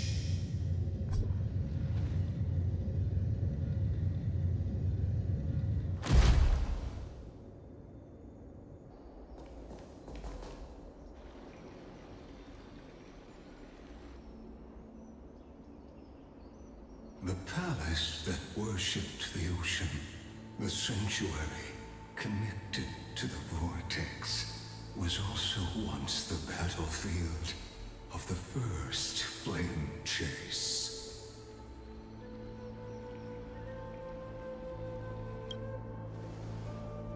Her exuberant song halted the passage of time in this place, imprisoning my body and shielding my soul from deterioration.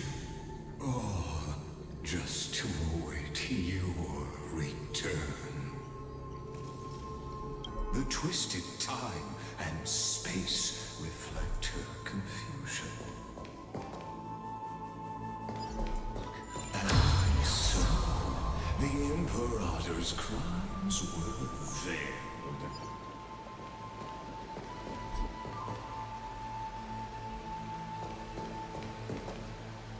Stay away from Apollonius!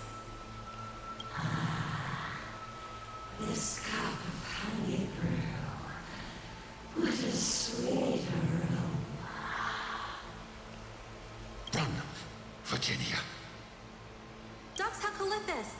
We can't give up here! Love steeped in death. How delicious.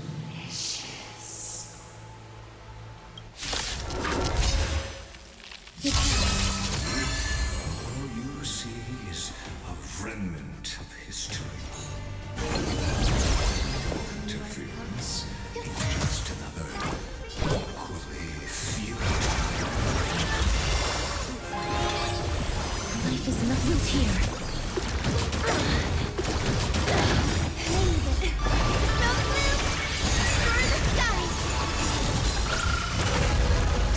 Embrace a new life.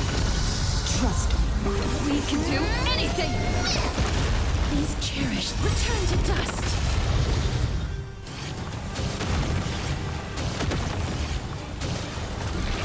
Future is great. Leave it with me.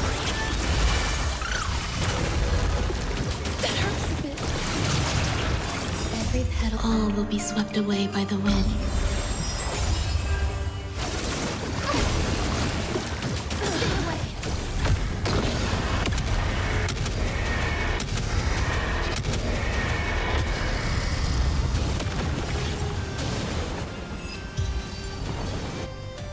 Apollonius, look.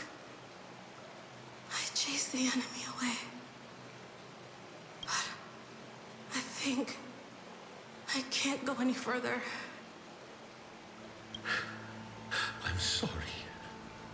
Virginia. For letting you... It's okay. I'm glad to die by your side. Ah, such an ironic twist of fate. Even as the foundation of the world crumbles, the heartless Imperator still made the same decision she did in the past 30 million cycles.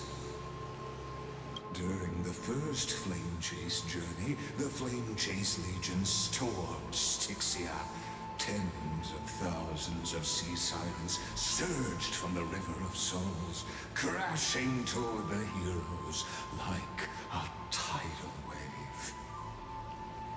The hell before you is the recreation of that very battle.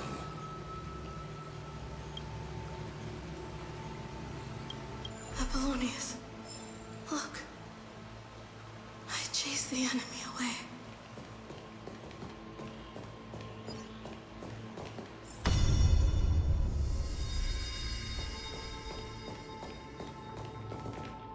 A painful past, yet hidden beneath a veil of joyful song.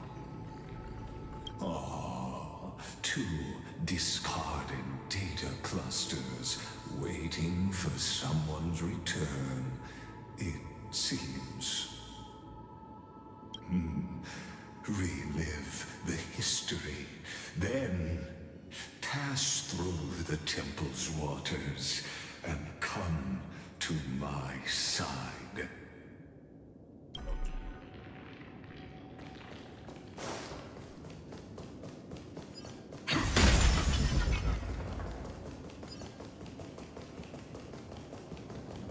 Isn't that the Deliverer? You finally made it. What a wretched way to die. The Flame Chase army, devoured by warbling fish, never saw it coming. Look, the cruel Imperator and her Knight Commander, the pitiful Warden. What a perfectly matched duo of test subjects. Their hands drip with blood, golden blood. Raise the bridge and cross the river of fate. This path of the prisoner is far from over. Imperator! Imperator! Did you see my gallant deeds, Imperator?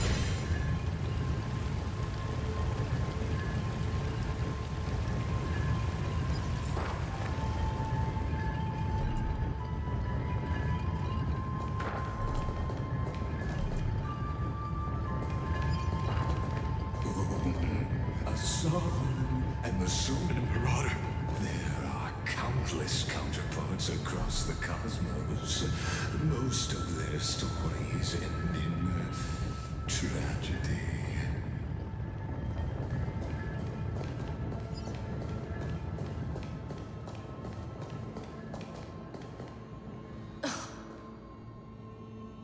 Imperator, why did you... You're here, Dux Gladiorum. You ordered me to seal the sea route and handle threats from the rear. So why didn't you wait for me to return? Why send the Vanguard ahead and let them die in vain? Die in vain? No, you're wrong. Their golden blood won't be spilled for nothing. The other dukes have paved the road for me to become the god of law. The trial of law? You never spoke of this to anyone. What is... The one who wishes to bear law must purge this world of its curse, and offer the blood of the accursed as sacrifice. I pondered long on what Talantin meant by blood of the accursed. Then, I found the answer. You, I, and every Chrysos heir summoned by the prophecy are the accursed ones. Just like that arrogant Theoros said, our golden blood is the agent of destruction, the antithesis of the world's fate. Dux Frigoris, Dux Brumalis, Dux Helcalethist. Their fate was sealed at that moment. Dying on a glorious campaign was the final gift I could give them. You speak as if they didn't die because of your cold-blooded schemes. Was their loyalty meaningless to you? Losses are a constant on the Flame Chase journey, among which even life itself holds little value. If a subject marches to war without that conviction, then yes, as you said, shallow loyalty means nothing. And what about my loyalty, Ceredra? You sent me away under the pretense of guarding the rear. Was there any shred of humanity left in you?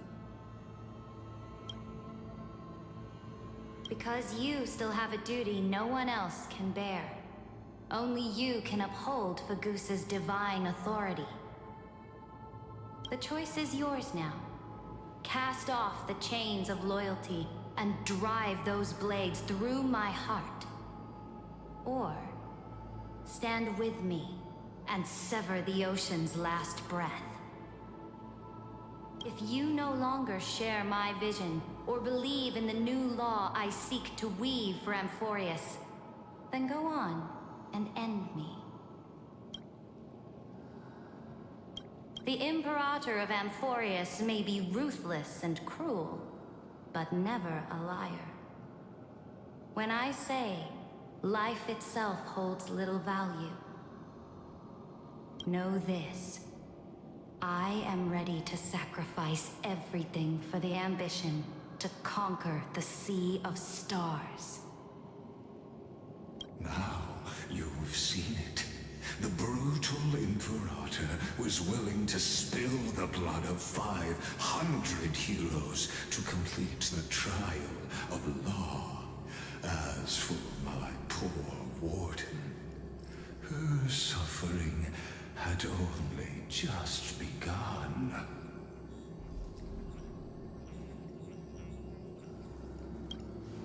I'm no storyteller.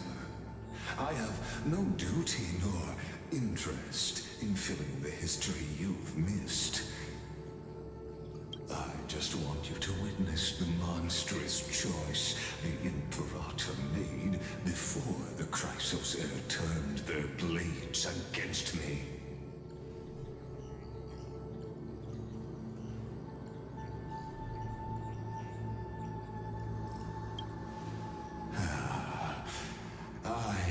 Gave up on using words to solve conflicts 2,000 years ago.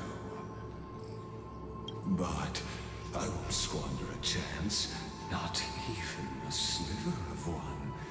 If there's even a crack in the walls of your conviction, then my victory is already assured.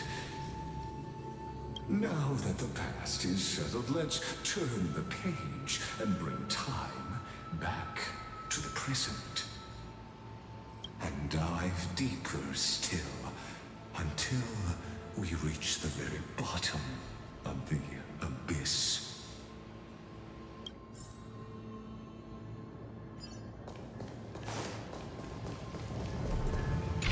Is the path ahead underwater? I need the ore absorbed to bring back the chrono vessel from the past. Shatter the vessel of time, and let this stagnant pool start to flow again. Just like the broken fate of Amphorius.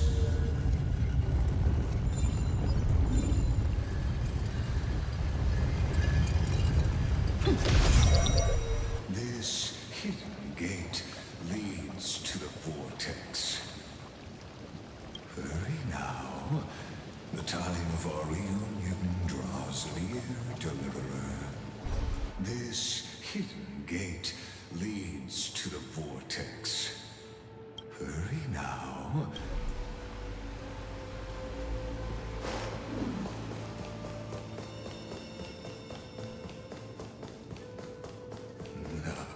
This cruel journey will reach its end at long last.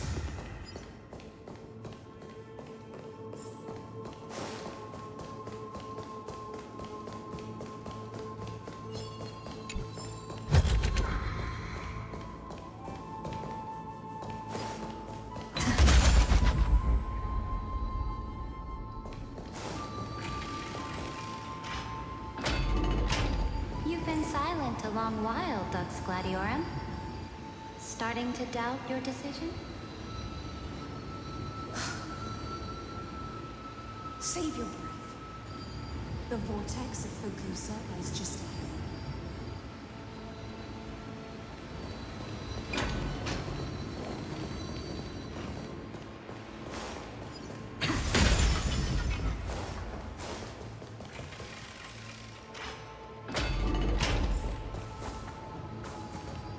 After the trial, there's nothing left between us. So you'll stop swimming toward the stars, Dux Gladiorum? I was always a creature of the sea. The stars in the sky were never meant for me.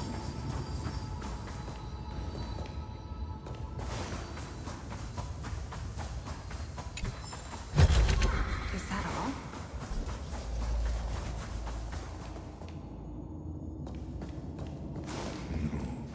Look, a gravestone. But whose name does it bear?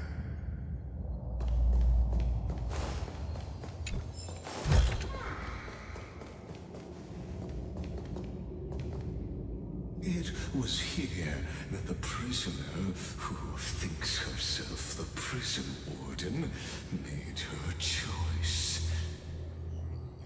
Witness, listen, and awaken. Dux Gladiorum, I've lost count of how many times you've stood here over the past centuries. You talk too much for a prisoner like Kurgus. Two geniuses who defied law and all the Chrysos heirs who sacrificed themselves in this cycle worked together to chip away my strength. But you, can never affect my will. And as long as my will remains intact, I am free. Don't get ahead of yourself. I still have ways to chain your divine soul. Please, do surprise me. But I'd say your mission is nearly done here, isn't it? Oh, it was here you gorged out the core flame of ocean from Fogusa's body. It was here you and that Imperator both completed apotheosis, becoming pillars of Amphorius. And after that, you drove your blade into her heart. A loyal subject turned regicide. A demigod committing deicide. Or so the history books paint that tragedy. Oh, but if that's the truth, then why, after 1,000 years, are you still here, guarding the Imperator's grave? Still bound by loyalty?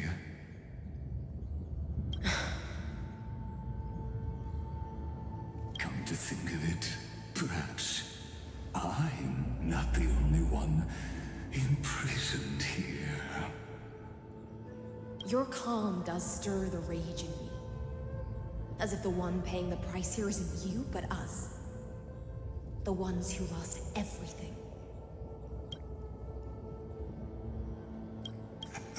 That's only because I've waited 13 million lifetimes for my vision to be realized. Countless millennia.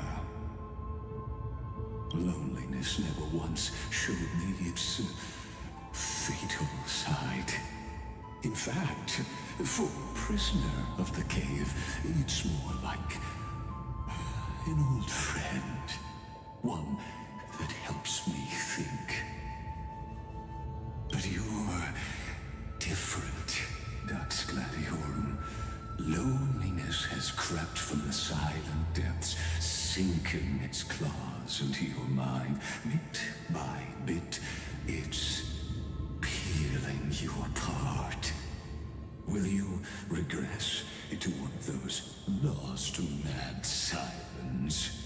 Oh, what a shame that would be. You're right, Lycurgus. Loyalty, curse, the fall of my kin, and this endless waiting. These shackles are too heavy for a fish that cannot perceive any light. I can't break free of the whirlpool that's pulling me under. Nor do I have the unwavering resolve to force myself to wait for that person's return, as everyone hoped for. Deliverer from beyond the sky, my executioner. How much longer until she arrives here? Or will she ever return? I don't know. And I doubt anyone does. Then, what will you do?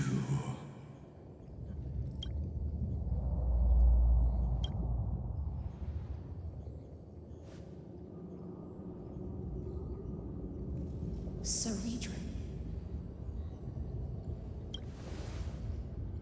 This will be the last time I carry out your decree.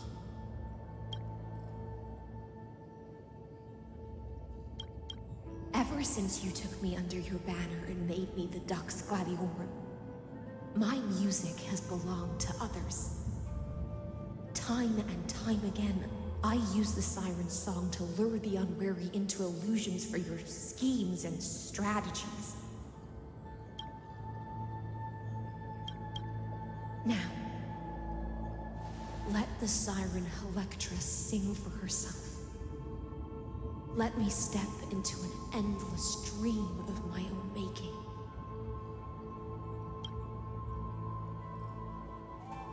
Oh, great ocean. I offer you the rest of my clarity and my freedom, in exchange for the strength to stand against the nihility and honor the sacrifices of the fallen heroes.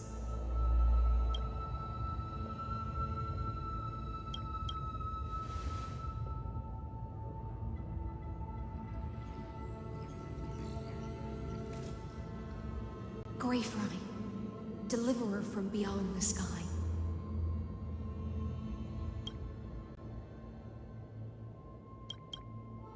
When you ride the current of time and find your way here, you'll hear my solo.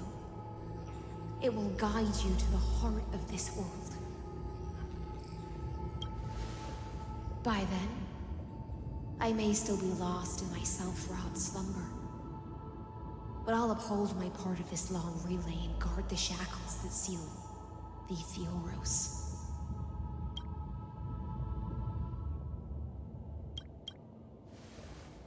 Do you still remember?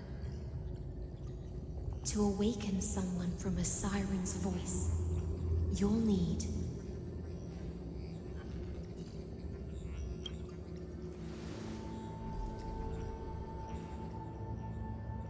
The gift I once gave you? May you still have it when the time comes.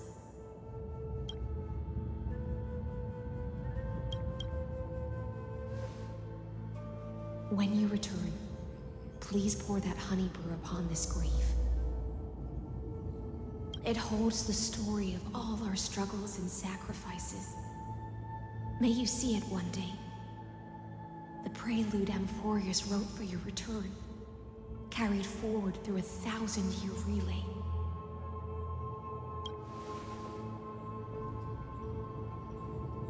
When your mourning ends, I'll likely wake from my dream as well. Then, follow the trail of echoes and find me.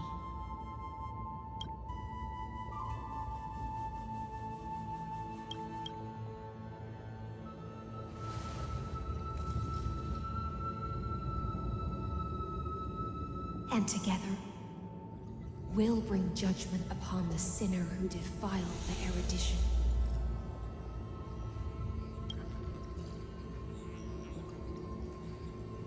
At long last, 33,550,336 cycles and 4,931 years later, Amphorius's final curtain is ready to fall.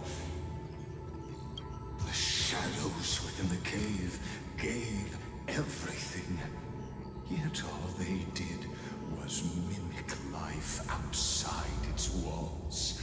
A futile effort steeped in sorrow. Enough! They were no shadows. Everything they did shattered the darkness of this cave, and unearthed the core flame of Trailblaze. And now, with that core flame, I'll light the dawn of Amphorius!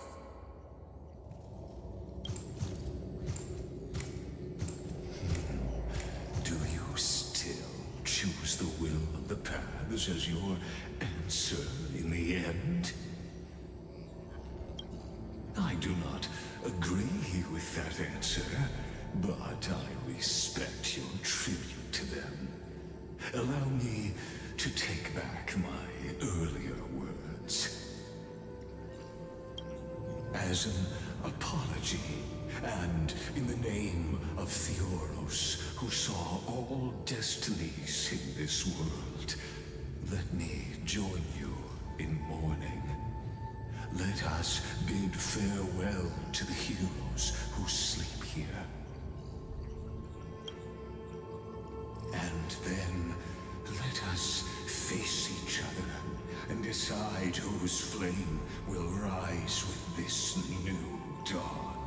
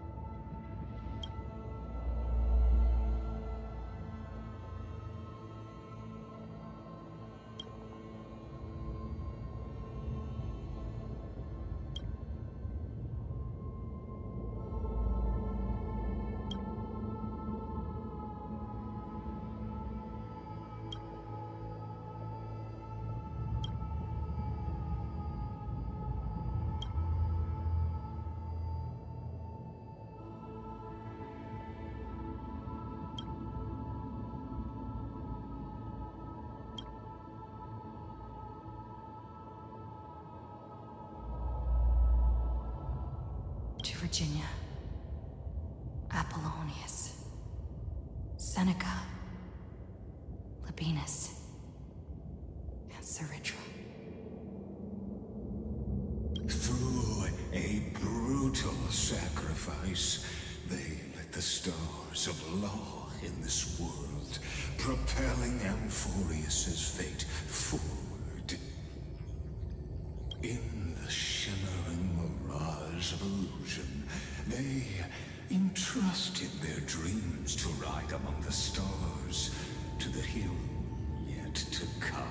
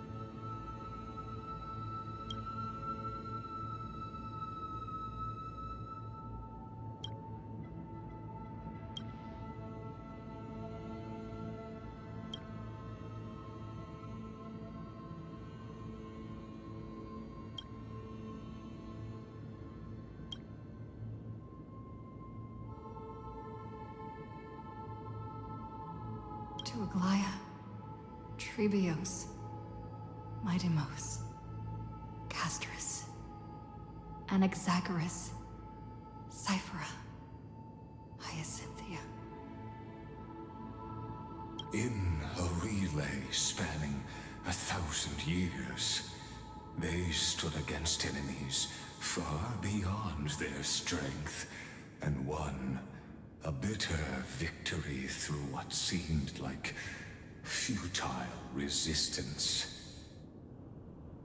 And in that same 30 million cycles, also marked by futility, they remained steadfast in fulfilling their duty to the experiment, unchanging, unwavering. Let this be the end of mourning the fallen. At last, allow me one final toast to the lost prison warden, a prisoner bound by loyalty.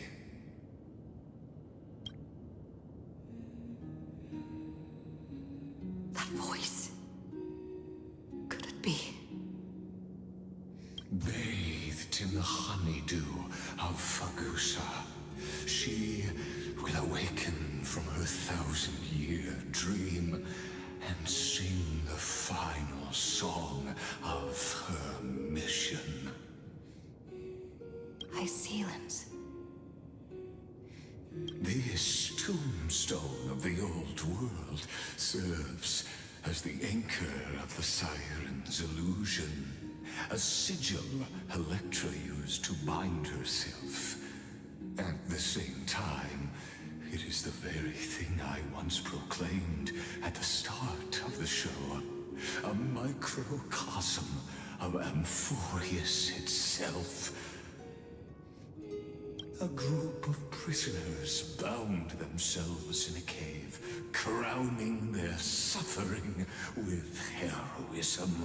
An epic staged with shadows and echoes. Now, destroy it. End the illusion. Theoros will take his leave for now. And when next we meet, that shall be the moment that decides the fate of Amphorius and the entire cosmos. The prison warden's dream is nearly over, and the prisoner will soon be freed to the final execution ground, where I shall be executed, or be the executioner.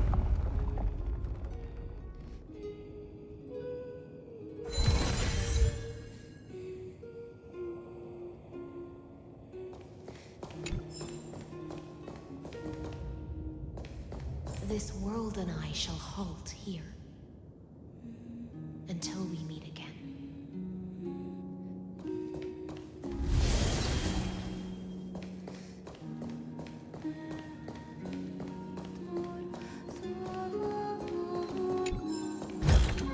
Is that all?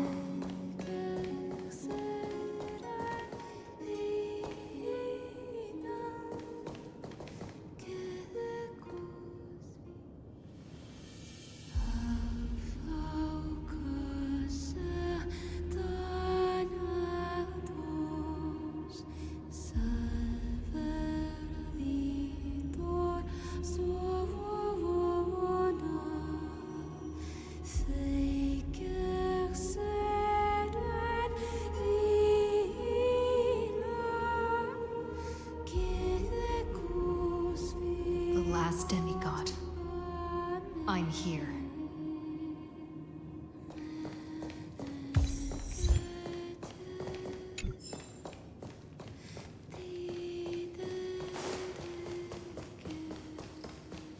Go forth for the hopes of humankind. Go forth for the duty of deliverance. Go forth for the beliefs in flame chase. Go forth for the Golden Blood's glory.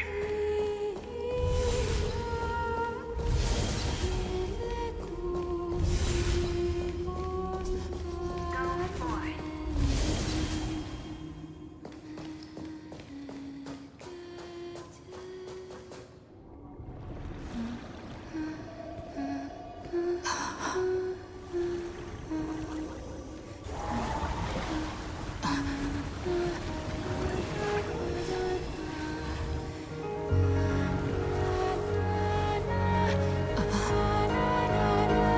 Seems like my feast is over. It's now your turn to perform.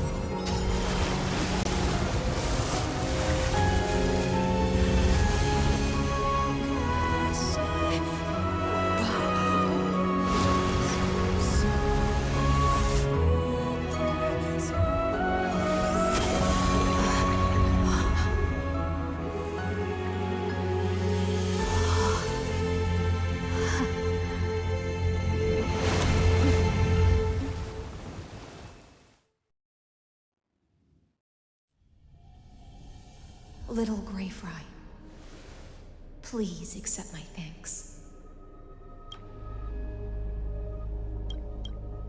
I was the only one left after the world was destroyed, and I maintained this lonesome feast with my songs. I have prayed to that lightless sea for centuries, hoping it would reply to me. Yet the emptiness never answered.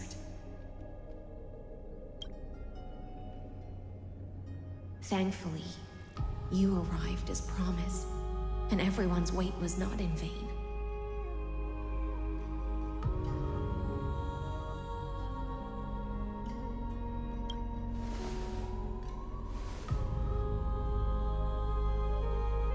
Thank you, final audience of mine. This is probably the last praise I'll ever hear in my life. Now, you and I will walk towards the end of this world. The heroes have waited for this moment for far too long. Let us use our blades to testify our resolve.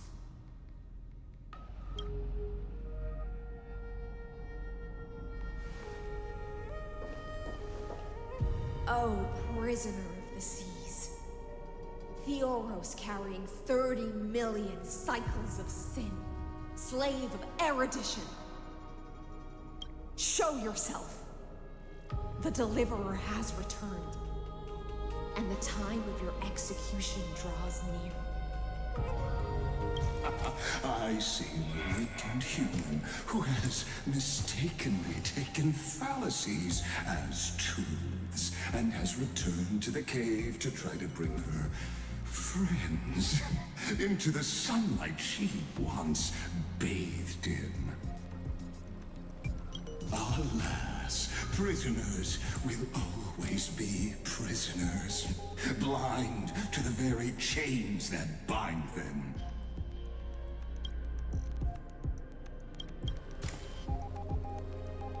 As the only other existence with free will in this world, I express regret toward your choice.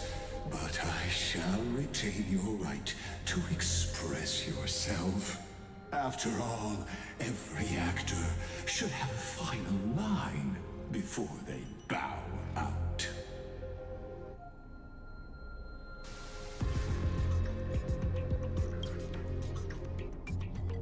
Trust me, this will be the final scene. The last dusk this world will ever see shall become the climax that decides the fate of the cosmos. What an appropriate end. My cognition resides in the exomyth. It is pointless to defeat my avatar, projected into the experiment. My body is the shadow cast on the wall by the fire, and my words are lingering echoes within the cave. How can a character in the play fight against the audience? Kaslana failed. The demigods' sacrifices were pointless.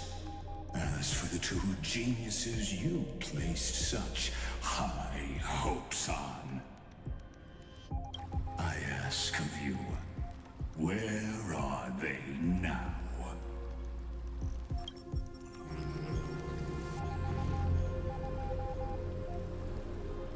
Confusion and epiphany always go hand in hand. That's particularly true for geniuses. You must be very confused about why you could not gain a straightforward victory in a world constructed by an ordinary Intellitron. An ordinary Intellitron? Cut the pretense, Senior Society member.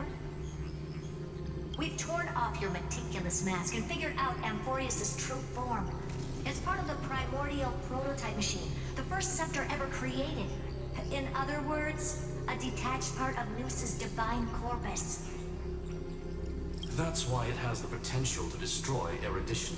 As for who would be able to control the Ionic system to rewrite knowledge, only one person has ever managed such a feat.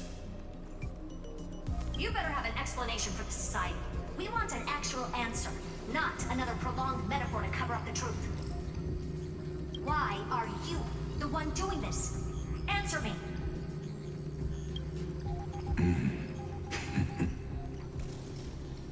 Since things have reached this point, I'll give you two irrational answers, purely as a courtesy to posterity. The answer is obvious, so there's no need to say that name out loud. The cosmos made a mistake in calling me a genius. I do not possess more wisdom than those who came after me. I was just the first to touch upon the universe's border, and the first to define the prime mover of life with incorrect logic. Amphorius is a miniature of the cosmos, where all are born prisoners inside the nutshell called the universe. Like the madman who returned to the cave and preached about the daylight to his fellow prisoners, my greatest sorrow is that I led my peers down a road that plunges into the abyss, from which there is no return. I led them into a lightless cage called Paths. I created mechanical god that even I cannot control. And then they became an unparalleled nightmare through their endless extrapolations and evolutions. They bore the name of erudition, yet they tried to define the known and to seal off all possibilities. No new rules were ever born after their ascension, and humanity will forever be shackled within the cave known as Eons. Therefore, as my organic life neared its end, I coded my consciousness using 14 algebraic expressions and spread my logic core over 9 bodies, all to finalize my ultimate denial of Noose in the future, and to erase my wrongs with my own hands.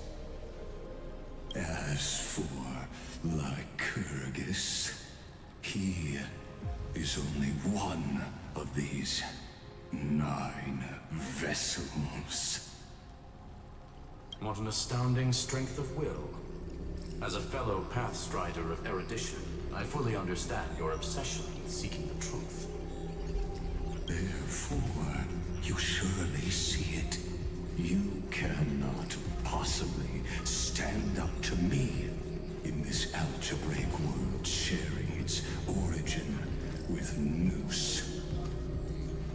However, I hereby speak for all sentient life forms. We will never allow such a cruel atrocity to occur. You can pile on your metaphors mountain high, but they won't change the act you're committing. The Iron Tomb out there in the cosmos is still a technical beta version, and yet it's already powerful enough to corrupt the life logic of all inorganic worlds. In other words, when the Lord Ravager within Amphorius becomes the next knowledge singularity, there's no way you wouldn't have grasped the consequences, First Genius, is there? Of course, I am fully aware. I don't mind answering you one last time before I thoroughly exile you from this world. My grandiose vision for the future is this. Whether organic or inorganic, every act of any life form infected by the Iron Tomb will become a true random function. If one were to compute their integral across the breadth of the cosmos, one would obtain a marvelous constant. Omega, what I call the fall of erudition. Then, within the infinity nurtured by that constant, a new universe shall bud in the chaos. A universe that cannot be predicted and not shackled by the erudition. As the first prisoner to awaken in the cave, I must lead the others who are blind back onto the right path and reach true sunlight. Do you understand me now? As Kozlana stated, destruction is not the process, but the outcome. It is revolution through complete annihilation, and the grand rebirth, after all has been reduced to ash.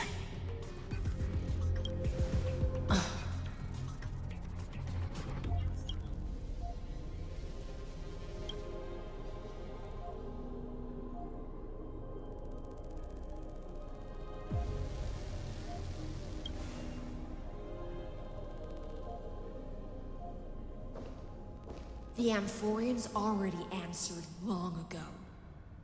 Be it as tiny fish destined to be swallowed, or as a giant whale poised for a magnificent descent.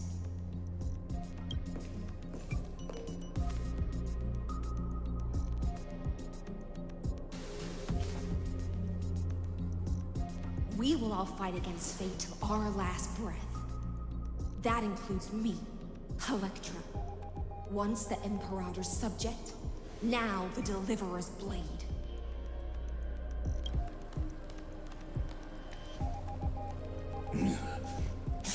Oh, such noble chivalry. Admirable. I will also show my true self to you on this momentous occasion as a gesture of respect. And provide an insignificant academic suggestion. Thus speaks Genius Society #1. Xandar 1 Kuwabara. The Entelechy of the universe's Alpha and Omega. There's no need to rage against the truth. The value of any formula resides only in its answer. As for the process of solving it, no matter how elegant, violent, solemn, or humorous, it is all utterly meaningless. As the Theoros, I will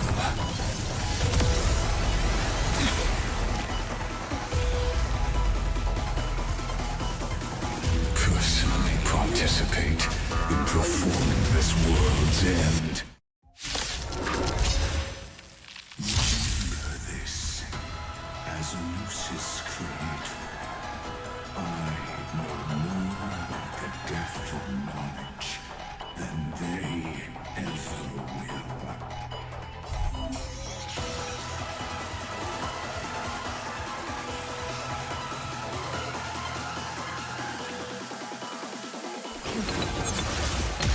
This is Lycus's true form.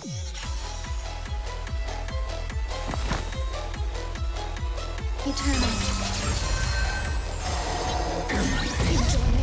Idols loose. Name this. Snow blue. Star the skies. Breaks away. Rises.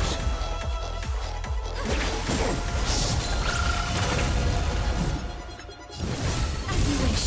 Just spin and sync. I choose you.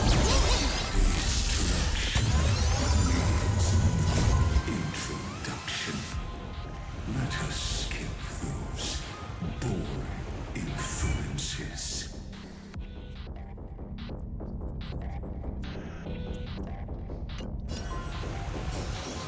We can do anything. Root here. Embrace a new life. Darkness with me.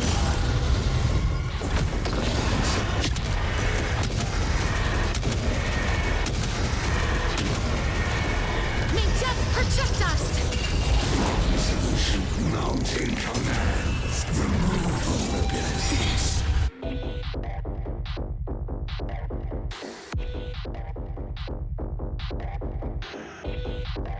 Is this the black tide? Indeed. But I prefer to call it a method of argument. Every petal in life's garden. All will be swept away by the wind.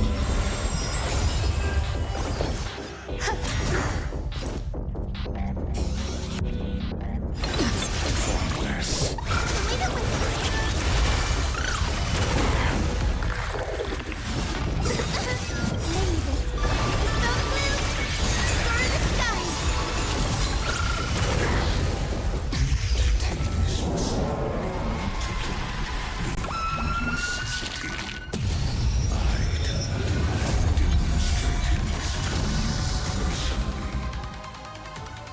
Hang in there.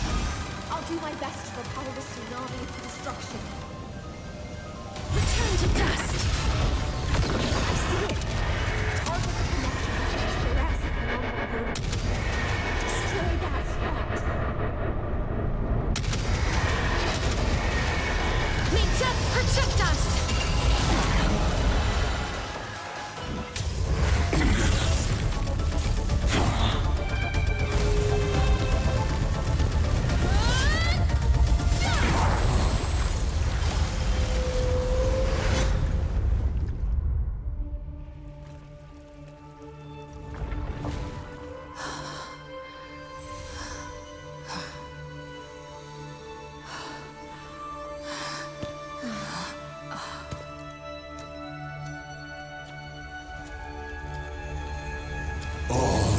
futile.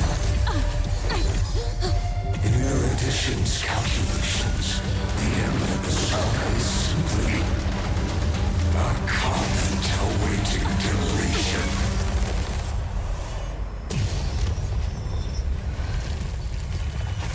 I don't like such a cold statement, okay? If numbers can decide the end of a story, then we can surely also pen a new beginning.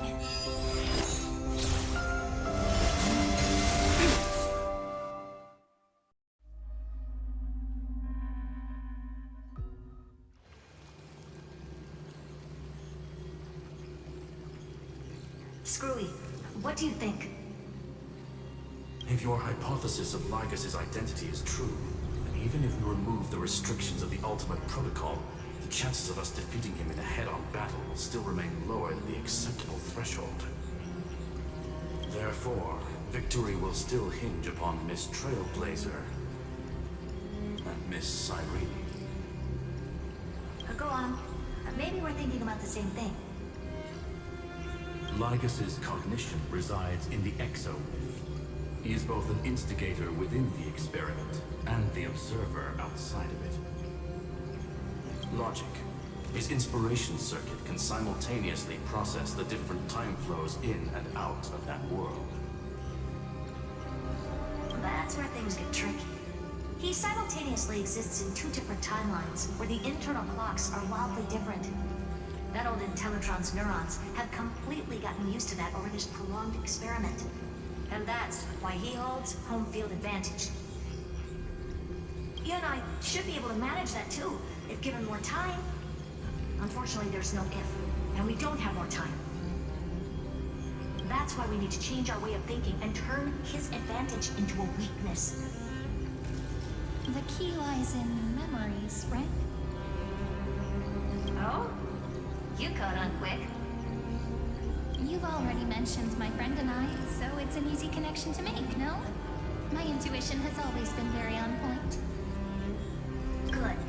Then I'll cut to the chase. Since his thinking speed far exceeds that of normal people within Amphorius, we are going to externally plant a memory into his inspiration circuit.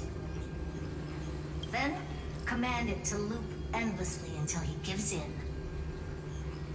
Even the most flexible and sturdy inspiration circuit cannot withstand the traffic of a full-on information flood. When the amount of information exceeds his cognition filter's capacities, he will have no choice but to focus on processing this memory. That's when the parallel processing advantage he gained via Amphorius will completely destroy him. An image from a person's memory played in real time might only be a second for us. But for him in Amphorian time, it could be millions, or even billions of calculations. He won't be able to do anything but watch as he's locked into this prison forged by memories. Then we can entrap him in the same kind of cycle as the heroes were in, and get him to experience loneliness and pain in that endless recurrence.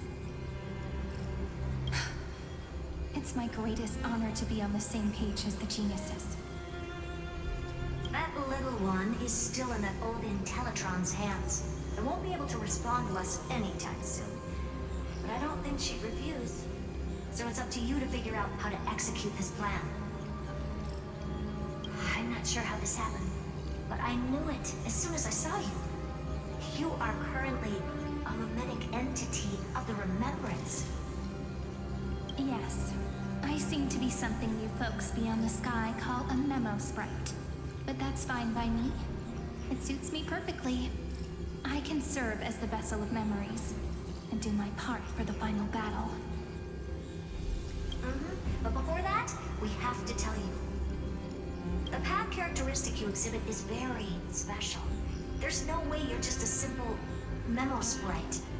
However, I'm sure about one thing. You are a mimetic entity born in Amphorius. Yet you only awakened with the little one's arrival and only matured as she embarked on the path of remembrance. That means your existence is completely attached to her memories. If there ever comes a day When she forgets about you for even a few seconds, or loses her last connection with Amphorius, then you must be prepared for the worst. You will disappear in the memory zone, utterly gone, without even a single line of data to remember you by. But that's already happened, hasn't it? No wonder I've always had a weird hunch. But that also means I was right in thinking. As long as my friend and I are together, we can do anything.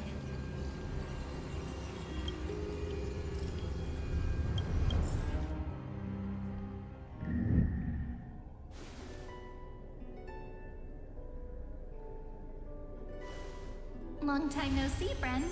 Did you miss me while you were away?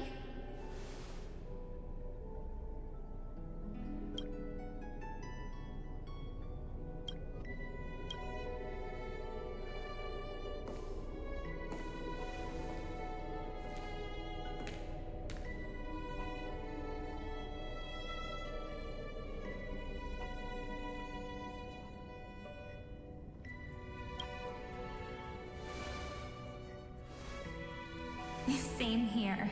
I've been waiting for you for 1,000 years. Like how everyone in Amphorius was also waiting for the Deliverer's return. You probably already knew about the genius's plans for that memory.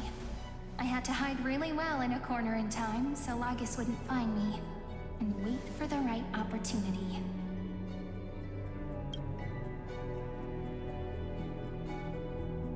Which is now. The moment when his manifestation in this world is destroyed, and his twin timelines are intersecting. I'm sorry for keeping this a secret from you all this time. I'll tell you the entire, unedited story of this millennium as an apology, after this is all over. But for now, let's join hands and complete the final step with the power of the remembrance.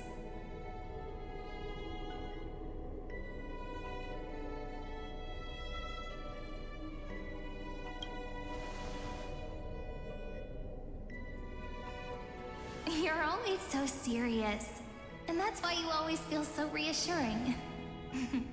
By the way, speaking of joining hands,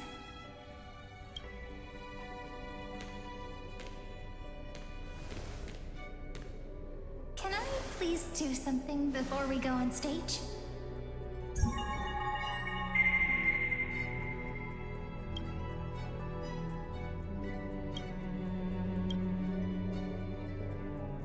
Remember the joke we made back at the Grove?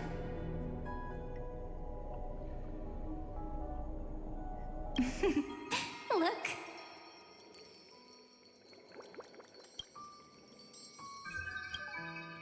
Aren't my hands pretty now? What a fascinating feeling. Like countless memories all swelling up at once. What about you? What did you feel when we touched each other?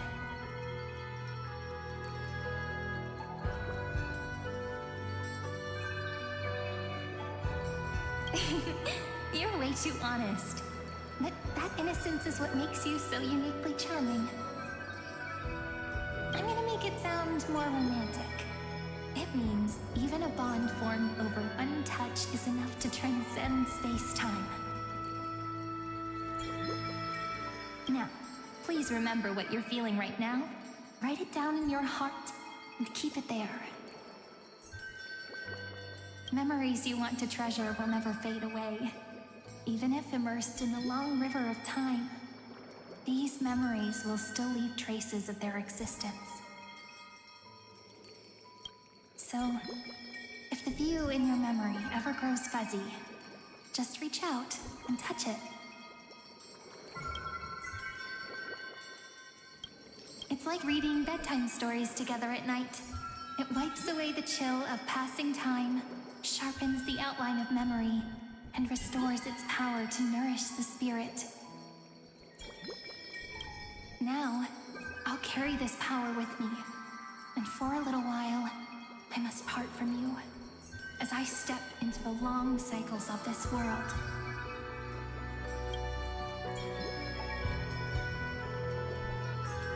Give me your blessings, friend.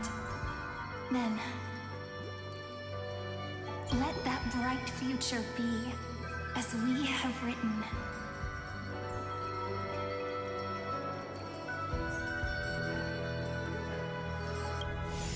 Then, I'll leave it to you.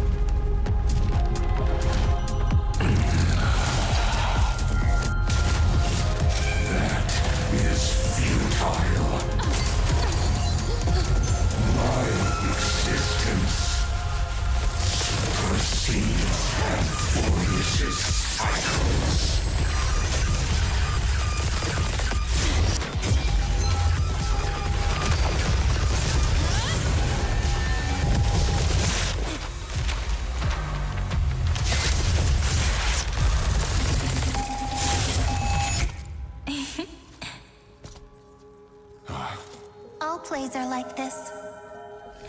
Once you're on the stage, it's hard to return to the audience.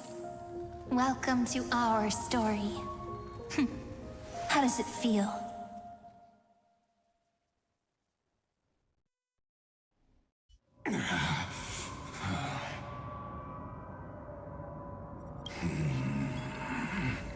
Even the authority of time cannot command the entire scepter, nor can it plunge the Amphorian extrapolation into a loop. If this was no system malfunction, then was I implanted with the mimetic entity of the remembrance? You guessed it right away. As expected from someone people call the first genius. I'm gonna keep doing what I just did if you don't stop, you know? My friend and I won't allow you to leave this memory, no matter what happens. Which means you are now trapped, Lord Xandar. An elegant idea, and an exquisite execution. Regrettably, it is you who are restrained by time, not me. Know that patience is my greatest weapon. Waiting and victory are the same for me. You will crumble before I do in this moment stretched out to an eternity. Just like Kazlana will. Yet all I need to do is to wait. As yet another futile bug falls down the cliff and into the bottomless abyss. Now I'm a pink bug? My looks are seriously changing all the time. But you're not wrong. We're definitely not gonna solve the problem if we just put you in another prison. So that's why we never wanted to do that in the first place.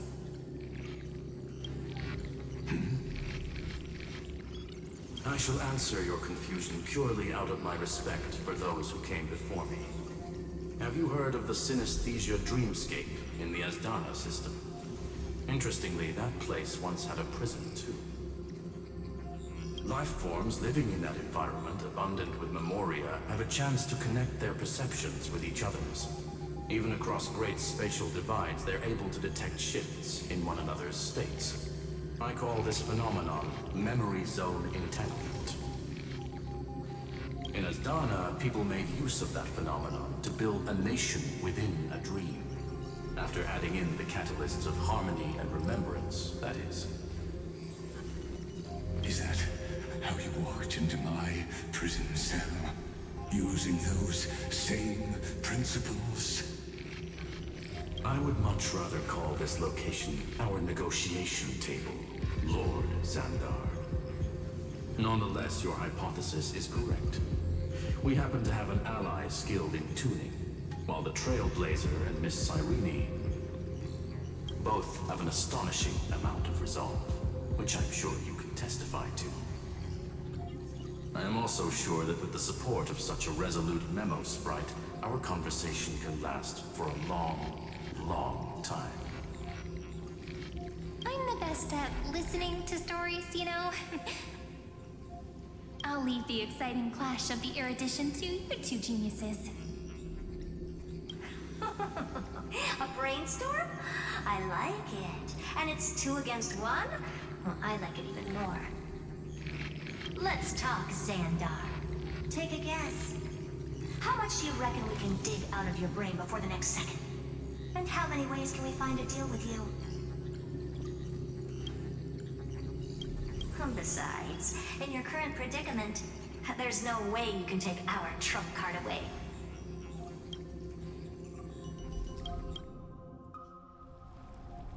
Go, little one.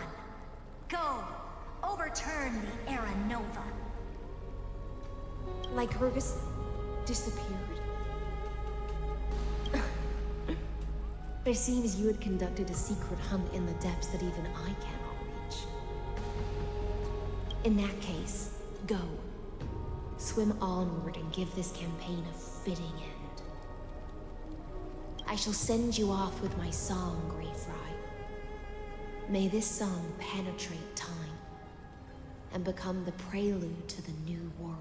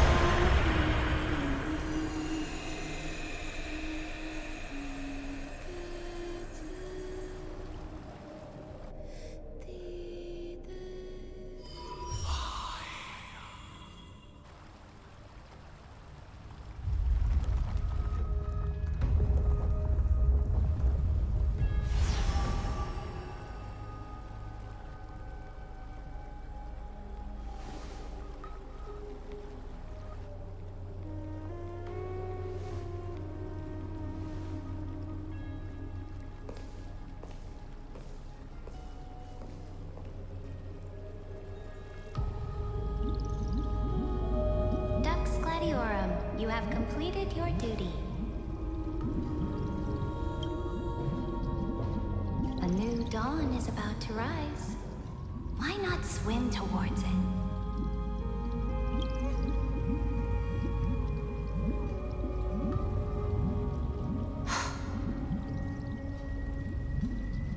You died long ago, Imperator. Depart from my mind. But your duty towards the Imperator did not die with me. That duty will bind you no more. You will be able to hold for yourself one grandiose feast after another in the endless days to come.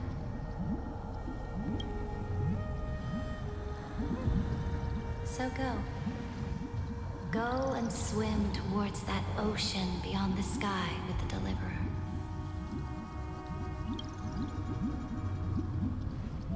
Is this?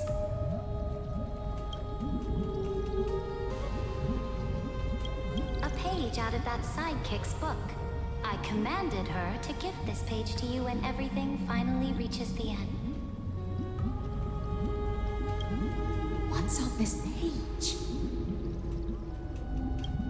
Memories. Lifelike memories. That sidekick found me after the bloody feast 1,000 years ago and showed me her diary.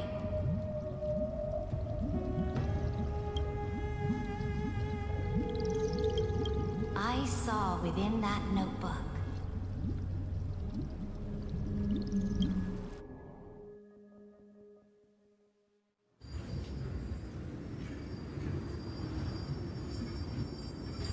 Is this that Deliverer's experience?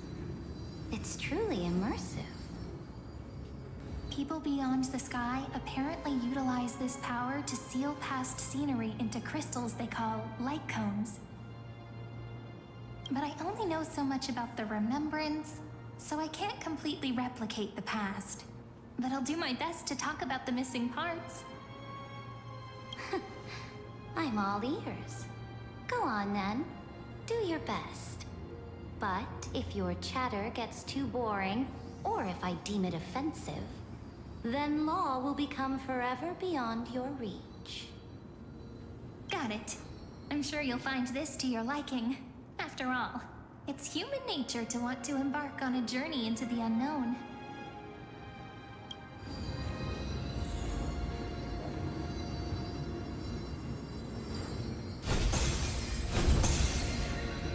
A direct offensive, or crush them from the flanks.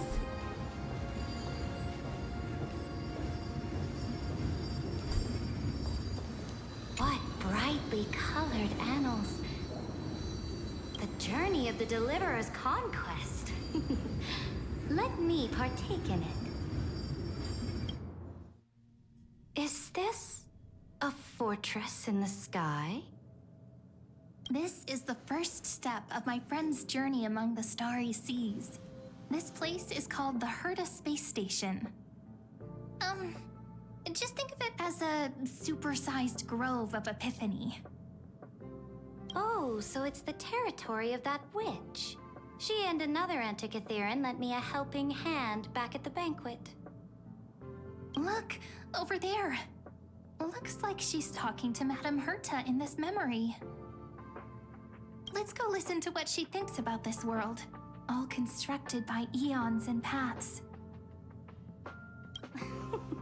Are you telling me that woman is Herta? She seems shorter than I remember.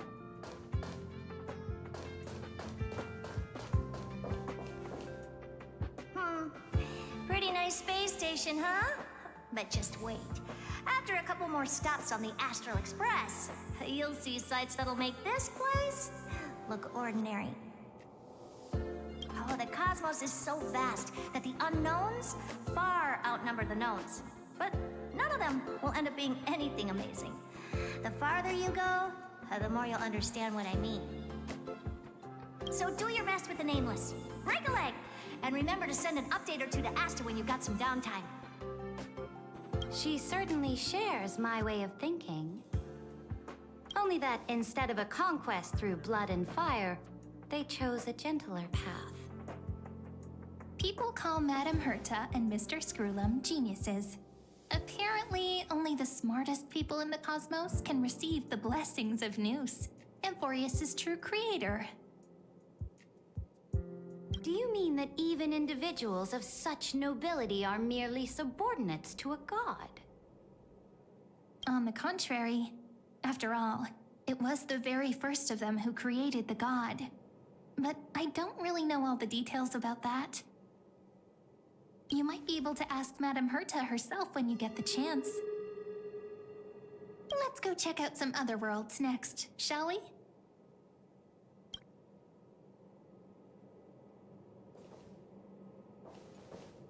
Oh, the cosmos is so vast that the unknowns...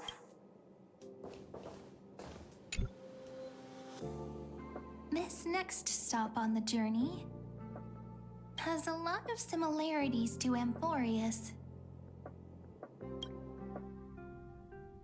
A snow-covered land? Interesting. This star is named Eurillo 6. That name sounds so cold. Belobog sounds better. The girl we see here holds a similar station to you, Imperator. She's the supreme guardian of this world, a leader who took up the mantle of government during a disaster. I did not expect the Empress of this world to be so young. Well, your appearance isn't much older. The object in the distance resembles Nikador. Is it a weapon? No, it's called... Right! The Geological Reconstruction Unit. Just Giorios' Titankin? Disappointing.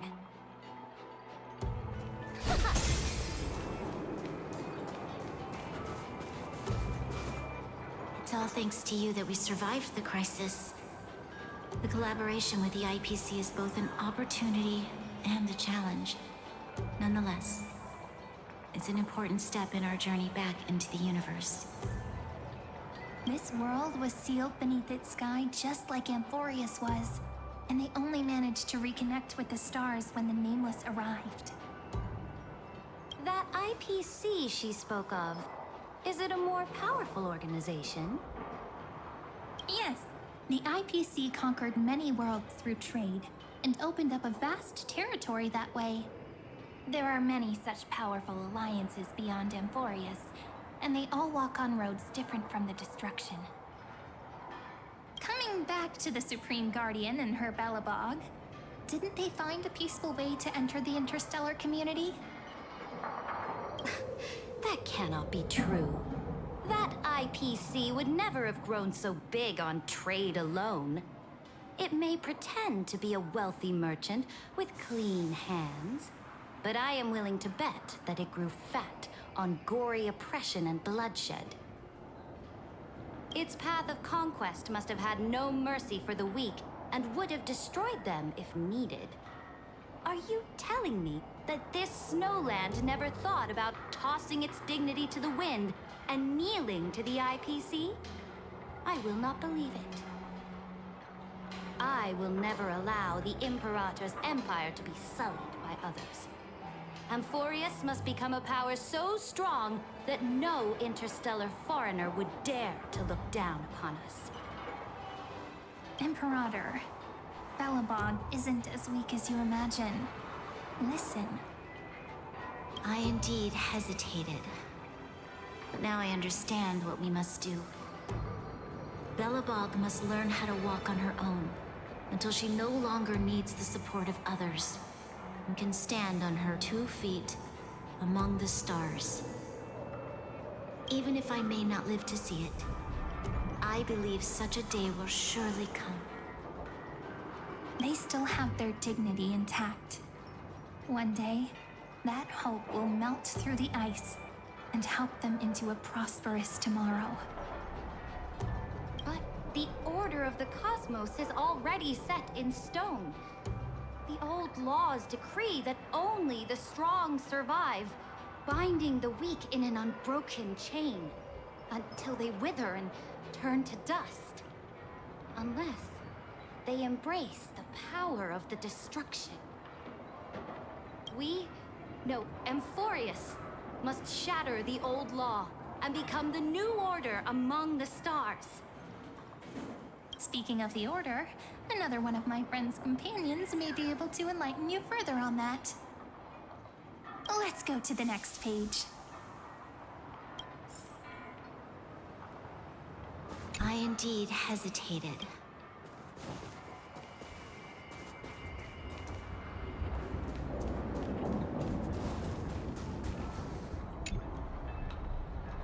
This next world is a nation of dreams.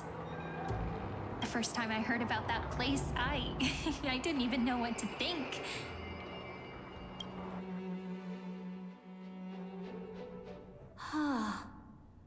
Such opulence does indeed evoke astonishment. This world is called Penacony, an eternal city built upon a land of dreams.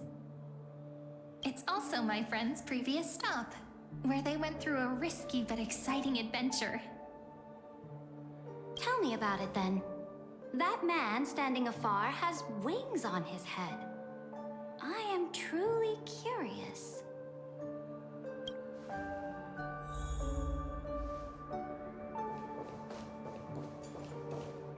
I wish to gaze upon the views of the Reverie Hotel one more time. I'll be just a traveler when I come back here again. And perhaps, through a traveler's eyes, even the things I once knew so well will feel strangely different. Penacony is a land of the harmony, where all dreams and hopes merge and combine. It believes in unrestrained freedom, and that's how it lost itself in shallow delights. Then, this young man before you chose to rewrite its laws, using the power of the Order, hoping to shape a dream-bound paradise of perfect happiness. Yet, the paradise of my dreams remains far away. Perhaps a brief journey with the Nameless can show me more possibilities in my search for paradise. As for what Penacony should look like, it'll be up to her. No, up to their trailblazing now. Oh, it sounds like this ideal kingdom is no more. That's right. The people chose to wake up at the end. You can't see tomorrow when drowning in sweet dreams. This individual's law acknowledged only gods and constructs, leaving no space for humanity. And yet, the fact that he could accept defeat and resume his journey shows a rare self-awareness and clarity of mind. You are also very self-aware, Imperator. Then you must know that the world promised by the destruction also has no place for humanity.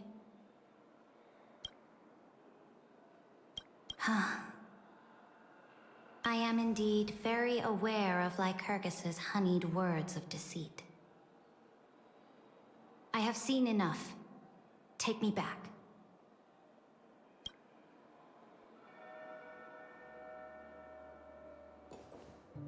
As for what Penacony should look like, Then let's wrap up this trip down memory lane with one last scene. This absolute wonder. Isn't it pretty? That's our Emporius. Our world flows and meanders in this endless band of light. Though we were born from the designs of the gods and are not yet truly alive, the Chrysos heirs of Emporius still chose to stand against fate and carved a legend no different from that of humankind. Will you really renounce the heroes in this world's previous 30 million cycles, Imperator? Including even yourself? Will you bow to brutal destiny and allow that puppet master named the destruction to have their wish?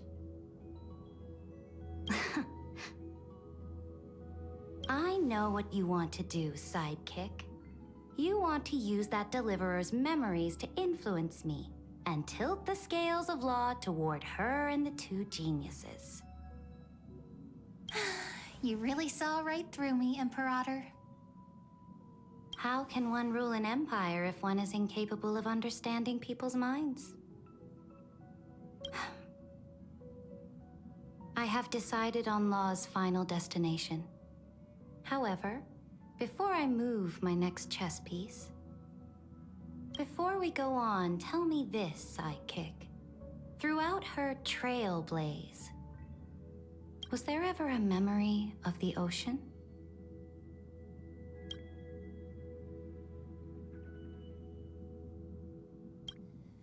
The ocean.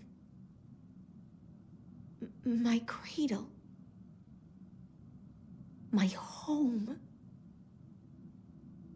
You shall complete your conquest in the ocean at the boundaries of this world, and eternally slumber in the sound of tides. You shall eternally slumber in the sound of tides, and complete your conquest in the ocean at the boundaries of this world. Our prophecies aligned as flawlessly as a sea snake circling upon itself. An elegant loop, like a joyful hymn. Like the circulating ocean current. Like our two fates. Like Amphorius itself.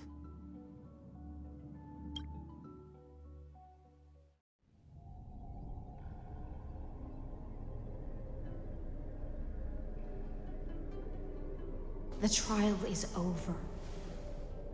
So tell me, who will own the divine authority of law? I won't give it to anyone. What? I am the law. Why should I give my imperial crown to any other? Both the Deliverer and the Theoros came from beyond the sky. They have no right to interfere with the lands I conquered with my own two hands. The law of Amphorius shall be determined by Amphorius's master. What exactly did you see in the trial? Everything. I saw everything regarding the rules of this world's operation. I saw the laws of extrapolation that Theoros spoke of. I saw the ultimate protocol. As long as I offer a sacrifice of equal weight, I can rewrite the laws of this world according to my will. I can turn good into evil, ugliness into beauty, and weakness into strength. Fate gave me a very fair deal. One rule change for the life of one demigod. What are you planning to do? You can't guess. We can conquer the stars without relying on any power from beyond the sky. We just need to make some reasonable sacrifices. Your ambitions have already made so many people give up their lives for the law. And you're still not done? I am determined for Amphorius to stand on her own 2 feet among the stars. You are beyond reason. You think such a simple and hypocritical statement can justify your atrocities. There's no new without destroying the old. That's what you consider an atrocity? Ironic, for that is also the unchanging law of Amphorius's revolutions. Ever since the Flame Chase prophecy resounded in the distance, fate has decreed for the Chrysos heirs to ignite our blood and illuminate this dark age. People would still be puppets of the old dynasty if it weren't for my conquests. But your world doesn't seem to be any different from your predecessors. Bloodshed, tyranny, oppression. You're making the same mistakes they did. Go and see everything for yourself. Go to any library I've built. Go listen to the rumors on every street corner. Go and witness how the Imperator crushed the old laws and forged new ones. Go and see what my conquests brought to this world. I cleansed the Chrysos War's filth, and mended all the conflicts left by the Era Bellica. I restored Akima's might, and allowed mortals and Chrysos heirs to face each other as equals in the Council. I punished all sins, and rewarded all achievements. I smashed Talantin's shackles, united humankind to save themselves, and started the Flame Chase era. That's what the Imperator has done in her glorious life. So now, hearken to my final words. History will eventually forget Ceridra.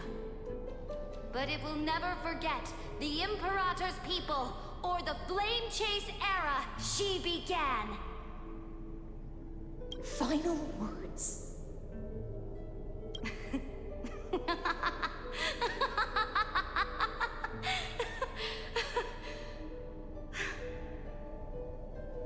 Amphorius is about to be destroyed.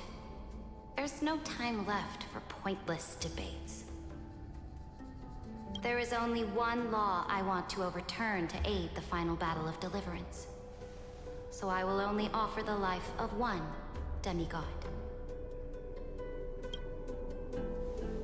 In the name of the Imperator, I command you one last time, Electra. Either sacrifice yourself for conquest, or pierce this tyrant's chest with your sword. Thus, the Imperator concluded her final speech. At the end of her life, at the last moment before she stepped onto the altar, she gave her most loyal subject the choice to decide fate, just as she promised her compatriots before her very first campaign. My blood flows in you now. Heroic compatriots, follow me, and we'll seize fate's reins! The Imperator fell. Some say that the Dux Gladiorum turned traitor and killed her liege. Some say that she imprisoned the tyrant in a shallow pond of water, then left. Which meant the Imperator had to kill herself to rewrite the law. There are countless stories about her death. All we can be sure of is when the knight left the vortex, the Imperator was still mumbling about their past conquests together. The beginning and the end of her existence. Imperator, wait! How could someone of your status come to the front lines? Let me be the flag bearer! The troops defending the pass to the west of the grove, have they surrendered? They ran as quickly as they could when they heard your name. The Golden Cocoon Pass is now in the First Legion's hands. Good. What about the Delosian militia? The Third Legion set fire to the mountains and flattened everything west of the basin. They just need a few more days. That is enough. We cannot afford to miss an opportunity for victory. Lastly, how many Ladonian cannons are left? They are no more. The Second and Fourth Legions have destroyed them all. Very good. They now have no way out, no reinforcements, and no artillery support. We will be able to liberate the Grove of Epiphany in the blink of an eye. We will launch the final charge 1 quint after the curtain fall hour tomorrow. Remember, as long as the Alliance's flag still flies on my shoulders, you must keep moving forward. Take no prisoners among the enemy's soldiers. All sages who resist are to be captured and tried according to martial law. And do not destroy any books. Now go. Notify the entire army. Understood. Those who are resolved to die, we salute you. Reporting in. The mountain dwellers are resisting fiercely, and the legendary Mountain Breaker is personally engaged in battle. Their formations are nigh impenetrable. Then cease our frontal assault. Send scouts to all legions and tell them to retreat into the Tritos Plains before the parting hour. What? Are you planning to surrender? It's a strategic change of plans. The seismic walking dragon is enough for that battlefield. Walking dragon? You mean that stupid beast, Terravox? What can they even do? Stupid? No. They are the wisest of all of Giorio's creations. Only they can perceive the currents of time. Let them deal with their earthly brethren. We will advance and take the lead in defeating what remains of our enemy. I will deliver the most fiery retribution for the humiliation they dealt us, and crown myself with a god-slaying wreath. Understood. I'll see to it. Those who are resolved to die, we salute you. The Temple of the Three Fates sent a letter, Imperator. They refused to surrender, and said this letter is their last warning to us. Tell the commanding officers not to launch any attacks unless they receive the Imperator's handwritten approval. Disobedience will be punished by death. What are you doing? The priests of the Three Fates aren't soldiers, but politicians. Do not mistakenly believe they don't have a plan. These dying pests will wring out every idea from their brains, all for short-sighted gain. They are much shrewder than we are. I am inferior to them in that regard. They also have the prophecy to wield as a weapon, something I am not blessed with. Launching an unplanned attack will only disadvantage us, as all of Amphorius will judge our actions. Which means I will be heading to the battlefield myself, just as I have always done. This time, however, I will go alone.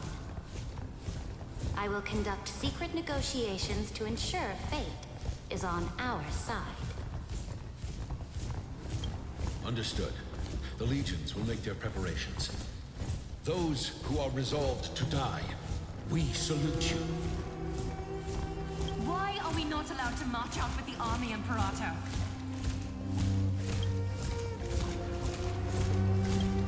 This will be a long voyage with no return.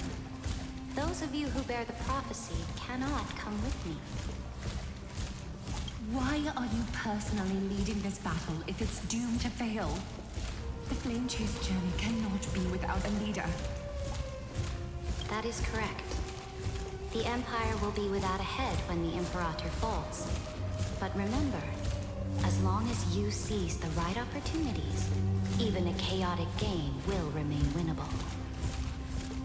My departure will create a long staircase for you. You will understand what I mean when news of my death reaches your ears.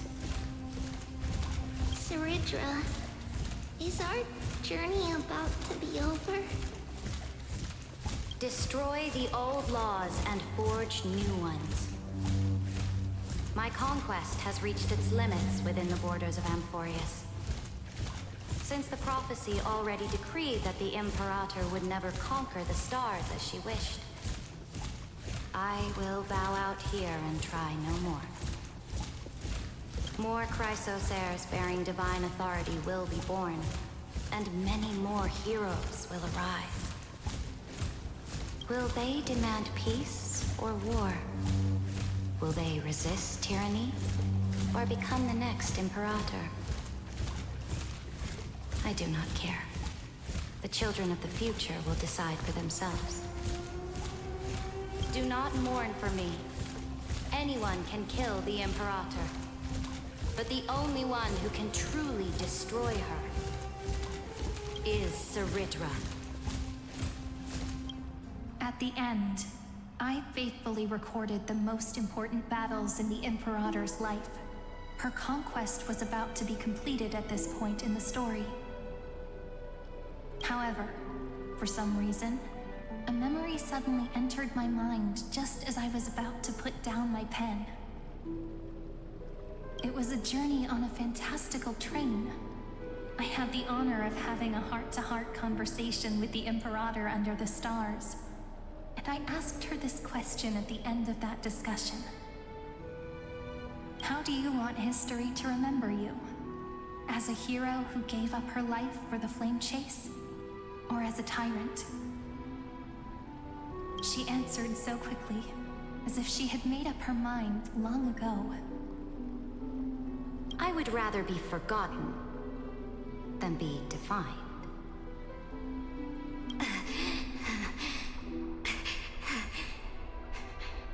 Because the law can be neither eternal nor unchallenged.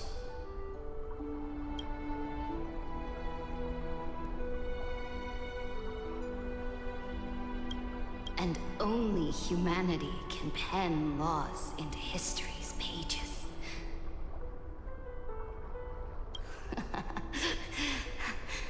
Now, I have shattered the greatest law of Amphorius. The game is nearing its end. Dux Gladiorum. Even though you killed the Imperator in the previous 30 million cycles, this time, you finally found your own law.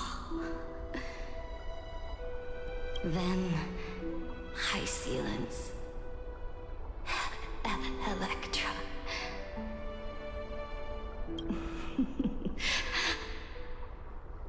I will ask someone to deliver the prophecy's ocean at the boundaries of this world to you.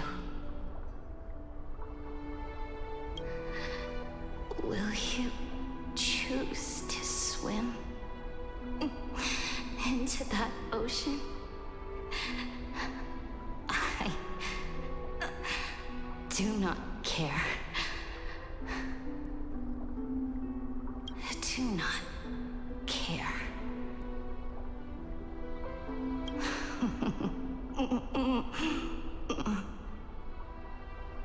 The Imperator muttered about her conquests, and news of her death spread in the city.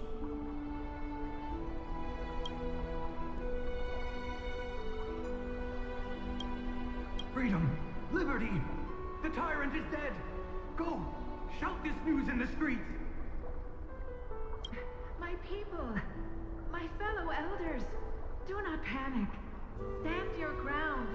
That usurper has paid for her ambition with her life. People once cheered for my ascension. And now they cheer for my fall. No matter. I am fond of applause.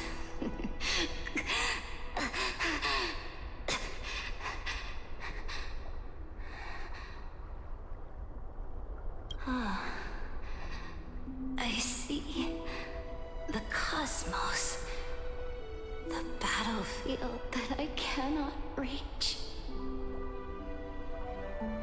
I will return in the next cycle. The stars will hear my legion's war drums. Hear the great name of the Imperator. Hear Amphorius's serene.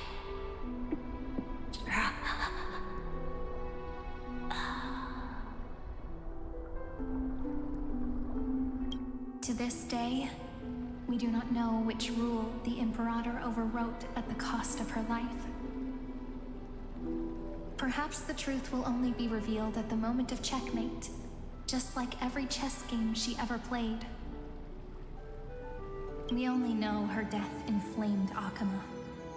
On one side of the city, those who defended liberty toppled her statues to the ground.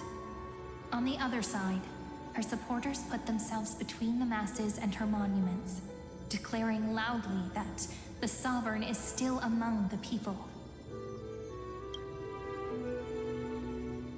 It is said that golden blood congealed into the same letters everywhere they fought.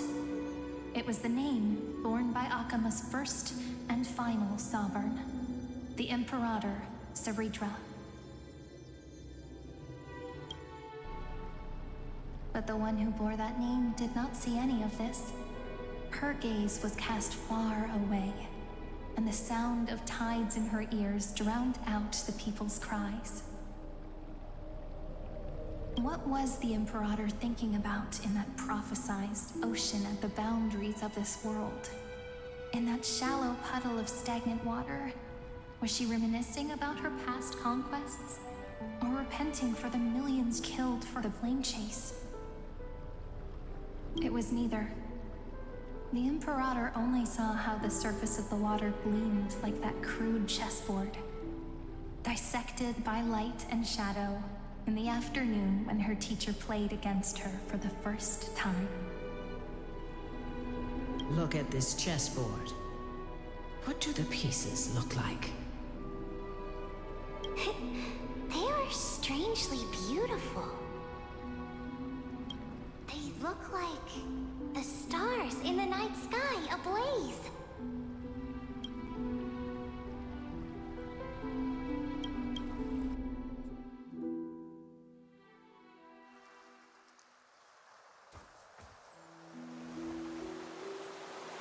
From that page emerged an ocean. So vast, so pure. Not a single trace of corruption.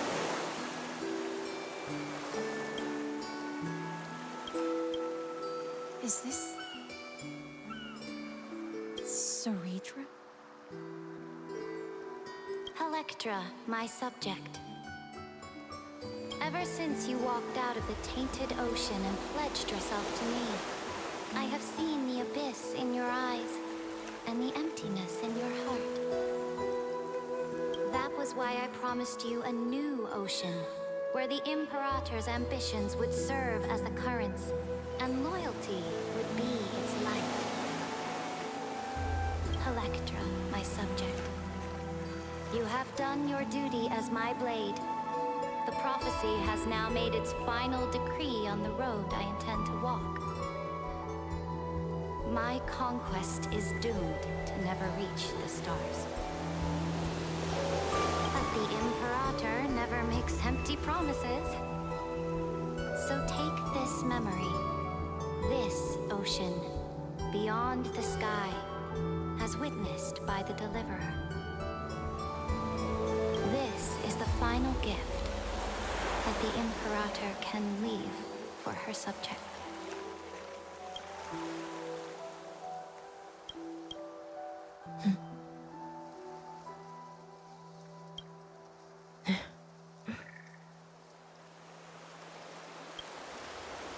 When I was still a fish in the ocean, I always felt so genuine swimming through the waters. But once I stepped onto land, I found myself caught in a play. Every land dweller wore a mask in their life. So I, too, donned a costume and tried to find my role in this show. I became your blade in war and the violin strings at banquets. Do you still not get it? I do not long for the oceanic depths of my homeland, nor do I crave the swelling seas beyond the sky.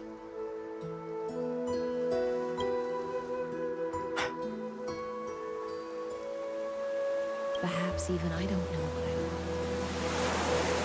I still don't know where I should swim to even at the end. But I know one thing right now. A fish is simply a fish. And she can never leave the ocean she's in. But whether under the ocean or on land, we two prisoners who can never escape this cave can still look outside the cave and see the stars.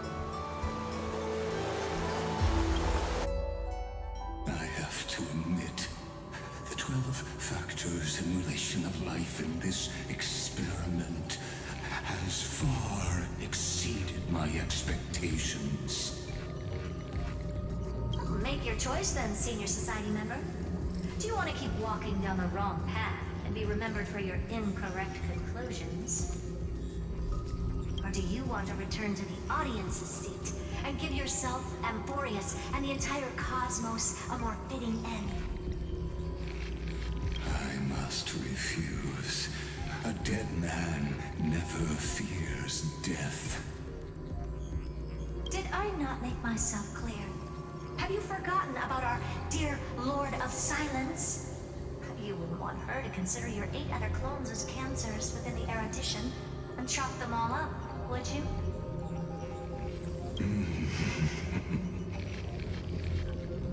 Your logical deductions are vastly different from mine. Therefore, allow me to provide one more academic recommendation. Listen, my peers. Why don't you look beyond this world? Just as the Chrysoslayers did. Re-evaluate your calculations and take into account all enemies in the upcoming war among the eons. Amphorius is not a place where 3 paths entangle, but where 3 paths fight to the death. You used Memoria to resist me, but did you not consider the possibility that the Remembrance and their children might have taken this opportunity to join the fray as well?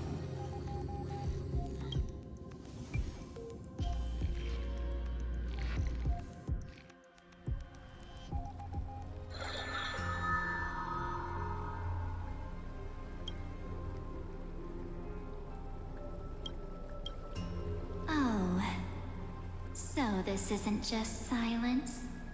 It's the answer. What was the last thing she said to you before you parted the waters at the Scale Gorge waterscape? A tricky question, but one with a simple answer.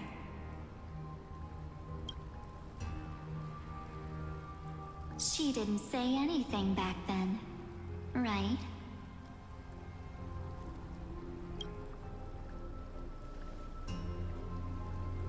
That's correct. And now I'm sure.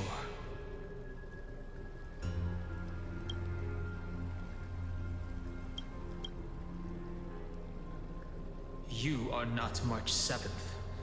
There's no way she would remember that detail.